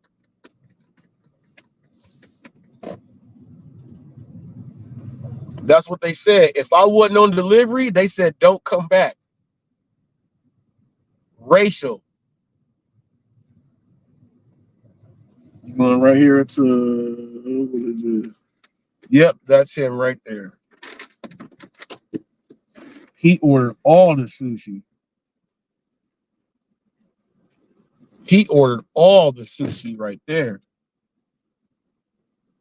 She getting her DoorDash on, I'll tell you that. Her short's too small, I think. I don't care. He ordered like 12 things of sushi.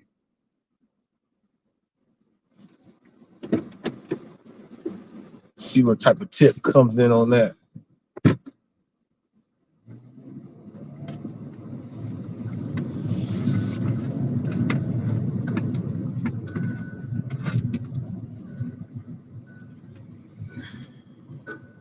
Let me do a U-turn right here.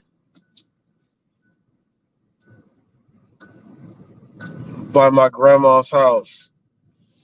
My grandma's passed now. And, before they moved to Texas. This was where my grandma was at. We got a crackhead swinging on the pole right in front of me, and I would show this to you guys, but I don't like to exploit the crackheads. He's doing some crazy shit to the pole.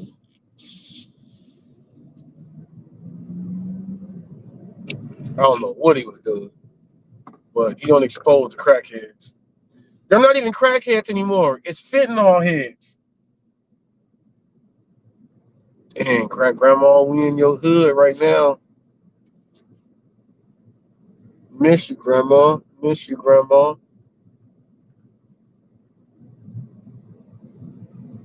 Miss you, grandma. Hopefully I'll miss when I'm dead. See how many trolls troll me at my funeral. Do you know why he's dead? I'm like, nah, why is he dead? He's dead because he gave good customer service and he took low order trips.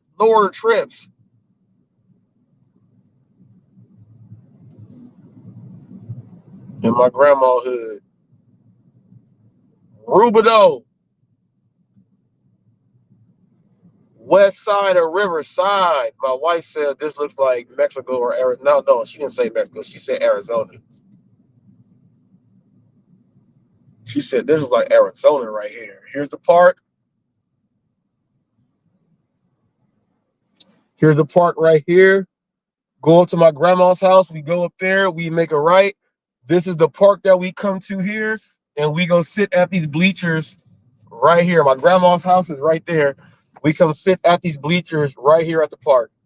And we sit at the park and we blowing all right here at the park and drinking. And before we go get full off of all of our food. Yep.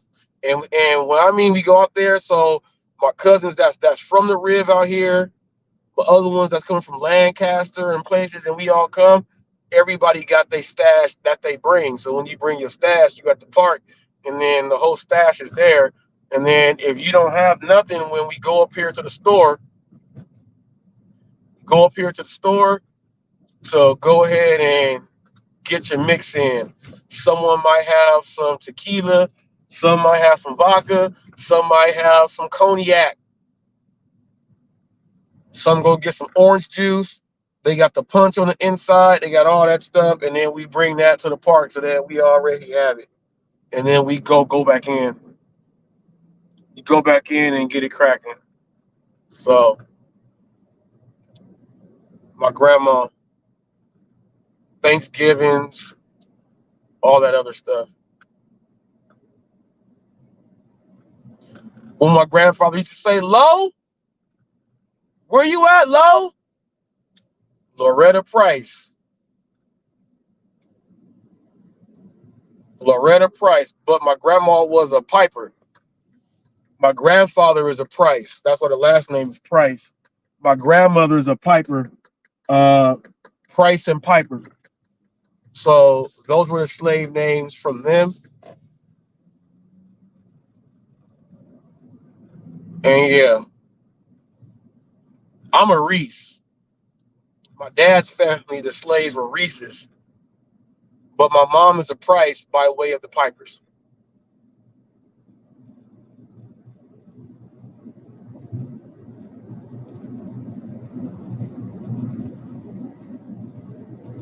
So it's crazy like that.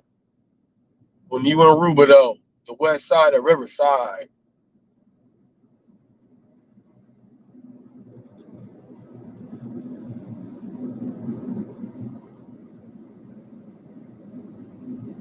Riverview right here. Polar Pops and Circle K. We're hitting a little downtown part of Rubidoux. This used to be like all horses and stuff. We got the Rubidoux Mountain. You go do your hikes up there. But it is supremely racial right here in this spot. It is racial. I wouldn't be able to I'm going to tell you how it is. If I moved into a place over here, to go get pushed out.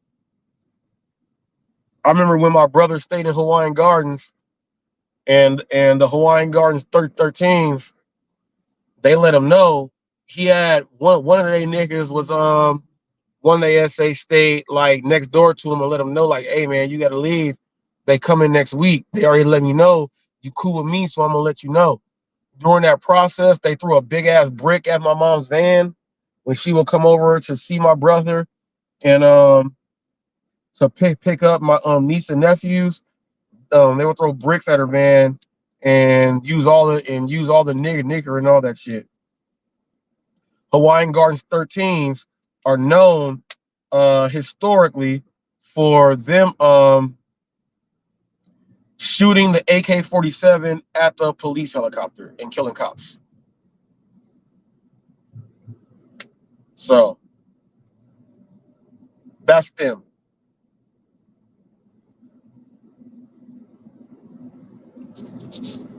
But they did that though. But they did that.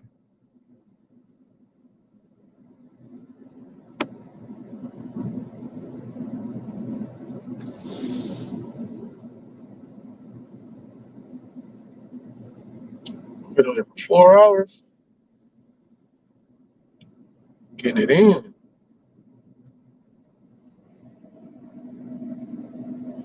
I'm missing that. Right now, it's 2:00. So there is no longer 3-point trips on Uber. Those are gone. The 1-point trips are anything before 11 and after 3. So you get it from 11 to 2 with 3 points. From 5 to 9, you get 6 points, and that's how you hit your tiers. You got to make sure you get your points in. You ain't gonna be doing deliveries at 1 point to hit the highest level. It's not gonna happen.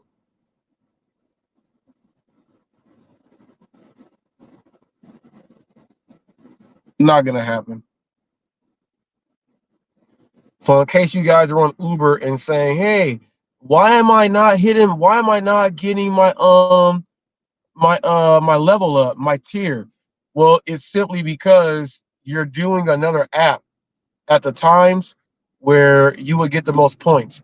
The most points on Uber is when you'll make the most money. People are spending more. DoorDash don't have that. DoorDash is the hood. DoorDash, you got to just make sure. Here's the Santa Ana River. We used to walk in this river all the time when it was full of water. The water would come all the way up to our chest, and we would catch fish and put them in our pockets and stuff. Little kid, like 9 years old, with fish in your pocket, trying to take it on to grandfather's house.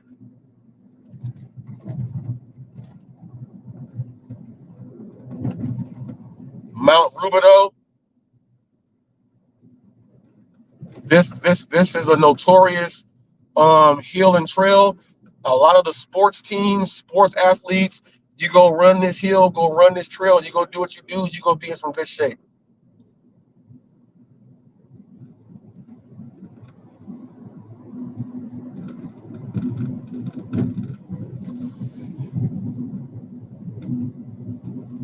You gotta know where to get it in at. It's crazy. It goes from the Wild Wild West, and now we are downtown. All these homes right here, these little ass houses, are $2 million houses. We are downtown exclusively right now to whoever wants to live downtown. So just crossing over one bridge and 2 taco stands, you are now in the white area. Billy the Kid, Wyatt Earp, all of them. We are in their neck of the woods right now.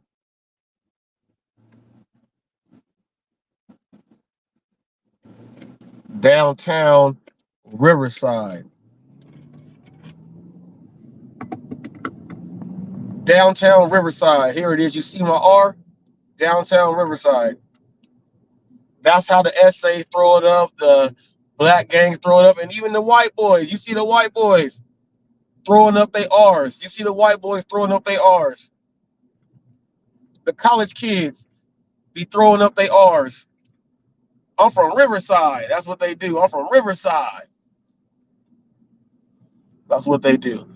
Now, Riverside's a pretty good area, a market to work in. It's It's metropolitan, it's suburbs and everything. Riverside, the whole city has. You have Cal Baptist University. Well, let's start with the junior college. You have Riverside Community College. They have their own sports team and stuff, their own shopping centers and stuff there. It's very busy there. You have La Sierra. You have Cal Baptist University. You have UCR. And there's one more. Not to mention all the prominent high schools here for sports and stuff. So you have 3 universities and 4 junior college here in one city. So you can be in whatever area and still make a lot of money. Because every area is hit up like it's like a downtown spot, even though the real downtown is right here.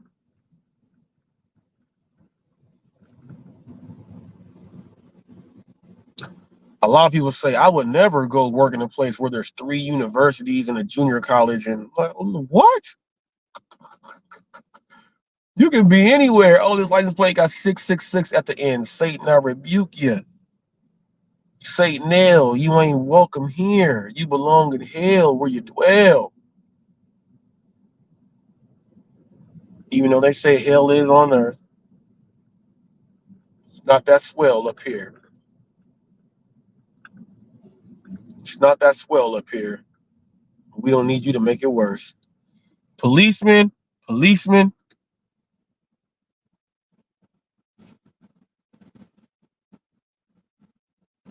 We got the Unitarian Church. That's a church that has all the religions all in one, and someone speaks about what's going on from there, and it's to bring in. It's to bring all the religions in as one and to speak about God. And because you guys know that, they say, God, there's one God. So the Unitarian Church believes that it's the one God, and each religion, you can go there, you'll see that they have them. The Scientology shit is up there too. They all go in there, and it's about God. Now, even though Scientology, they don't believe in God, but they still welcome them because God says to welcome everybody. That's why they have their symbol up there. Unitarian, okay, not Presbyterian, not any of that. It is what it is. I'm gonna see how well these things are charged up.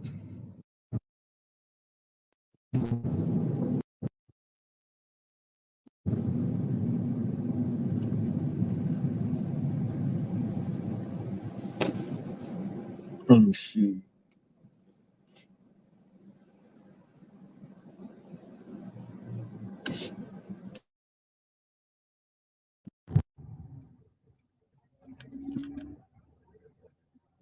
Mic check.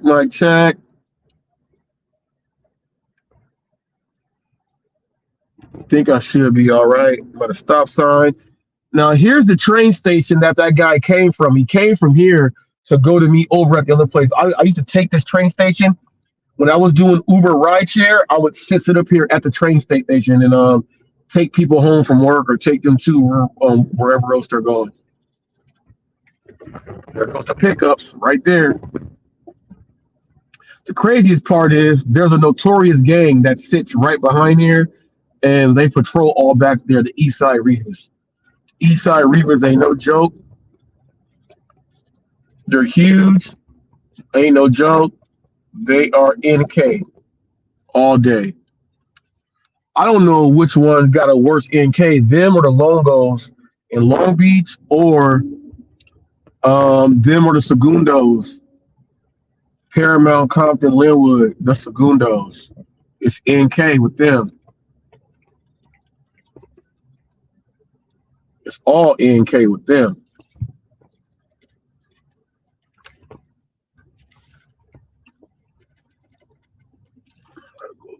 But right up here, from them, right on the other side, you got the 1200s, You got the east side, the East Coast 1200s. You got them. The Riverside East Coast 1200s. You got the Wildlife. You got the Cranford Streets. All on this side and over there back is like essays. But when you get up here, you go down Kansas and all them other streets going up there. You got Bobby Bonds Park. That's all Crip. So in this area, it's crazy because the university here, the SA gangs and the black gangs, they actually protect the college students. They know who they are. They like they already know. They protect them. All the food places, all of everything else here this is all their hood. They protect the college kids, and the college kids, this is all their town. So you could literally be walking up the street as a college kid at UCR doing your stuff and then see somebody get popped right in front of you. Kind of like how USC is. USC is at the low bottoms.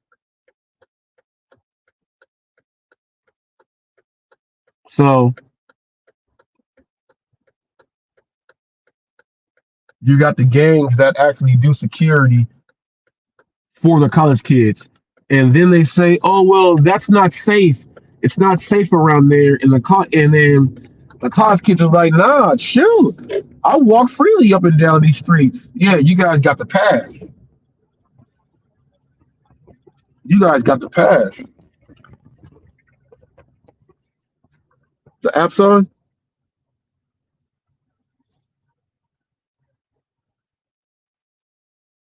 You don't get the pass. Hopefully we get another DoorDash. Hopefully the app is on. Because right here is busy.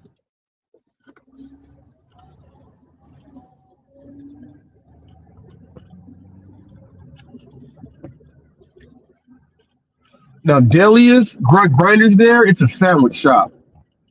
They have turkey pastrami in there. It's like in between $13 and $16 for a sandwich. Long sandwich, obviously. Not no little 6-cent sandwich. Long sandwich, obviously. There's a few of their spots around Riverside. They have a good Korean taco place back there where you get some good Korean barbecue tacos, and they got kimchi burritos and stuff like that there. They have all that stuff there, some good stuff.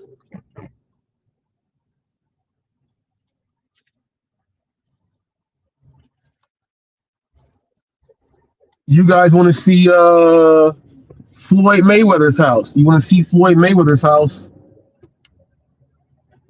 Give me a thumbs up. I might take you guys to Floyd Mayweather's house right now.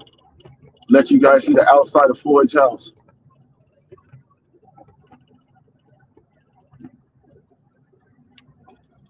His Riverside house. You know, he got a few houses. His Riverside house. I'll let you guys see Floyd Mayweather's Riverside house. You want to see some Floyd Mayweather house? Let me know. I'll take you there.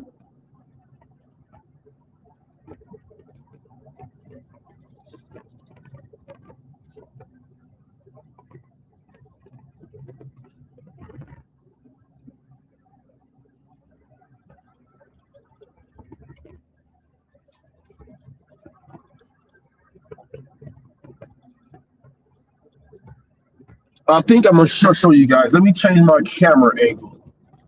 Give me one quick sec.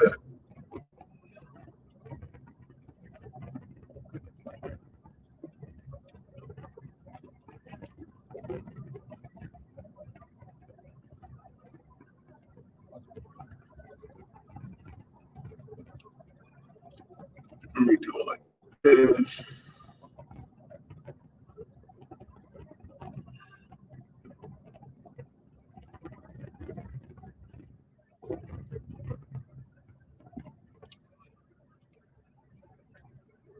Let me see what this does.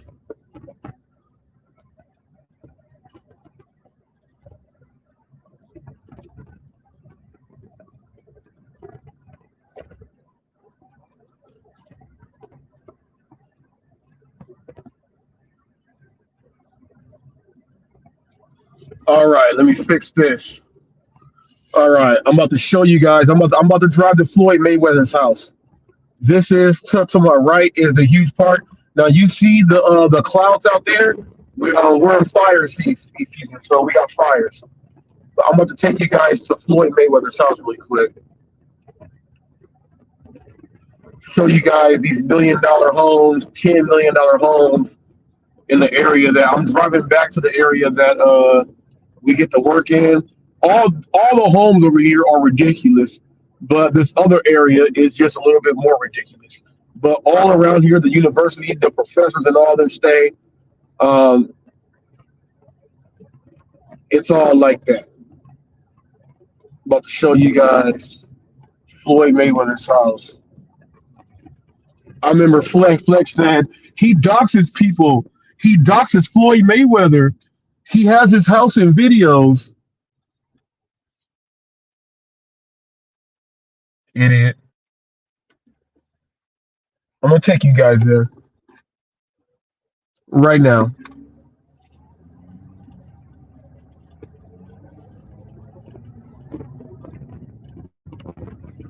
He's got a huge house. It's huge. It's huge. Normally the Mayweather, it's a Mayweather Sprinter van that's normally in the front. But they also take that to their boxing gym in Newport Beach.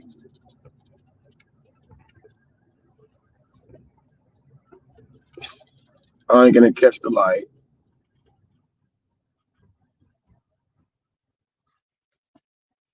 Going straight in front of me, it's gonna take you to a couple high schools there. Where Reggie Miller went to high school at Poly High School is right up the way there. That's up the way, and they have huge houses over there, a lot of orchards and things. Floyd Mayweather lives in the same community, but in a different part of the community. So that's where we're going to be headed to now. We're going to be going to Floyd Mayweather's house.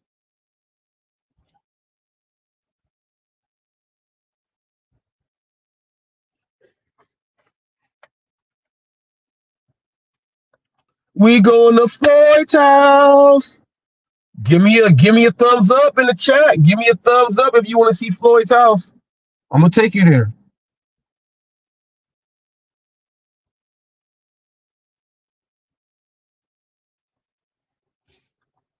Take you to Floyd's house.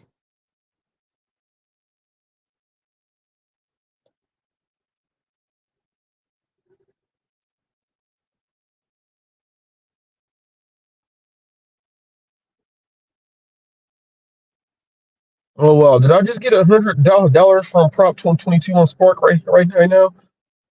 Is that what just happened? Let me check.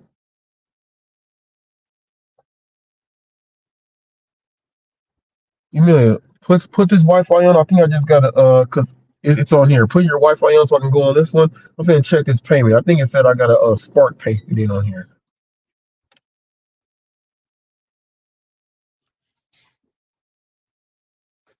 Emilia says, she says, how come you don't do the live with it facing like this on the outside? I said, because I know, I do a live and I do a show, but today is just a ride along.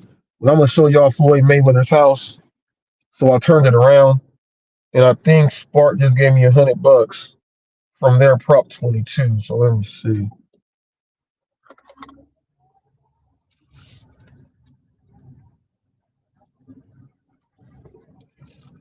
Let me go to this Wi-Fi here.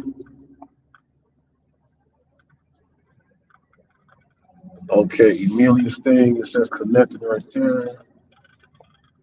Bam. Let me do this right here. I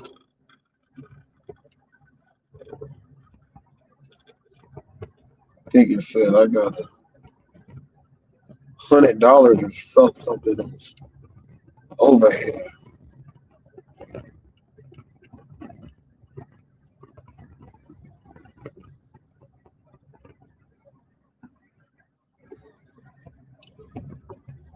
All right, people. So we are almost at Floyd's house. Let me turn it like this, let you guys see. Look at all this crazy ass clouds and stuff. Kids are getting out of school. The school buses are going out of their area there. Oh yeah, I just got $100 from Prop 22 on Walmart Spark. I'm gonna go ahead and do this. Let's move the funds. Let's move these. Let's do that.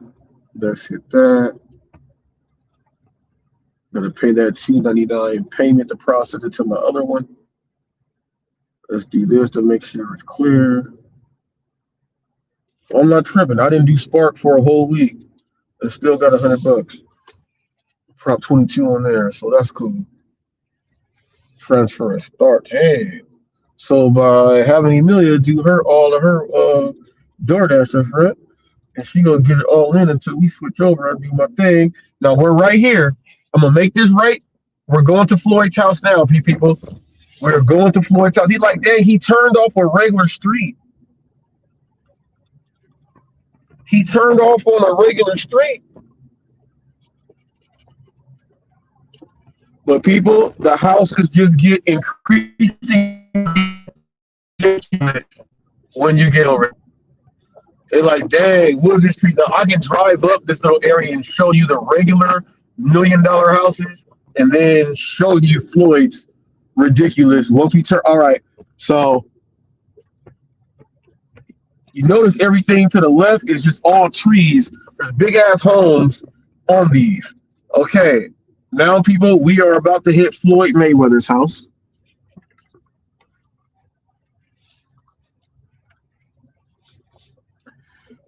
Over here, people, this is Floyd's house. This is Floyd's house right here. This is Floyd's house right here. This is Floyd's house right here. This house right here is Floyd Mayweather's house. This is his house. Now, I'm gonna, I'm like, dang, he pulled up. He pulled up. He pulled up like he know Floyd. This house looks like the house on the house next door. Looks like the house on Fresh Prince of Bel-Air. Look. Watch.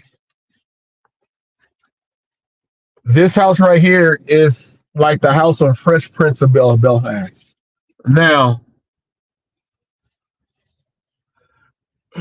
Floyd's house looked like Obama's house. This is Floyd's house. This is Floyd's house. All of this is Floyd's Mayweather. All of this is Floyd Mayweather's house. Here. All of this is Floyd Mayweather's house. All of this land right here, all of this is Floyd Mayweather's house. I'm not delivering here. He has a giant moat that you can't get across to even get to his land. That's a giant moat. And he has the thing for his drones, and he has the yin and yang to go ahead and do the damn thing. I'm gonna leave from Floyd's neighborhood. All of this is Floyd's. All of this is Floyd's. Now this house starts. So his house goes like the whole cul-de-sac and some change. Floyd's house.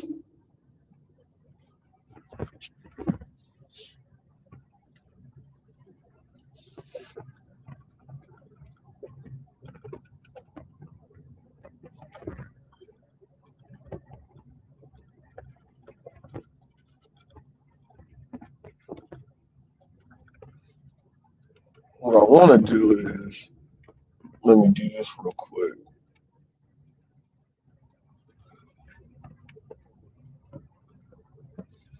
They're like, dang, Floyd's house sits like, yeah, people, it's crazy how it looks. It's crazy how it looks. You don't even know that, like, you got regular condos and townhomes here, and then you just make a left down the street, and the houses turn into the White House. And it's hidden.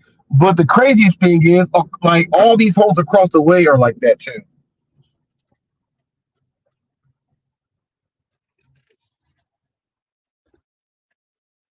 Let me see something real quick.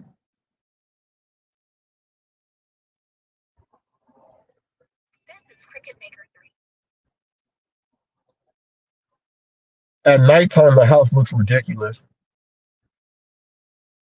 It looks just ridiculous at night.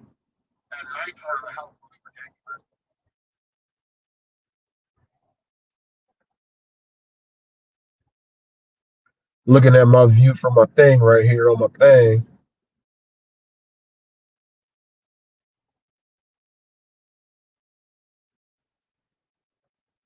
Oh, Eric, I didn't have you as a moderator. My fault, G. I support your get down, G.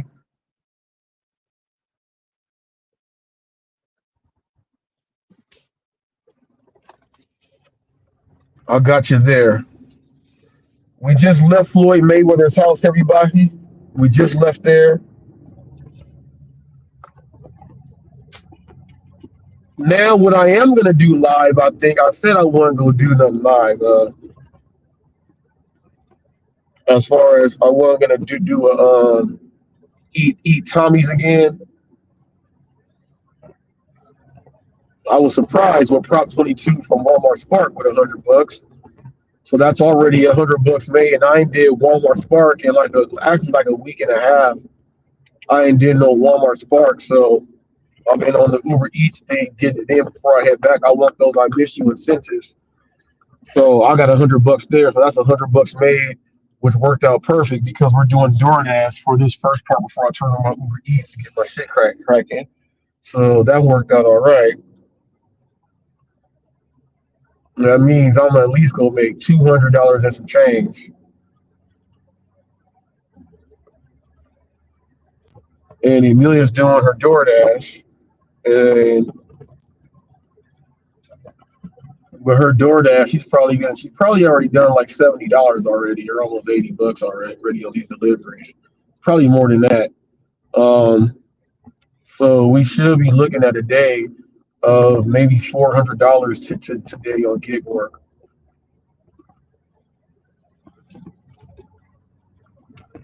And that's not counting DoorDash Prop 22. The DoorDash Prop 22 comes in every Monday.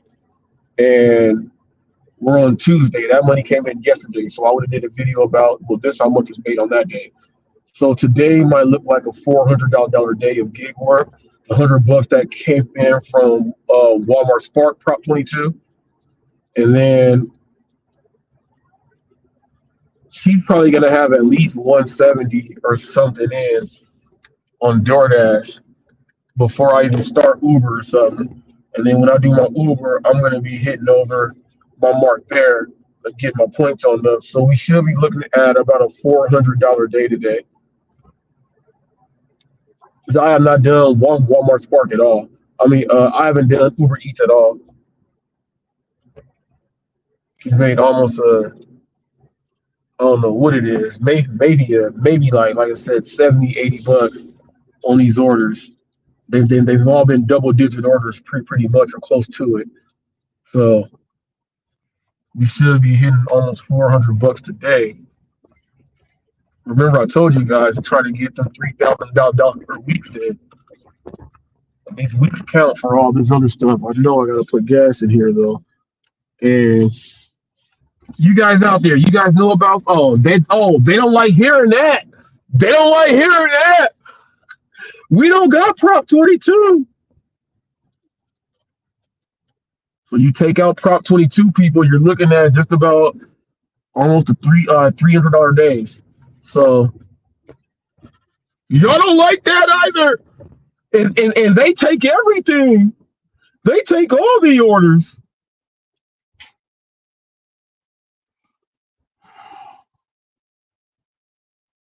Got the gas right here.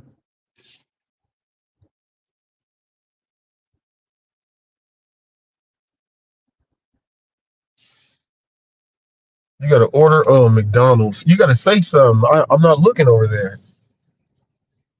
You got to say something. Yeah, but you got to say something. No, I'm in the same parking lot. I'm gonna get gas right here. I'm gonna do it like this. Let me put this on Cash App. Let me go ahead and do this on Cash App. Let's add.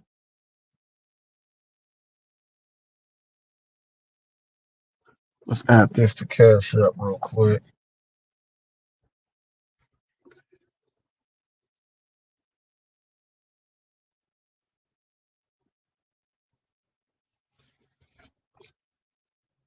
I gotta reverse that.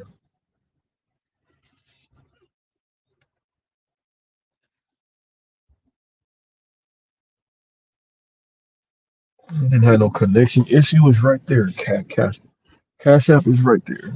But damn connection issues. I see it. Let's add this on the Cash App. Now,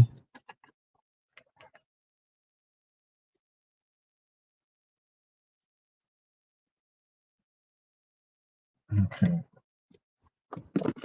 That does that. So I will be right back.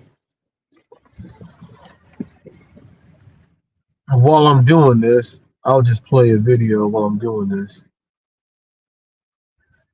What up, Robert Reese? Robert Reese with Hot Facts. That's my man right there. Hey, he always be hitting us up with the news and the latest. And he keeps everybody informed about the gig industry, like all of the different gig tubers, everything that's going on with everybody. He's really up to speed on a lot of things. So if you don't want to channel hop a whole lot, just look at his channel for about, 10, 15 minutes, kind of look at a few of his videos. And all of a sudden, yep, you'll realize what everything was going on in the gig industry. He be on top of it, man.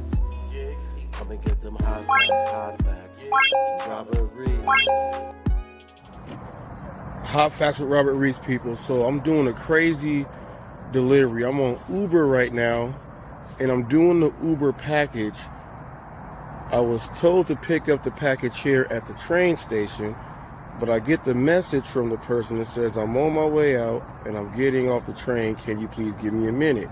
This sounds like a ride share question for someone trying to get a ride home, but I do package delivery. I hope this person don't think he's the package because he's not getting in my car. Let's see how this turns out. Now, the only thing about these package deliveries is, you don't know exactly what you're going to be getting. I don't know never if it's going to be drugs or anything. So you don't know that when you're dealing with Uber or whatever. So one scenario could be they're smuggling something and they're going to give me a package. And he's going to come off the train, so they weren't being followed or anything. That's just me thinking about movies and stuff. The next one is, I think he went to order a ride share, and on the thing he hit package, and he's thinking he can still get a ride. He's not getting in my car because a human is not a package. Train should be here in about 2 minutes. I can hear it. We about to go down there and see. You hear the train? It's coming.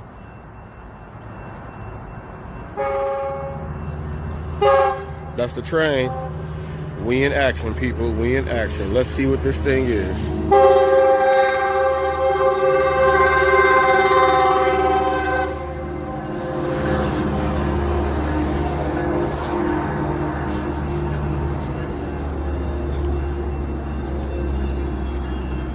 I don't know what this could be. I've never got a delivery like this. Luckily, I'm here before the guy. This seems very sketchy.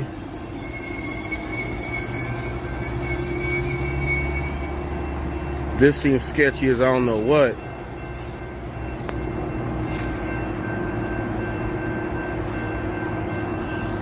But about to see what's going down. I got on a big yellow vest.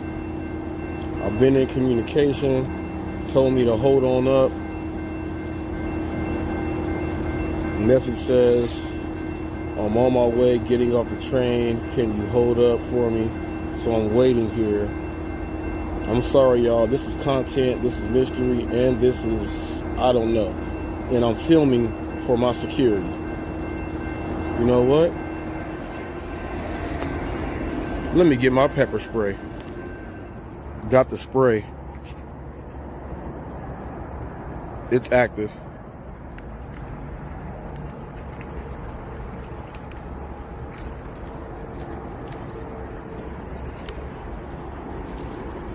I'm about to see what this is.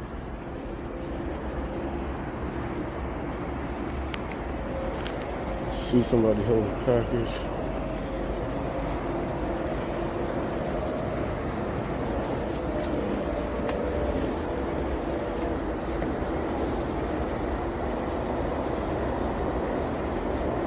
gonna send a message. Standing at top of staircase.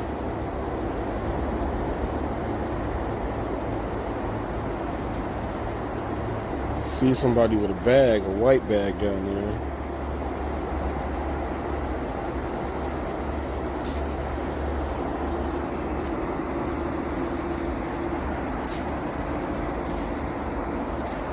Let's see. Nope. Nope. I don't see a Zacharias. I see a text message. You Zacharias? He's on his phone. I don't know. Hey, you waiting on the Uber? Oh. Okay, okay. Yeah. Okay, okay. Go look at man. You look like Earl Watson, G. Huh? You look like Earl Watson. Earl Watson, basketball player, UCLA, NBA legend. Huh? Point guard. Yeah, he was a point guard. He might have played there for a little bit. Now you talking about David Wesley. No, you don't look like David Wesley. No. That's not even. Yeah, Earl Watson.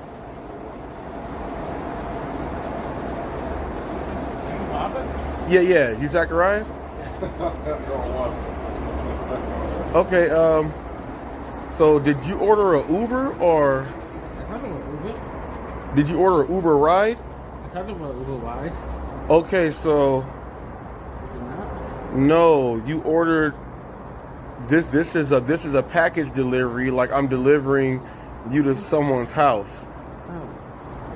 So I would not be able to do the ride share for you there. So you would have to order an Uber ride because I'm doing it like it's Uber Eats. How do I change it? Okay, so let me see. So I gotta go like this. Let me see. Trip support. If it cancels it? I'm gonna hit the okay. Let's see.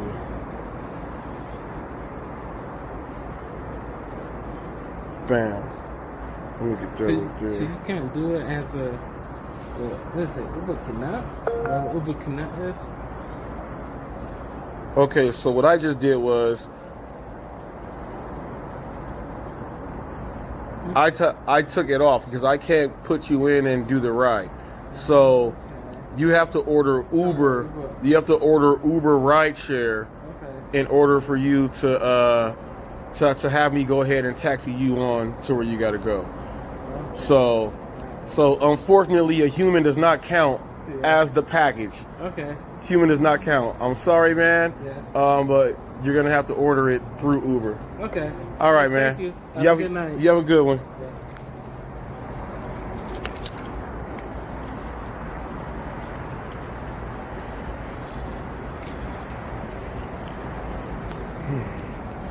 Well, people, I didn't have to use the pepper spray, and he tried to order himself as a package to get ride share home because it was cheaper than ordering Uber by itself. I knew something was fishy. I had to film this content for y'all. Leave a comment.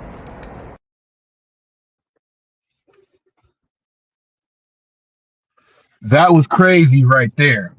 I kind of want to leave it like this, facing the hours, but I don't like it like that.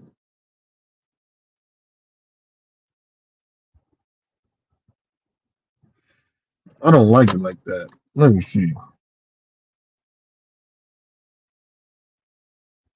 Let me switch this thing back. You know that I don't never do live streams this long? I consider them pointless. Like all the way pointless.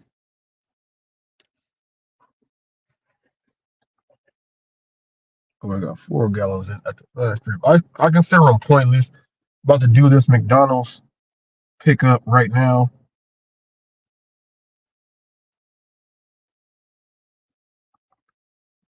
Got a DoorDash. No, no, Woody Million's ordering on McDonald's. I have no idea what she's ordering. She's gonna have it so she gets to order and DoorDash at the same time. That's pretty much what's gonna happen there. Barbecue sauce, because you get it sweet and sour. But I like the mustard one. Those go good with fries.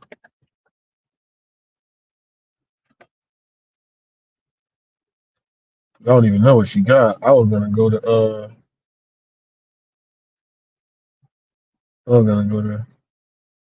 Shirley's. But pull them shorts down. Look at this dude right here. Look at this dude right here. Look at this dude. He gave a look. He gave a look. He gave a look. Oh wow.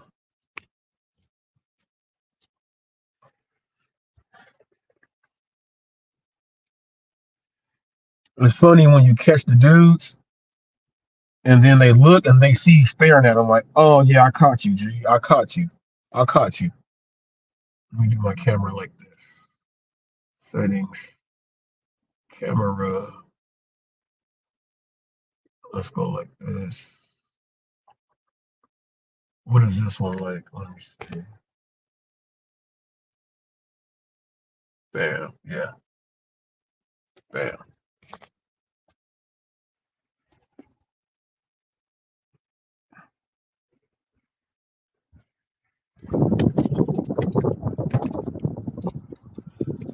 Remember, going live tomorrow with Team HotFacts. We back in the building. We back in the building. We ain't no drama crew.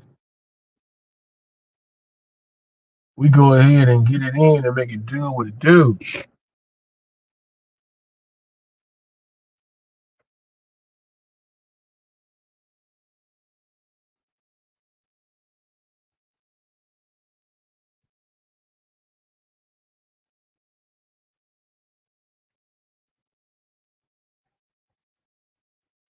She about to be in there for a little bit.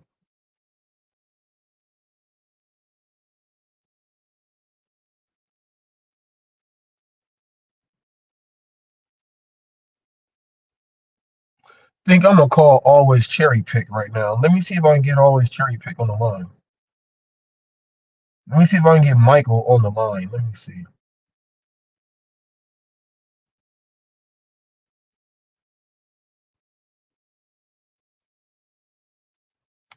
Let me see if I can get Michael on the line.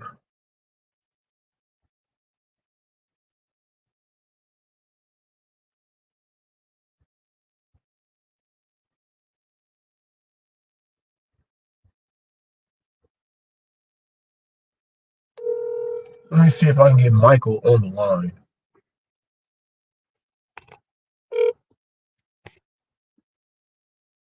Please leave your message. He's probably watching right now and said, this fucker, he went straight to voicemail. He watching me right now. He went straight to voicemail. He like, you ain't finna put me on line. You sent me a message too. Let me see what the message is. Let me see.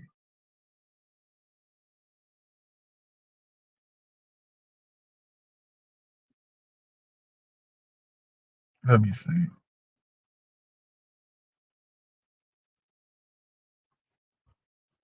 What the hell did it say, Cherry Pick?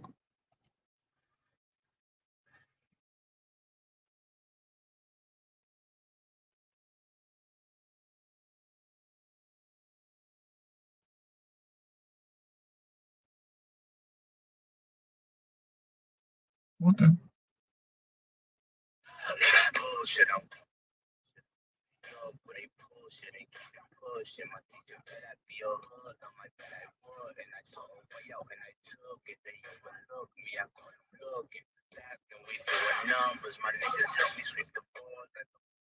Oh, hey, Cherry Pick ain't playing, y'all. Cherry ain't playing. He ain't playing, y'all. Cherry. Come on, G.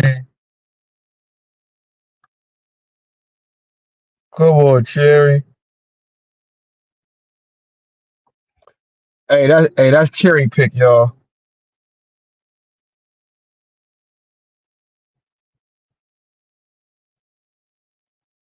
That's Cherry Pick. Cherry Pick is angry. Cherry is angry, y'all. I tried to call him on the air for y'all, but he did not want to come on the air. He hung up after the first ring. But as y'all saw, he not playing. He not playing. He said he coming for Heidi and Cray and all them. That's what it said in that video. Cherry's not playing. I thought I might be able to get him online. But tomorrow, 10 a.m. Pacific Standard Time, you'll see Hulk Smash, TFT, and Hot Facts. Robert Reese will be up here going over some things with decisions in life and all that other stuff, choices and all the other stuff. We'll be breaking that down from the gig world to regular life and just things in general that are going on. We'll have that on tomorrow at 10 a.m. That is going to be a good one. Good one. Good one. A good one. You don't even know that that's my song that I do. Come on, car, move. Move. What are you waiting on me for?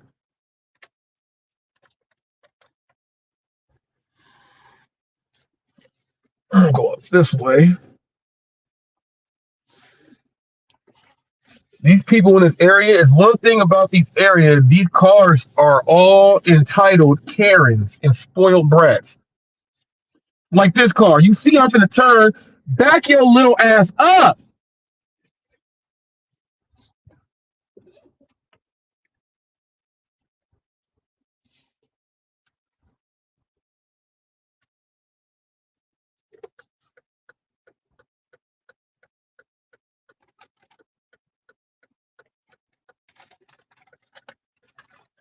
Ah, these cars. McDonald's is not even cracking like that. What did you get? She got some fries. Yeah, but why'd you get fries if you don't want to eat McDonald's? What snack? I haven't eaten nothing. That's not no snack. You got the Starbucks. That's your snack. Starbuckers. Oh, I had this guy I was supposed to have on camera. I gave it to his ass at Starbucks. He come driving in the little fast ass Nissan 240ZX going 18,000 miles an hour. Honks his horn at me when I'm already where I am because he's driving so fast with a Starbucks. I park my car and I get out and I'll go wait for him to get out the Starbucks drive-thru line. And I scare him like I was recording him and telling him that, you don't do all that. You don't drive that fast in Starbucks, in the parking lot to go fast at Starbucks. This was a guy Starbucker. Starbuckers have no conscience. None. They're evil people. If you're a Starbucker, you're really evil. You don't care. You block people in. You do all type of crazy stuff because you're a Starbucker. Yep, you're evil too. You guys looking for the best barbecue in Moreno Valley? Go ahead, head on over and try some of this Reese's BBQ. 951-999-2615. Plate includes 3 ribs, 1 hot link, baked beans, potato salad, and white bread going down for $20. Great food, great prices, guarantee you come back for more. And it's all been blessed by God, people. Y'all come on down and let them know you're stopping by because of Hot Facts with Robert Reese. If you mention my name, people, you get a discount on me. See you guys soon. Come get this barbecue.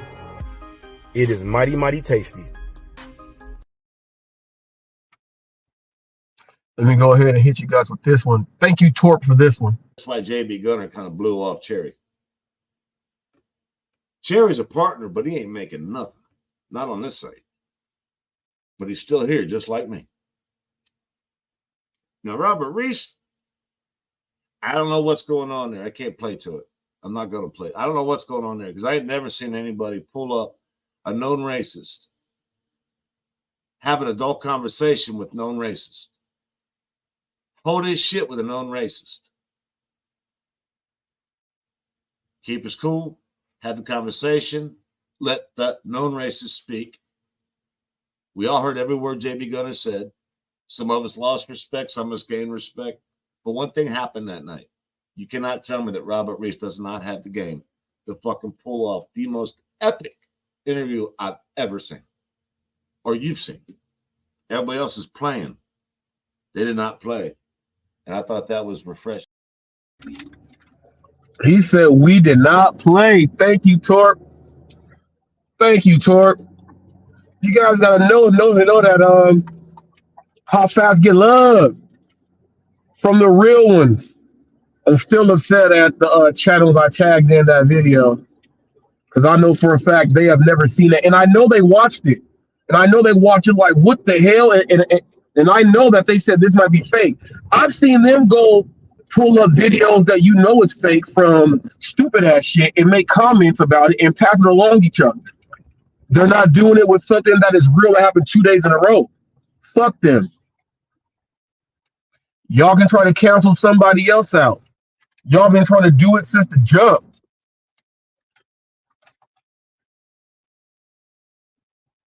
Come on, this ain't crisscross.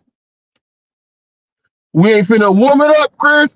I'm about to warm it up, Chris. That's what I was born to do. We ain't doing jump. The Mac Daddy make you jump. We ain't telling y'all to jump ship. I ain't telling y'all to do none of that. As a matter of fact, listen to my intro.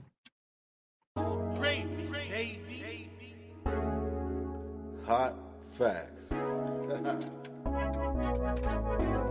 with Robert Reese. With Robert Reese. Come and get them hot facts.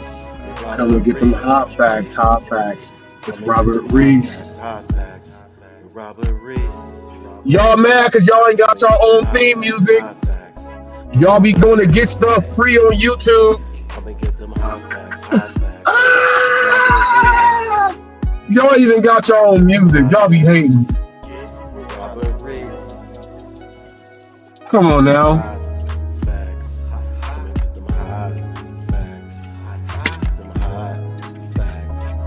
Come and get them hot facts with Robert Reese. Canyon Chris. Come and get them hot facts with Robert Reese. Hot facts.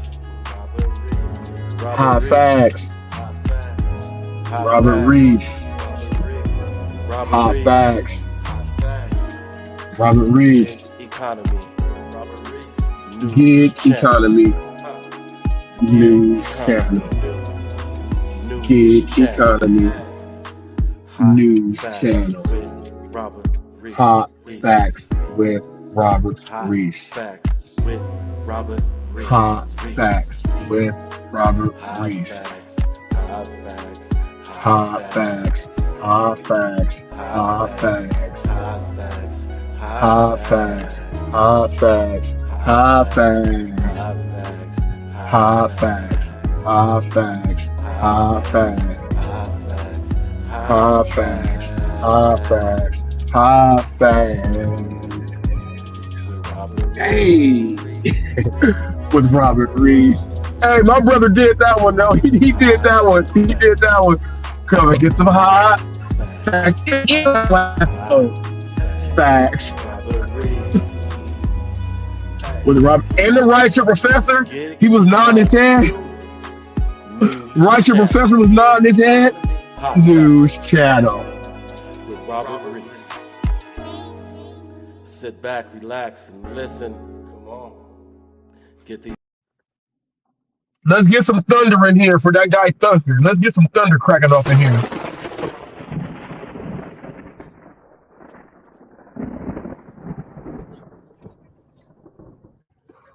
Who's afraid of thunder? Get some thunders. All right, yeah. Let's bring some joy and light. Let's hear some birds chirping in here. I gotta turn around right here. Let's hear them birds chirping right there. Ooh, we got birds chirping. We got everything. I got everything.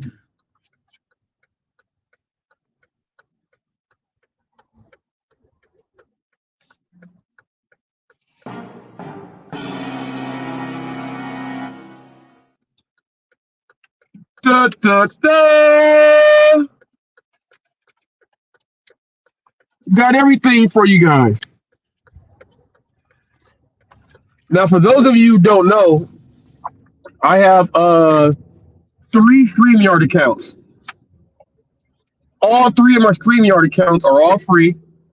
I have unlimited, so I ain't gotta pay the money. And I have all my stuff uploaded on each one. So I don't gotta spend money to go ahead and pay for all the rest. So I only pay every now and then when I want my logo to be up here in the my logo will show. So I ain't gotta.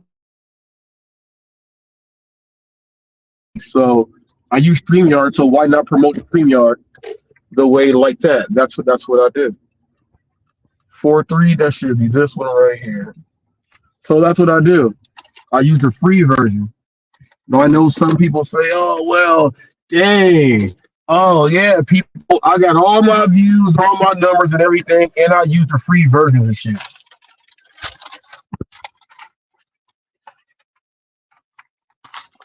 I'm loving it. Ba-da-ba-ba-ba.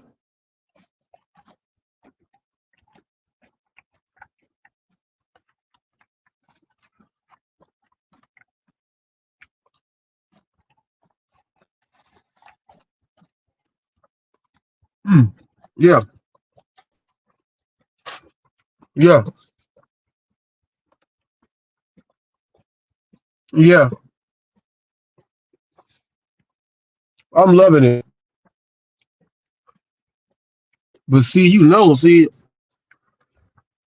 80-20 rule. You people, 80-20 rule. You do your thing 80% of the time, you can go ahead and eat you some. I'm gonna say something that's gonna get some people mad. It's a lot of big people who are out of shape in the gig space. I watch your videos.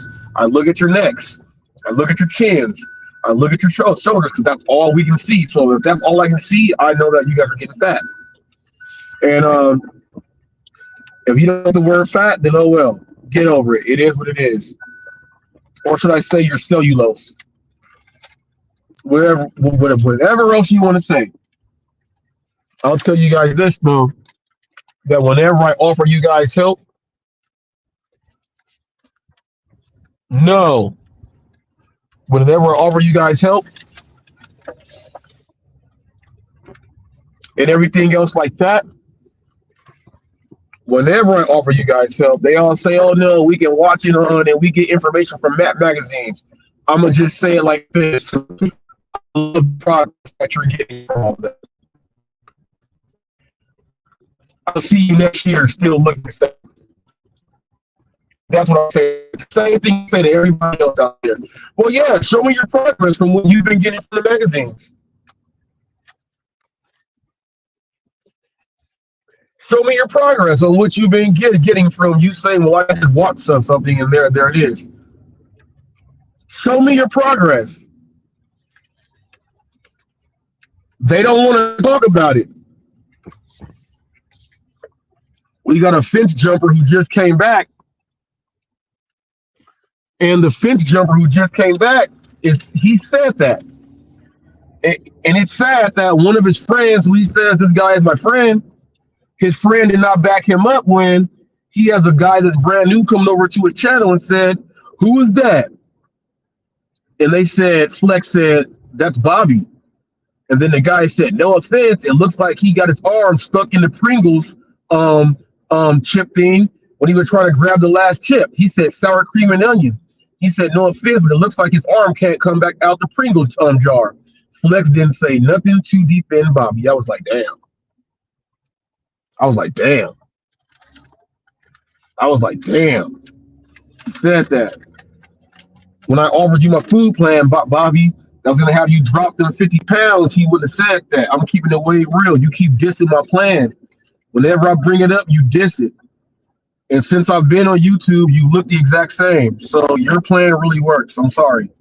I got to be brutally honest. Your plan has been working. I heard him say, I've been walking and I do stuff like that. Man, you 40 years old. You've been walking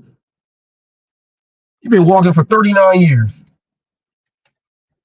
Keep walking.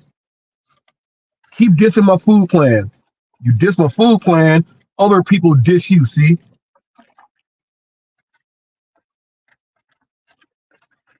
Polar Pop, Powerade, red Powerade in my Polar Pop. Powerade. You keep dissing my food plan, then people that be dissing you, I be feeling like speaking up for you, but I can't because you turned down my food plan and you be dissing me. You don't think it works.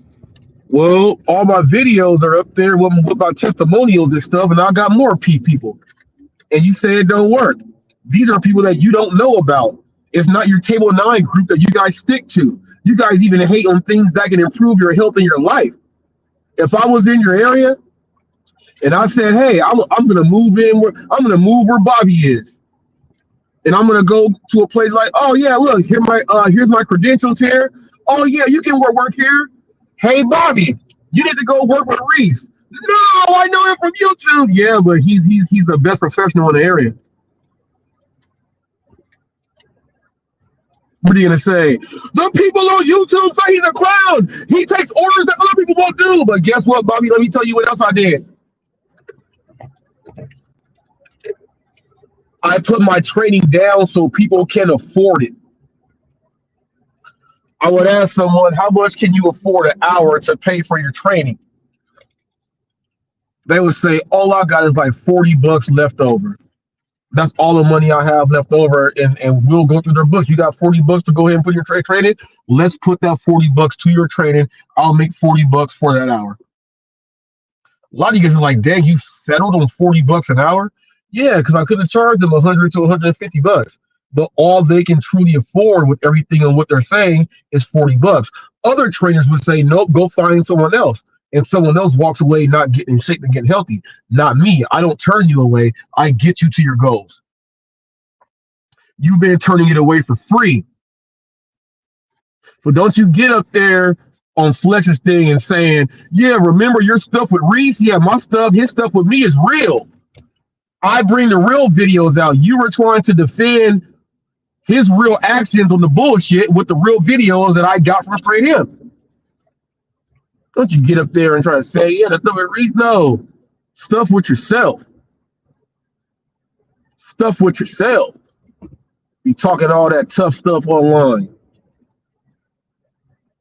I can say whatever I want. Yeah, you can. You can say whatever you want. And every time you say whatever you want and you keep telling people I'm doing what I want to do on my own pace, it's been a whole year and some change. Mama Wells is always going so far. It's going to take forever. You can take it if you want to. I'm at my own pace. You've been on this whole same pace since I've been here, and which means that you've been on this same pace before you were on YouTube here, which means you've been on that same pace. You didn't just put on all that weight overnight.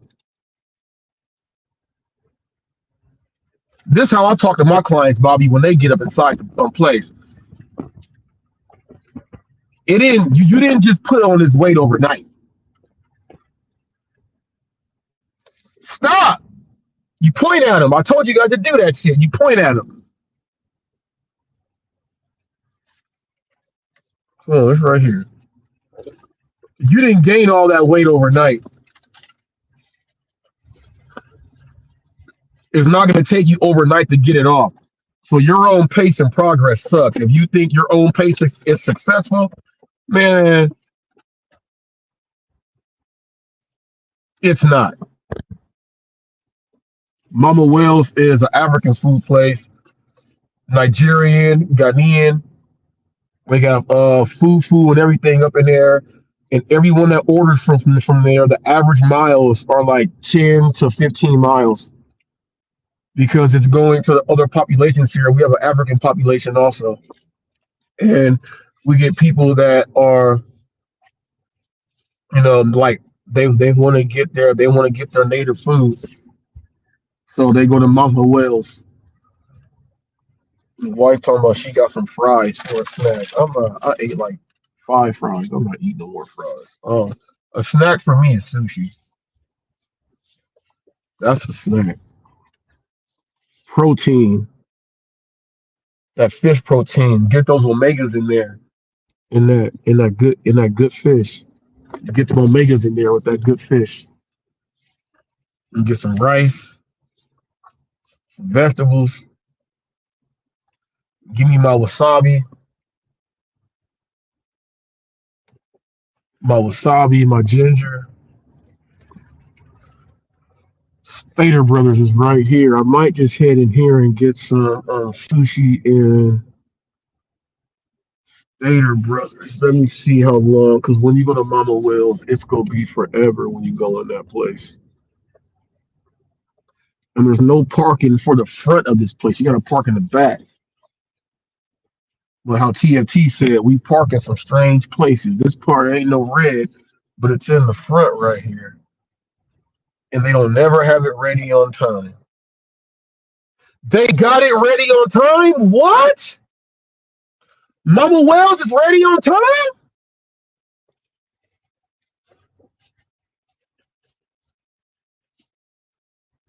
Mama Wells is ready on time, y'all.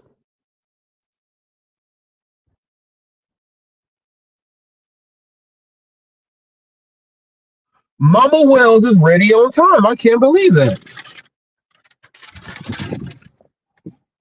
We up in Riverside with Mama Wells. They ready on time. It's only been ready for me one time on time. You got to wait for there because it's African food. And people don't think. They were closed for lunch, but she said that they're still taking DoorDash. Yeah, they take the doors are locked, and when you come, they'll come and open it and give it to you. Yeah, Mama Wells, y'all. People don't think that when you hear African food, you think it's all the same. Africa has different countries in the continent. So if you eat African food from one spot, that don't mean it tastes the same in the other spot.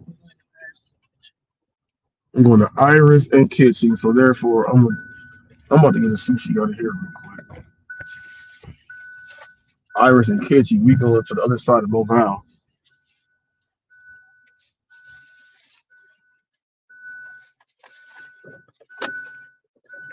I'm gonna do this. Give me one quick sec, y'all.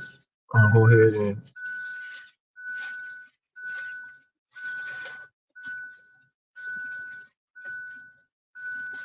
They're like, dang, he got on Bobby. I get on everybody that sends shots low key.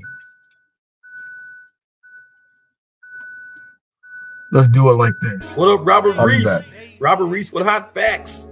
That's my man right there. Hey, he always be hitting us up with the news and the latest.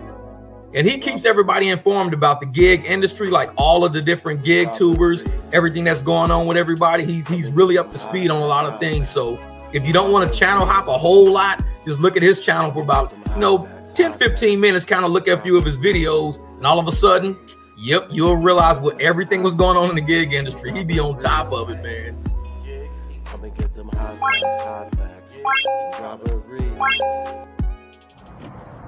Hot Facts with Robert Reese, people. So I'm doing a crazy delivery. I'm on Uber right now, and I'm doing the Uber package.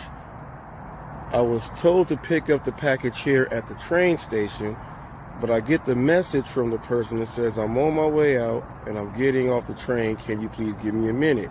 This sounds like a ride share question for someone trying to get a ride home, but I do package delivery. I hope this person don't think he's the package because he's not getting in my car. Let's see how this turns out.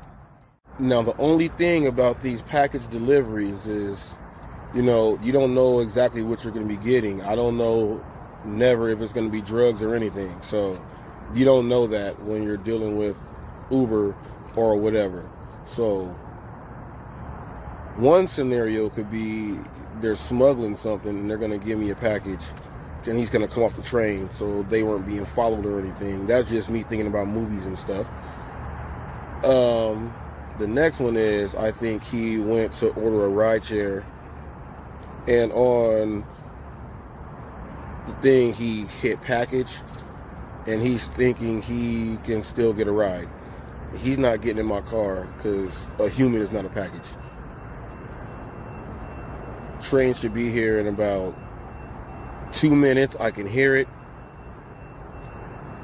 We about to go down there and see. You hear the train? It's coming.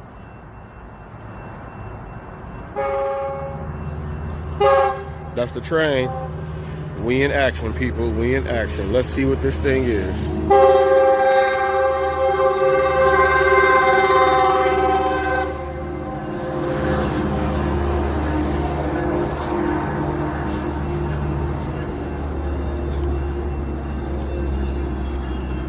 I don't know what this could be. I've never got a delivery like this. Luckily, I'm here before the guy. This seems very sketchy.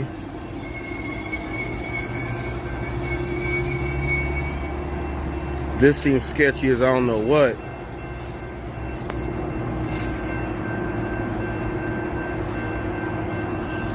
But about to see what's going down. I got on a big yellow vest. I've been in communication. Told me to hold on up. Message says, I'm on my way, getting off the train. Can you hold up for me? So I'm waiting here.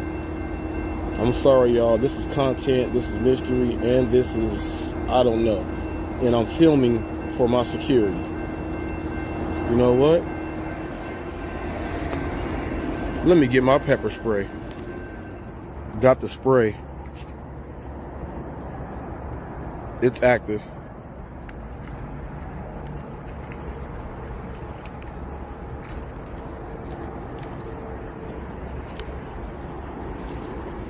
I'm about to see what this is.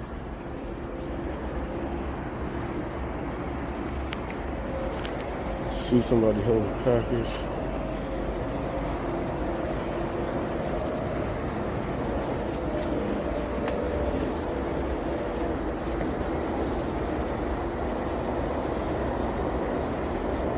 I'm gonna send a message. Standing at top of staircase.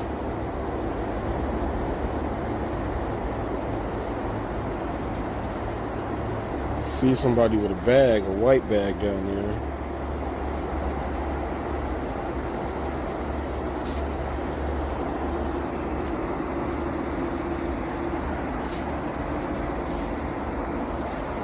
Let's see. Nope. Nope. I don't see a Zacharias. I see a text message. You Zacharias? He's on his phone. I don't know.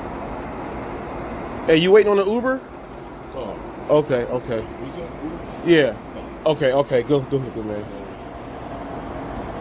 You look like Earl Watson, G.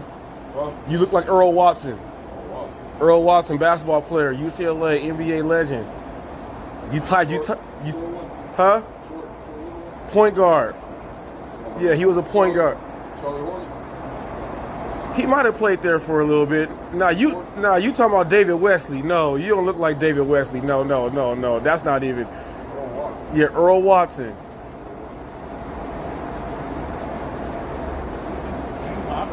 Yeah. You Zachariah? Okay, so did you order an Uber or? Did you order an Uber ride? I thought about Uber ride. Okay, so. No, you ordered. This is a package delivery. Like I'm delivering you to someone's house. Oh. So, I would not be able to do the ride share for you there. So okay. you would have to order. You would have to order a Uber ride because okay. I'm doing it like it's Uber Eats. How do I change it? Okay, so let me see. So I gotta go like this. Let me see. Trip support. Cancel it? I'm gonna hit the okay. Let's see.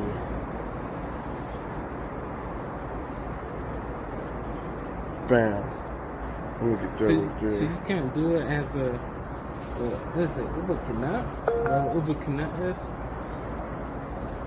Okay, so what I just did was I took it off because I can't put you in and do the ride. So you have to order Uber. You have to order Uber rideshare in order for you to have me go ahead. Bam. I think I'm back. Let me see. Audio.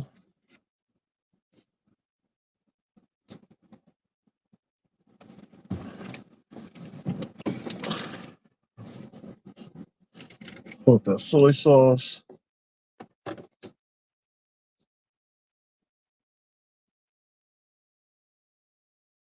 All right, gotta go to Iris and Kitchen. Huh? All right. Dang, that's going all the way back. That's going all the way back to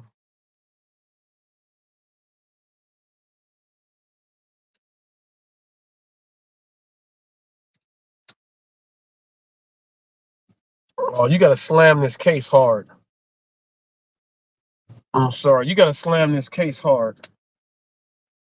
For it to do its thing, I gotta put these things in there hard. So we gotta go all the way from this zone to the other zone to where is our sub zone, my original sub zone where I like to stay in. That's so small. We're going all the way back there. Someone ordered from here all the way back there. So we're gonna go ahead and do this. Drop this thing off. But as you guys saw, Emilia got some French fries. Talking about a snack. I told you guys my snack is more like sushi. That's more like my snack right there. Because I'll tell you this, I'm not even going to be using these, even though I want to. I'll put these like this. Put those right there. You like them? What's wrong? And you know, I don't know if you guys watch Dragon Ball Z. You guys know that Goku and Vegeta and Piccolo and what's the oh my goodness, he's the king of all the realms. The cat dude.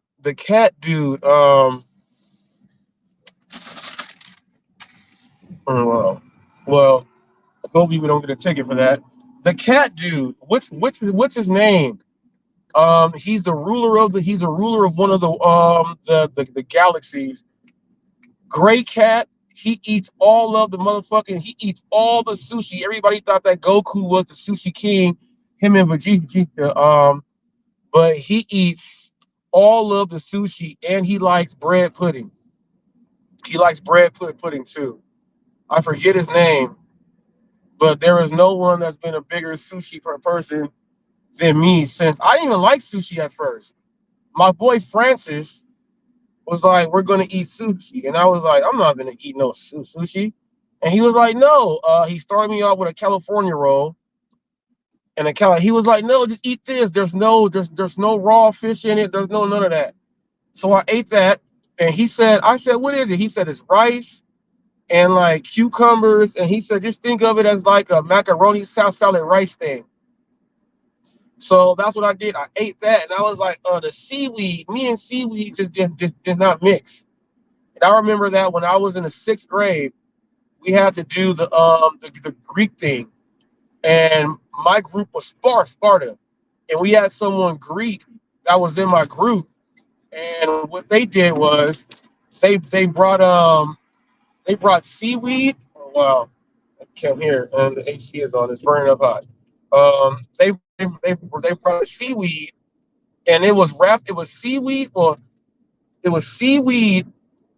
on this rice and stuff. But I think it was like one thing was like grape something, and one thing was seaweed.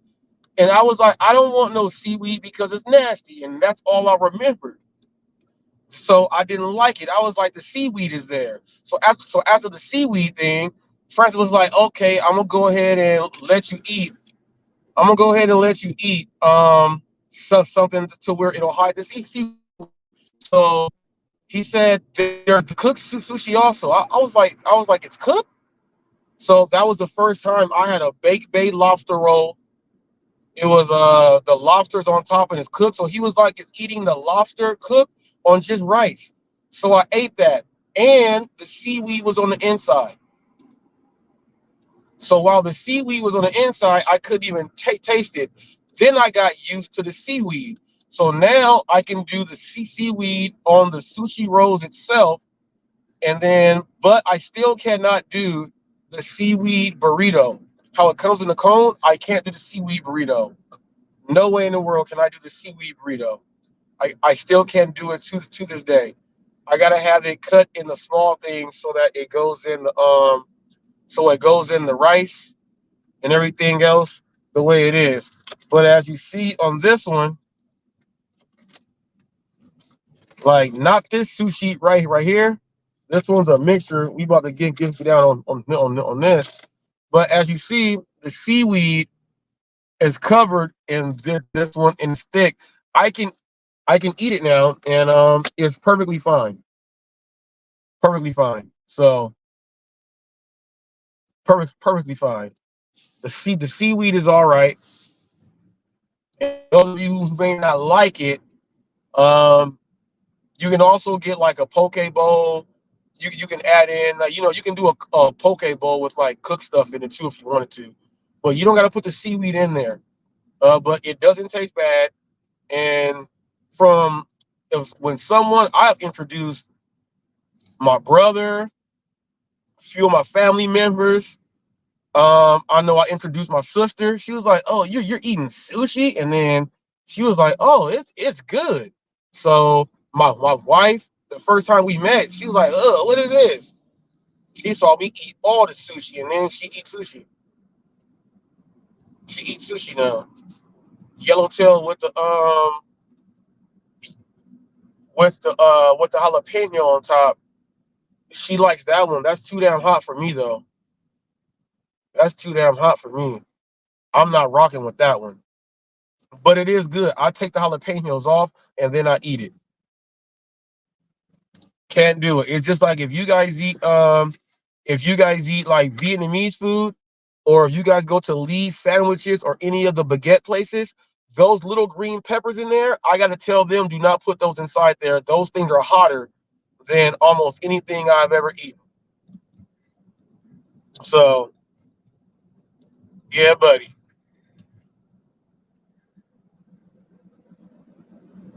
So I had to go get me a snack of sushi. McDonald's fries is not enough.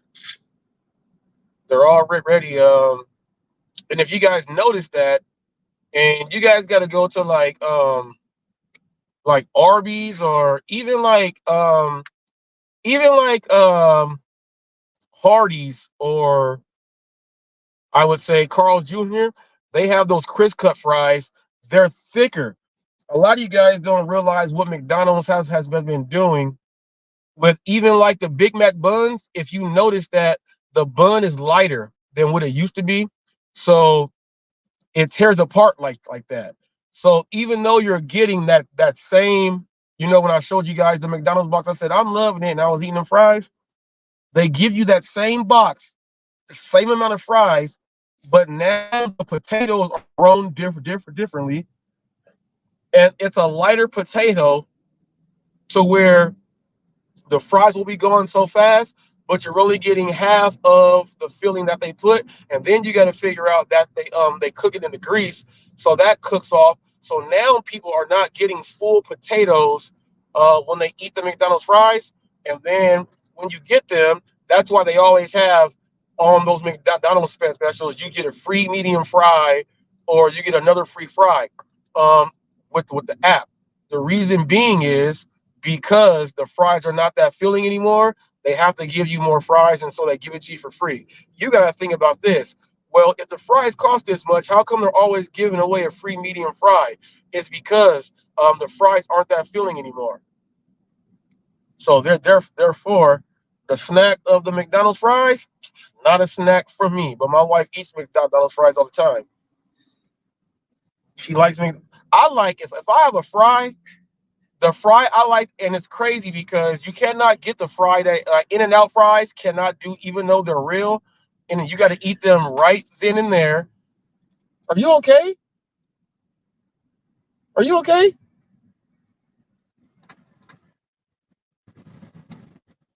I like to eat a fry that is all right, so it has to be almost like all right, Five Guys fries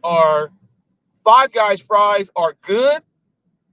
They're good because that's why it takes them so long to cook those fries. Their fries are good, but just like In-N-Out, you got to eat those fries like right then and there too. You got to eat those fries like right then and there. I like a good homemade fry, which is why people Shakey's and Round Table and places that have the mojos, those places right there will never go out. Those fries are like the best. Now, even this, potato wedges. I like potato wedges, right? But I don't need a whole bunch of potato wedges. I only need like 3 or 4 potato wedges and give them crispy on the outside and let them smush on the inside. That's how I like my potato wedges. Now, if you give someone potato wedges and they eat the whole large old thing and then they eat their full out meal, that person got an eating problem. Those things are so huge. Or I don't know if you guys got out here. We have like Five Guys, not Five Guys. We have Farmer Boys, and on Farmer Boys, you can go order zucchini. The zucchini is so large that all they gotta give you is just one stick. Whoever eats all the sticks of zucchini from Farmer Boys, there's something wrong with you. They give you the whole zucchini thing like this long, and they give you like 8 of them. Can't do it. Can't do that. Just give me one of those, and I could chop that up or just bite it in the sections on where it goes, and then you're all the way good.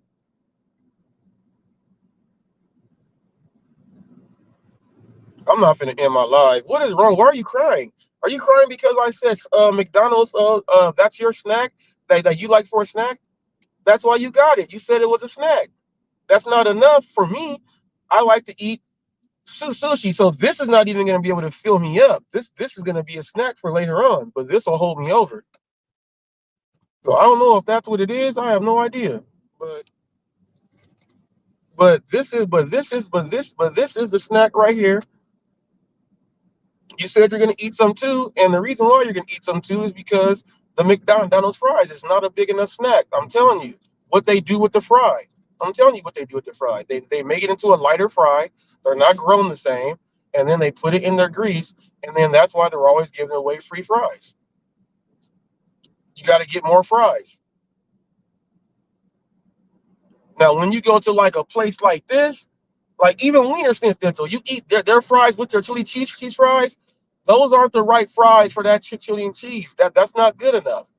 It's not good enough. Now, if you go to our burger and you get their natural cut, big, thick steak fries, that's not as long as the steak fries, but you know those fries there. You get those fries there.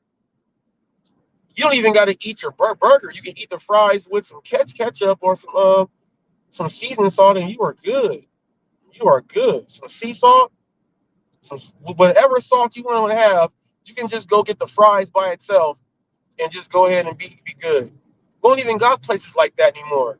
We used to go to Tomboys when I was like in junior high school.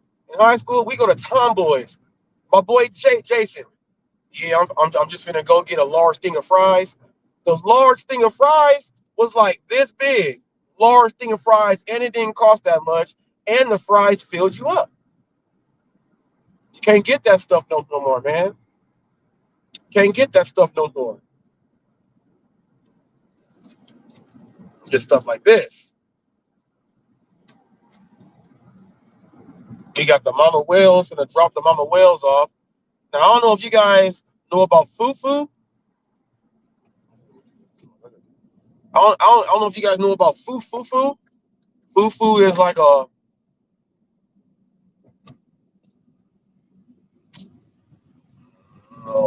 I should have went straight. I'm gonna go straight. Kitchen is up there. I'm gonna go straight. Are they gonna let me in? Yes, they gonna let me in. I was in the wrong lane. These people up here be holding up these signs saying that someone died for donations at the stoplights. They're scamming people. They are scamming people. They are scamming people. Don't be giving money to everybody out there. The only time you know it's real is when you see like a whole bunch of people with the signs and they're doing for a car wash, but you see the car wash across the street, or you'll see a bunch of people that's together trying to raise money for the funeral. Whenever you see one person out there and they're like, oh, we raising money for the funeral, and they're walking in between the lines, people, I'm telling you, they're doing that to so that you can give up all your money. And it's a scam. There was a lady by the Day Street by where Moreno Valley and Riverside meets. There's a there's a pass there, and where the light is, they're making signs saying, I'm pregnant. But you can all the way look at the person and see there ain't nothing wrong with you. But they're putting things like I'm pregnant in order for people to give them money. Straight scam. And I know where they're getting that from too. We got people that come up here, and I don't want to be pointing out people like it's all of them, but we have a gypsy population here. And the gypsy population here, some of these people push their strollers up. They'll have the little kid in the stroller the whole time with a sign with all of this heartfelt hardship stuff on the sign, and they sit there all day. People bring them over like value meals from fast food places and everything, and then they leave. They get in their car, they leave. So now we have people that could be doing it as scams. We got like the regular panhandlers in competition with the people doing it as someone died, a car wash or something else like that. And then you have you got the gypsies that's having like they have their kid out there and everything. And then you'll see them go get in their car. They don't go get on the bus. They go get in their car and drive off. We even got at the gas stations here. At the gas stations, we have people that they stand in the gas station and all they do is work in teams. And they always say that they have their car sitting there off, taking up a gas pump, and then they say, well, I need some gas money, and they ask everyone for help. And after they get kicked out or they're done at one gas station, they go to the next one, and they do it in areas all around the town. The same group. And you got people dumb enough that go and give them gas money. But then the people start seeing them like every day, and they start saying, oh, wow, they're here all the time. Yeah, they're running game. They're scamming you. They're running game. You don't go give them the money. The craziest thing is that the police officers know, but they have bigger and better things to do than stopping people asking for gas at the gas station. Because what if someone says, well, hey, let me check your gas tank and see if it's really low. All right. You know what that does? They may have their gas tank low purposely so that if someone does want to check, they're all good. And they get that money. But they do it every day. They work in a team. See, people, I'm putting this soy sauce. I'm putting this soy sauce on here.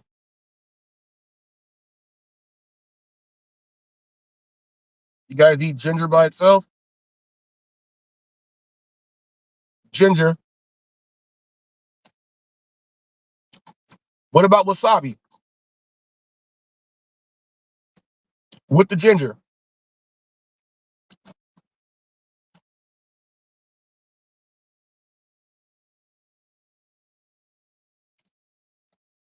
Now watch this. I normally spread the wasabi out. All of it.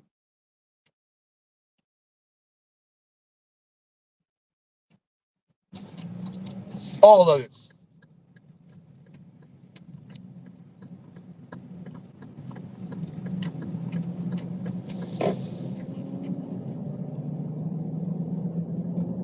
We got the high school. Let me see.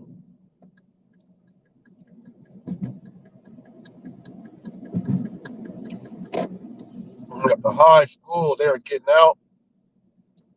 Football season is in. High school football, college football, everything is in. Look at this, man. Come on, G.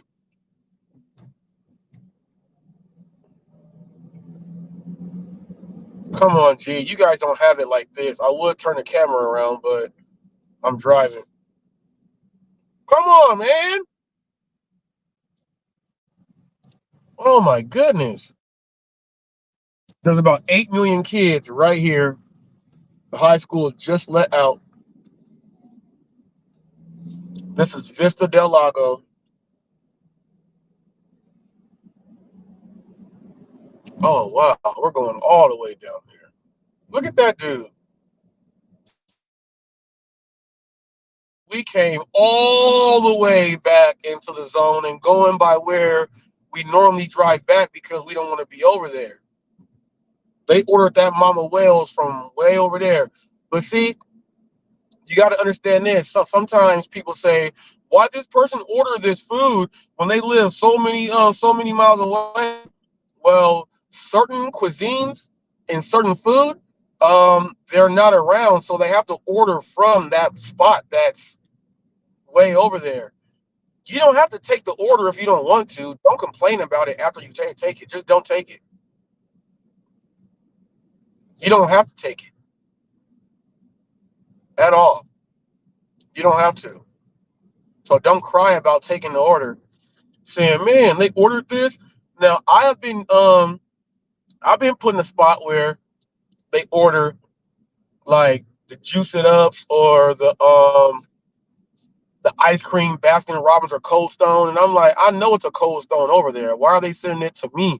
Maybe all those drivers are turning it down, and then they sent it to me. Hold up, I got a guess. Let me see. Jeff Thomas Black. Jeff Thomas Black. JTB. Yeah. Hey. Oh my goodness. JTB in the building. What's up, man? How you doing, my brother? Man, I was like, Jeff is back. He's sending me emails about this and this going on. I said he's coming back. JTB, coming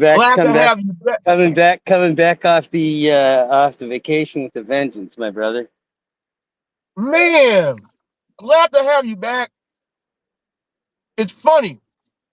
We got people now who never knew about who you were, who are like, I saw this guy named Jeff Thomas Black. Who is he? He's talking about this other stuff. Nobody. And I'm like, you gotta watch him, man. I got a lot of shows. I got a lot of damn shows you can watch if you want to go watch a couple shows. That is for sure. I think I did 120 days of a morning show in a row or something like that after Glitchgate. Something like that. With the great Glitch Dash and the great Brian C of DoorDash Sucks and the great Robert Reese and the great Torpino, Torp and a lot of other truth tellers. We kicked some ass. We took some names. We had a really good time. We all needed a damn break. So all right. I got to get back into my journalist mode now, people. This is Jeff Thomas Black, one of my favorites. So what sparked the comeback? What did you see that said I need to come back now? What was it? What happened? Nothing. It's all been part of the same process. I just came out of the holidays and into this new year feeling in a lot of pain, very tired, out of shape, and very dispirited about what's going on in the world, as well as the way that I've been taking care of my own body and spirit. You know, I live in poverty, as we all do, but even in poverty, we have to do the proper self-care. And sometimes we get really into grinding and sacrificing for the cause, and you know that works Good for a to see while. you. But we all have to reset the machine, man.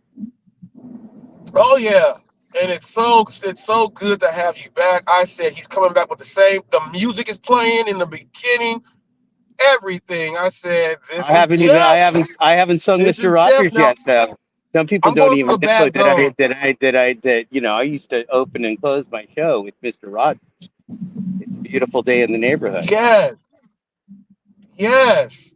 A faithful Now rendition, let me ask you if I this. may. Let me ask you this. Since you're back and things, obviously you've seen things that were going on. Was there anything in particular that you were watching or noticed that said, "What the hell's going on with this community now?" Yeah, absolutely. I'm going. I've never stopped watching. I've never stopped paying attention and caring. I've never stopped communicating with you, my friends, and watching you, Robert, and watching Brian and Glitch Dash and Pop and Jeff Uber, Jeep Arizona, now Mike Drop Barbecue, right? Dropping in and saying hi and seeing what's going on. But also, what I needed to process is all of the information that we know, all the things that we prove to each other, all the truths that we have and share. And yet we're still breaking through and toiling in app slavery, and our wages and compensation are getting lower, not higher. And so one has to ask, why is that, right? What is it that we're doing that we could do differently? Hold on one second. I'm in a bad zone right now. I'm in a bad zone. Yeah, you're fine. You're fine. Am I here okay? So Robert, what I needed to do was reflect back on the work that I'd done and look at how do I put that together to get it out to the right audience, the bigger audience, the larger audience, and how do I sustain my body and spirit to be able to do that? And the first thing I had to do was just get physically healthy and strong again and not be in pain and not be confused by the things that happen when all of that stuff piles up on you and you just don't have the resources to take care of yourself properly. So that's one of the things I do. It's one of the things everybody has to do, man. It's just part of life, and sometimes we go in cycles where we're a little bit harder on ourselves, and then we have to take some recovery time and all that kind of stuff. And so as I have felt better and better this year, I've just been kind of pretending I'm in training camp for football season coming up. Just trying to get ready for whatever's to come. I don't know what it's going to be, but I'm getting ready for it. And sure enough, it kind of came. I wrote a few different articles, very inspired after I went on a camping trip with my son. And then I met a producer named Patrick Lovell, who is has the great work of The Con that shows $71 trillion of fraud, the reason that you and I and everybody else in America has had our wealth stolen. And so he is helping me to get a couple. I probably have about 5, but what I'd like to get is 2 books published this year.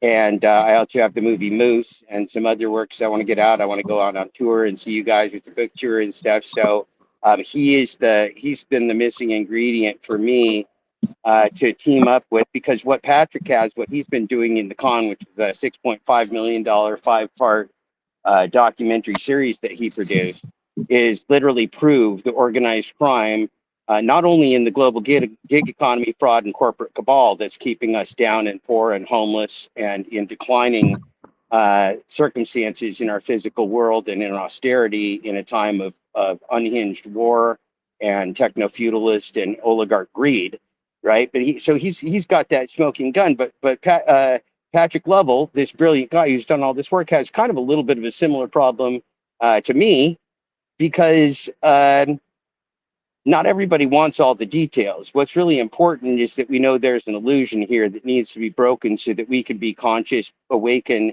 and be free and knowledgeable of what's going on, so that we're not the chosen victims of this system, whether it's being chosen victims of housing systems, chosen victims of app slavery, or chosen victims of employment systems, or chosen victims of war. It doesn't matter. We're the fucking chosen victims. Everybody watching this stream, unless our asshole friend Oracle Fast Money Trader is in here, everybody watching this stream is a chosen victim. Okay? If you're driving a Lamborghini, you're not a chosen victim. Congratulations to you. And by the way, if you are driving a Lamborghini, you did nothing to earn that.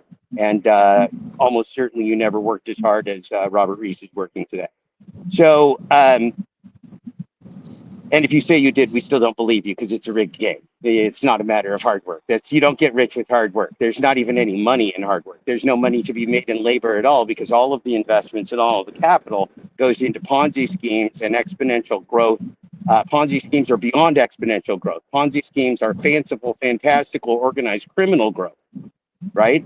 And so that is what that's what got me all fired up now, is that I'm working with somebody that I believe I can collaborate with as a speaker and as a writer, and on the road talking to you guys with movies and books and stuff, because my theory is that we win, you win, the human race wins by individual collective action. That's you. That's what you're doing. That's also me and what I'm doing, but I'm just one person. You're one person. It's everybody that's watching, everybody that's listening, everybody that watches Patrick's work. It's that individual collective action in the present moment that'll make a difference. And so what I've been retraining myself in, I guess you could say, is the present moment.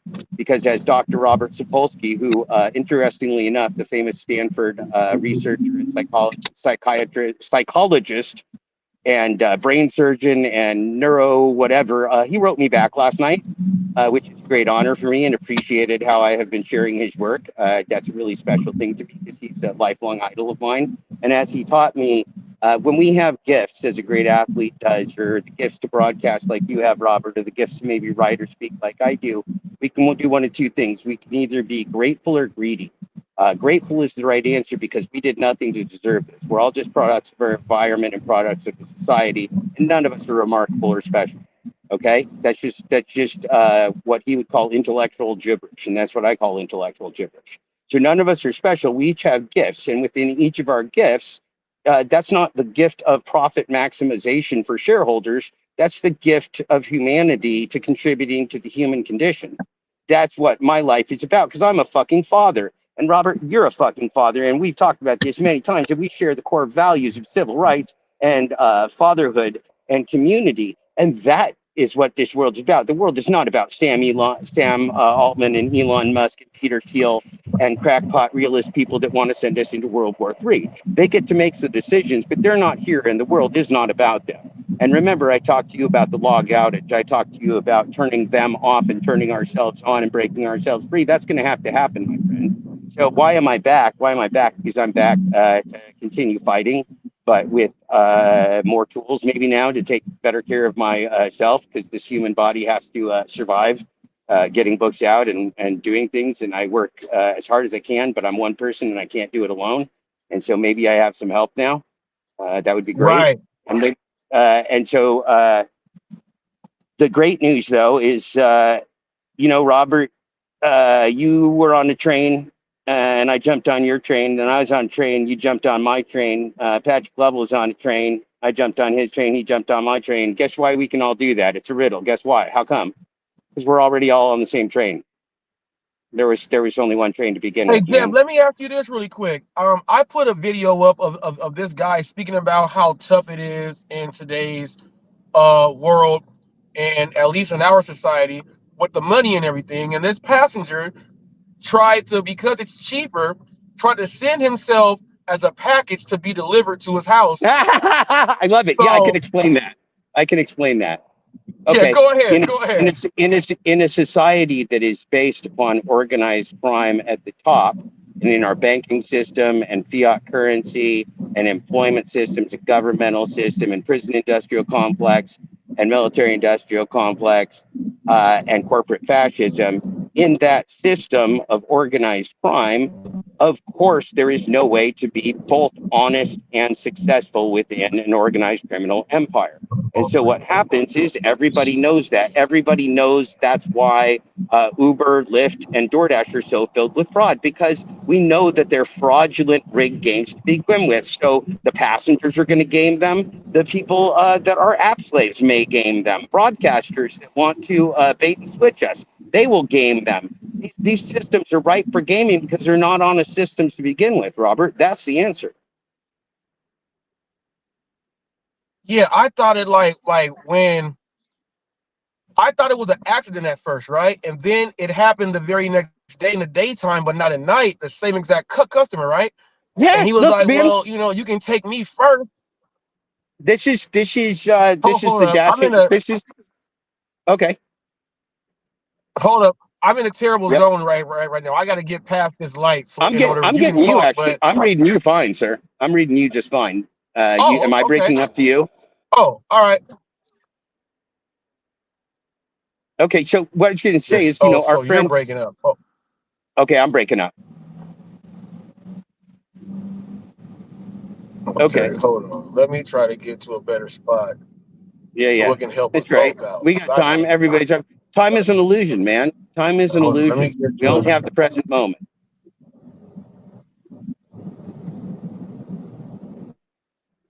Hold up. I'm almost. Oh yeah, it did that. Hold And up. Let me get on up. Let me get on up.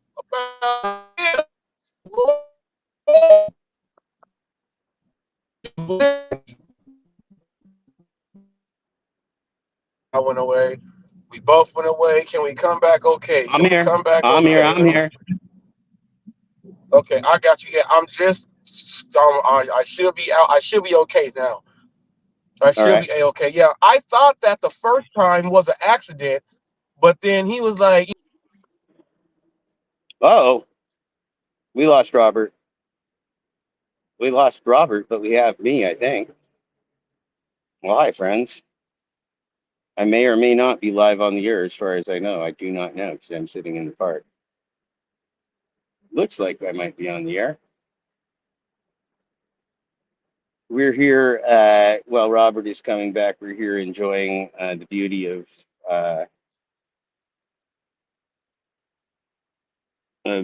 Cathedral Park in Portland. And it looks a little bit like this. So, Robert, I think I've been entertaining the audience somewhat with Cathedral Park while you were gone. It looks something like this. This is North Portland. It's badass. It's a beautiful place. That's nice greenery back there. That's right, buddy. Nice greenery back there. I have a 6-mile route that I take different zigzags around every day. Every day. Dang, that looks crazy right there. Your shirt is exactly like that's the same color as that grass back there. Now this is a throwback, man. This is from the pick. This is from Kenny Wheaton's pick against the Washington Huskies. I was at that game in somewhere around 1993. This is one of the most famous plays in Oregon history. This Kenny Wheaton, who went into the NFL and ended up playing for the Dallas Cowboys. He was a redshirt freshman, and they were going into the end zone to beat the Ducks, and the Huskies were dominant. And Kenny Wheaton picked it off in the end zone and returned it 100 yards for a score as the quarterback, Damon Ear, dove lamely at his feet, looking like he wasn't trying to. It was great. It was a special moment. Anywho, football Robert, is back. In a system, I'm sorry. Jeff, look, football is back. And football's back. you know that I'm a pack guy, but we are no longer the pack. It's Big Ten football now. It's Big Ten. We can't even count. There's 18 of them, and it's the fucking Big Ten, which just really kills me. At least the pack 8, Pac 10, and Pac 12 could fucking count. But what are we gonna do? You know how crazy it is for me to say Big Ten. Yeah, it's so crazy that look. A lot of you guys don't understand out there when you're dealing with football, the Pac-10 conference, you guys, was NFL ran, NFL plays, NFL receivers, NFL DBs, and that was the thing that separated the pack from the other divisions in college football. Now we're in the Big Ten, and I used to hate waking up and watching Big Ten football because I thought it was boring. And now we're in the Big Ten, and I'm like, damn, they took the schools with the market value out and put them there. And I'm like, wow. So yeah, this is what empires and organized crime does. Is it concentrates its power constantly in different monopolies, and that's what college football is doing too, right? It's creating a monopoly at the top for the haves, and then a second tier for the others, and another tier for the others, because this is big oligarch fucking business. This is alcohol sales. This is drug sales. This is advertising. This is military industrial complex, prison industrial complex sales, right? Is what these promotional vehicles are. And that's, some of my least favorite things about college football is how tight it is to the military industrial complex and the idea that people with guns are going to save us and do good things in the world. Because guess what? Men with guns do not do good things in the world and save us. Right. Hey, Jeff, what did you think about Pedro getting deactivated from DoorDash? I don't think about Pedro. I don't think about Pedro much at all. I think it's just part of all that big game. And that's what I was going to say. Like, this is the dashing trader theory of the gig economy, right? Is that all's fair in the game. And all is fair in the game. It's a corrupt game. It's a game you can't win, which is like why I tell everybody, this is a temporary stop. Protect yourself and get the fuck out as soon as you can, because it's a rigged, awful game that you can't win. Now, some of us, you in particular, Robert, and Sam Lee, and a few other people are in some markets where you got a better chance at quitting yourself for app slavery a little bit better, but you're still getting a fraction of what you deserve, right? Jeff of Mike Drop Barbecue talks all the time about how to turn that fraction of what you deserve into the whole thing that you deserve, which is all of it, because you're doing all the work, right? The matchmaker doesn't get to screw your wife. The matchmaker just introduced you. So, Uber is the king that wants prima nocta, right? They want to screw your wife on the wedding night because they own everything. And no, I'm just not into that, man. Right. They don't get to take everything just because they claim ownership of all that we are and all that we see and all that we do. And that's what this is about. That's what the empire is about. That's what Patrick Lovell's The Con is about, is that our poverty, our austerity, our inability to pay our car insurance and get medical care and afford housing and everything else is all a product of their organized criminal empire. It is not a product of our economic failure. There's a big fucking difference. It's the difference between night and day. It's the difference between evil and good. Right. Now, I enjoyed one of your emails a whole lot about narcissism and all the different variables. Yeah, all the different variables of narcissism, and I was like, a lot of these people don't even know that they fit into these things right here. And I was like, man, great. That was a great email that I got. That's what I'm doing here. That's been my whole year, is to help people understand that what we all are is victims of a narcissistic and abusive empire. I came up with the term narcissistic empire abuse because I studied the work of Dr. Ramani Durvasula, D-U-R-V-U Durvasula, Dr. Ramani Durvasula, Dr. Ramani Durvasula on YouTube. And she's fucking tremendous. And as I was watching this, it hit me like a ton of fucking bricks as I'm trying to get over the fact that my mommy and daddy don't like me so much and don't like the choices I've made in my life so much, and hurts a lot, and I don't really have a relationship with them. Well, that really fucking sucks. So as I'm getting over that terrible trauma that a 56-year-old man might have, I also realize that all my friends have the same problem, some of them with their families, but all of us with the empire, because we're being gaslit constantly and told that we should be, would be doing something other than what we're doing if we just tried harder. And guess what? That's just not fucking true. Nobody tries harder than all of us. I know that for a fucking fact. Right.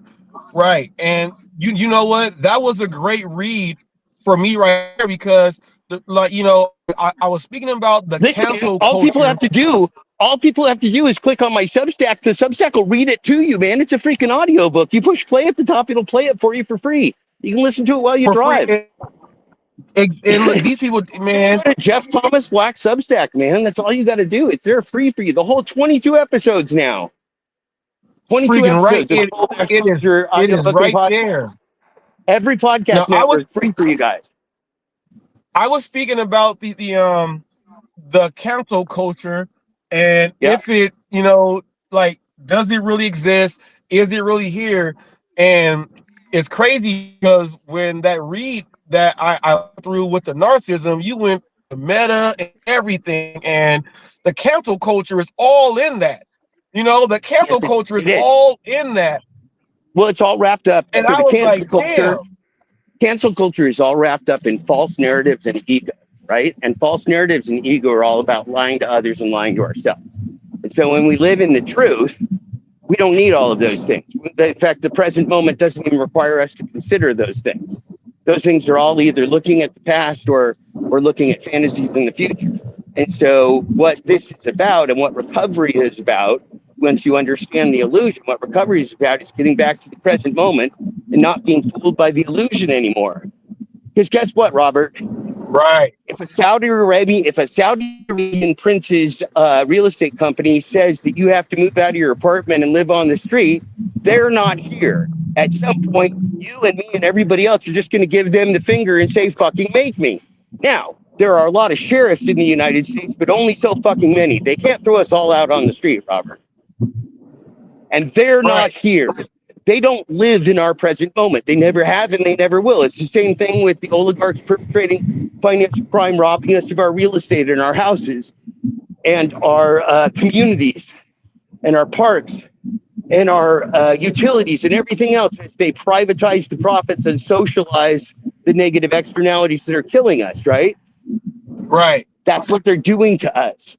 And we are passively taking it because we believe in their new version of diplomatic immunity. Remember Lethal Weapon? Diplomatic immunity! Remember that? Yeah. Okay, so the new term I made up this week, actually, in writing this book is wealth immunity. That's what they're claiming. Elon Musk and Peter Thiel, all these people, the bankers, everything, $71 trillion of proven fraud, and their only alibi is wealth immunity. They did it in broad daylight. We got the proof, and they're claiming immunity because they're rich. Just like the gig economy, isn't it? I'm climbing a hill here, which is why I'm breathing hard. Oh no, you're all right. Keep going. Keep going. I'm listening. Yeah. So that is what we have to awaken to, and it's a really big challenge. Just like it's a really big challenge when we have family or parents or anybody else that can't see us for who we are and what we're doing, because when we're in poverty, when we're in the gig economy, when we're app slaves, people that work in migrant labor, human care, we're invisible. We're ghosts. They see us working, but they don't see us at all, right? We're tools for their greed. They don't see us as human beings. So it's incumbent upon us to see our own human value and stop diminishing ourselves in their corrupt system. Does that make sense? Yeah, all the way. All the way.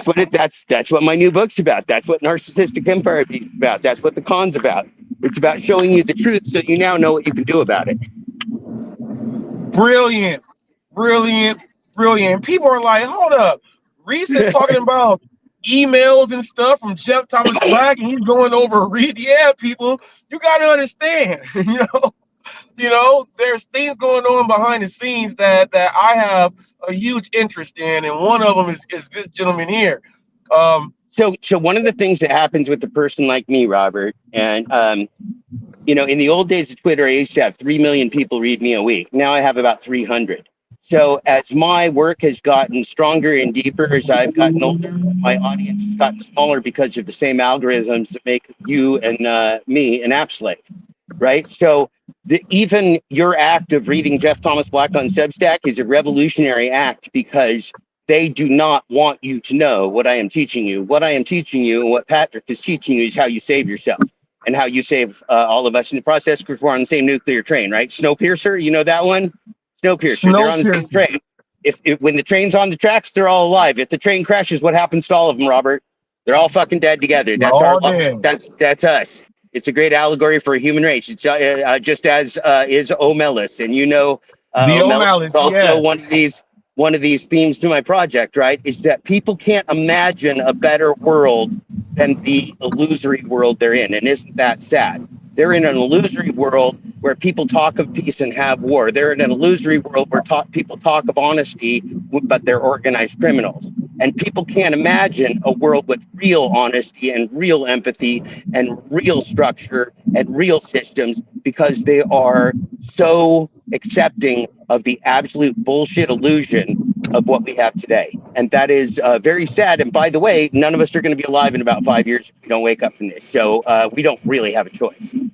I'm not doing this because I think there's other shit I could do, and this is what I choose. I have no fucking choice, Robert. This is not a choice for me. Right. Man, Jeff Thomas Black is back in the building. Oh my goodness. Breath But of man, fresh air, man. you're one of my favorite people, and I know that you've hung out there in the gig economy a lot of times with your own opinions, and people don't want to hear original opinions, and we all have original opinions and should feel free to share those. Now, what's most important? If I share an opinion with you based upon my work, it's going to be based upon experience and research. And I really see Robert a lot in the same vein, right? Robert does things a little bit differently in terms of what he covers, but make sure, and it's, to always think about the difference between somebody's opinion and the reality. And reality is always in this present moment. It's always right now. Reality is not a story about the future. Reality is not some remembrance of the past. Reality is right now in the present moment. And the truth is also right here in the present moment. And any chance you have of saving yourself or taking right action for the future of humanity or family, also only right now in the present moment. So it's a lot to think about, man. And I guess maybe that's why I wanted to just come in and say hi to you today. So I wanted to sort of socialize this new line of thinking because I know that it's the way that we have to go to take all of that great work that you've done and everybody's done in the gig economy and take it to a place where we start to benefit from that work as opposed to staying in the place where we're app slaves on the genocide list, which I don't want to see. Right. It's getting crazy with these apps now. Especially DoorDash. It's getting crazy. DoorDash is getting kind of nuts. These people are going nuts. Robert, all of these things, and part of narcissistic abuse that you have to accept and realize is it only gets worse. It never gets better, right? And I did a whole broadcast about this. You can see on my YouTube channel with Dr. Ramani Durvasula. I used her video and I showed, and she talks about, right, this is how narcissistic abuse goes. And tell me if this is not our life in the gig economy, right? Starts out up here. It's like this. And then it really drops off. And then it levels out again, and you find kind of a new stable, and you go around, and then it gets worse and it drops off, and then you kind of find a new stable again, but it never, ever goes up. It goes over, and it drops, and then it goes over, and it drops, and it goes over and drops, and it's walking us right down the chute into our own slaughter, right? That's what that incremental enshittification, remember that word, the incremental enshittification is doing. Is it's just using intermittent reinforcement, the occasional rewards to keep us hooked and addicted so that we keep behaving in the manner that they want us to behave. That's what's going on here. It's all so core to psychology and human behavior, and it's what these corporate fascists use against us. And remember what I said last year and in the book, that against their AI and corporate systems in app slavery, we're as helpless as kittens. We don't have defense systems within their closed systems for ourselves. And we can't afford to be in systems where we're perpetual victims because they only take us down, man. They only take us down. Are we here? I think we might have lost Robert for a minute. All right. Well, we're going to take a tour of the top of the park while we're waiting for our friend Robert to come back. It's nice seeing everybody. I'm going to sign off soon, and I appreciate seeing everybody. I'll probably try and rebroadcast this on my channel later. So this is that's looking down through the bridge. That's the St. John's Bridge in North Portland and Cathedral Park, home of the Cathedral Park Jazz Festival and many other lovely events in our area. It looks like maybe, I'm assuming Robert come back, but we're here. We're okay. We're in the present moment. We're making the most of it. I think. Can't see the other end, but I'll assume that we are.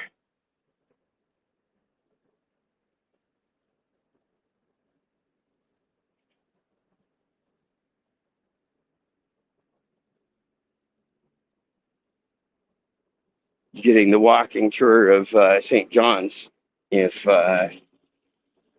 ever wanted one.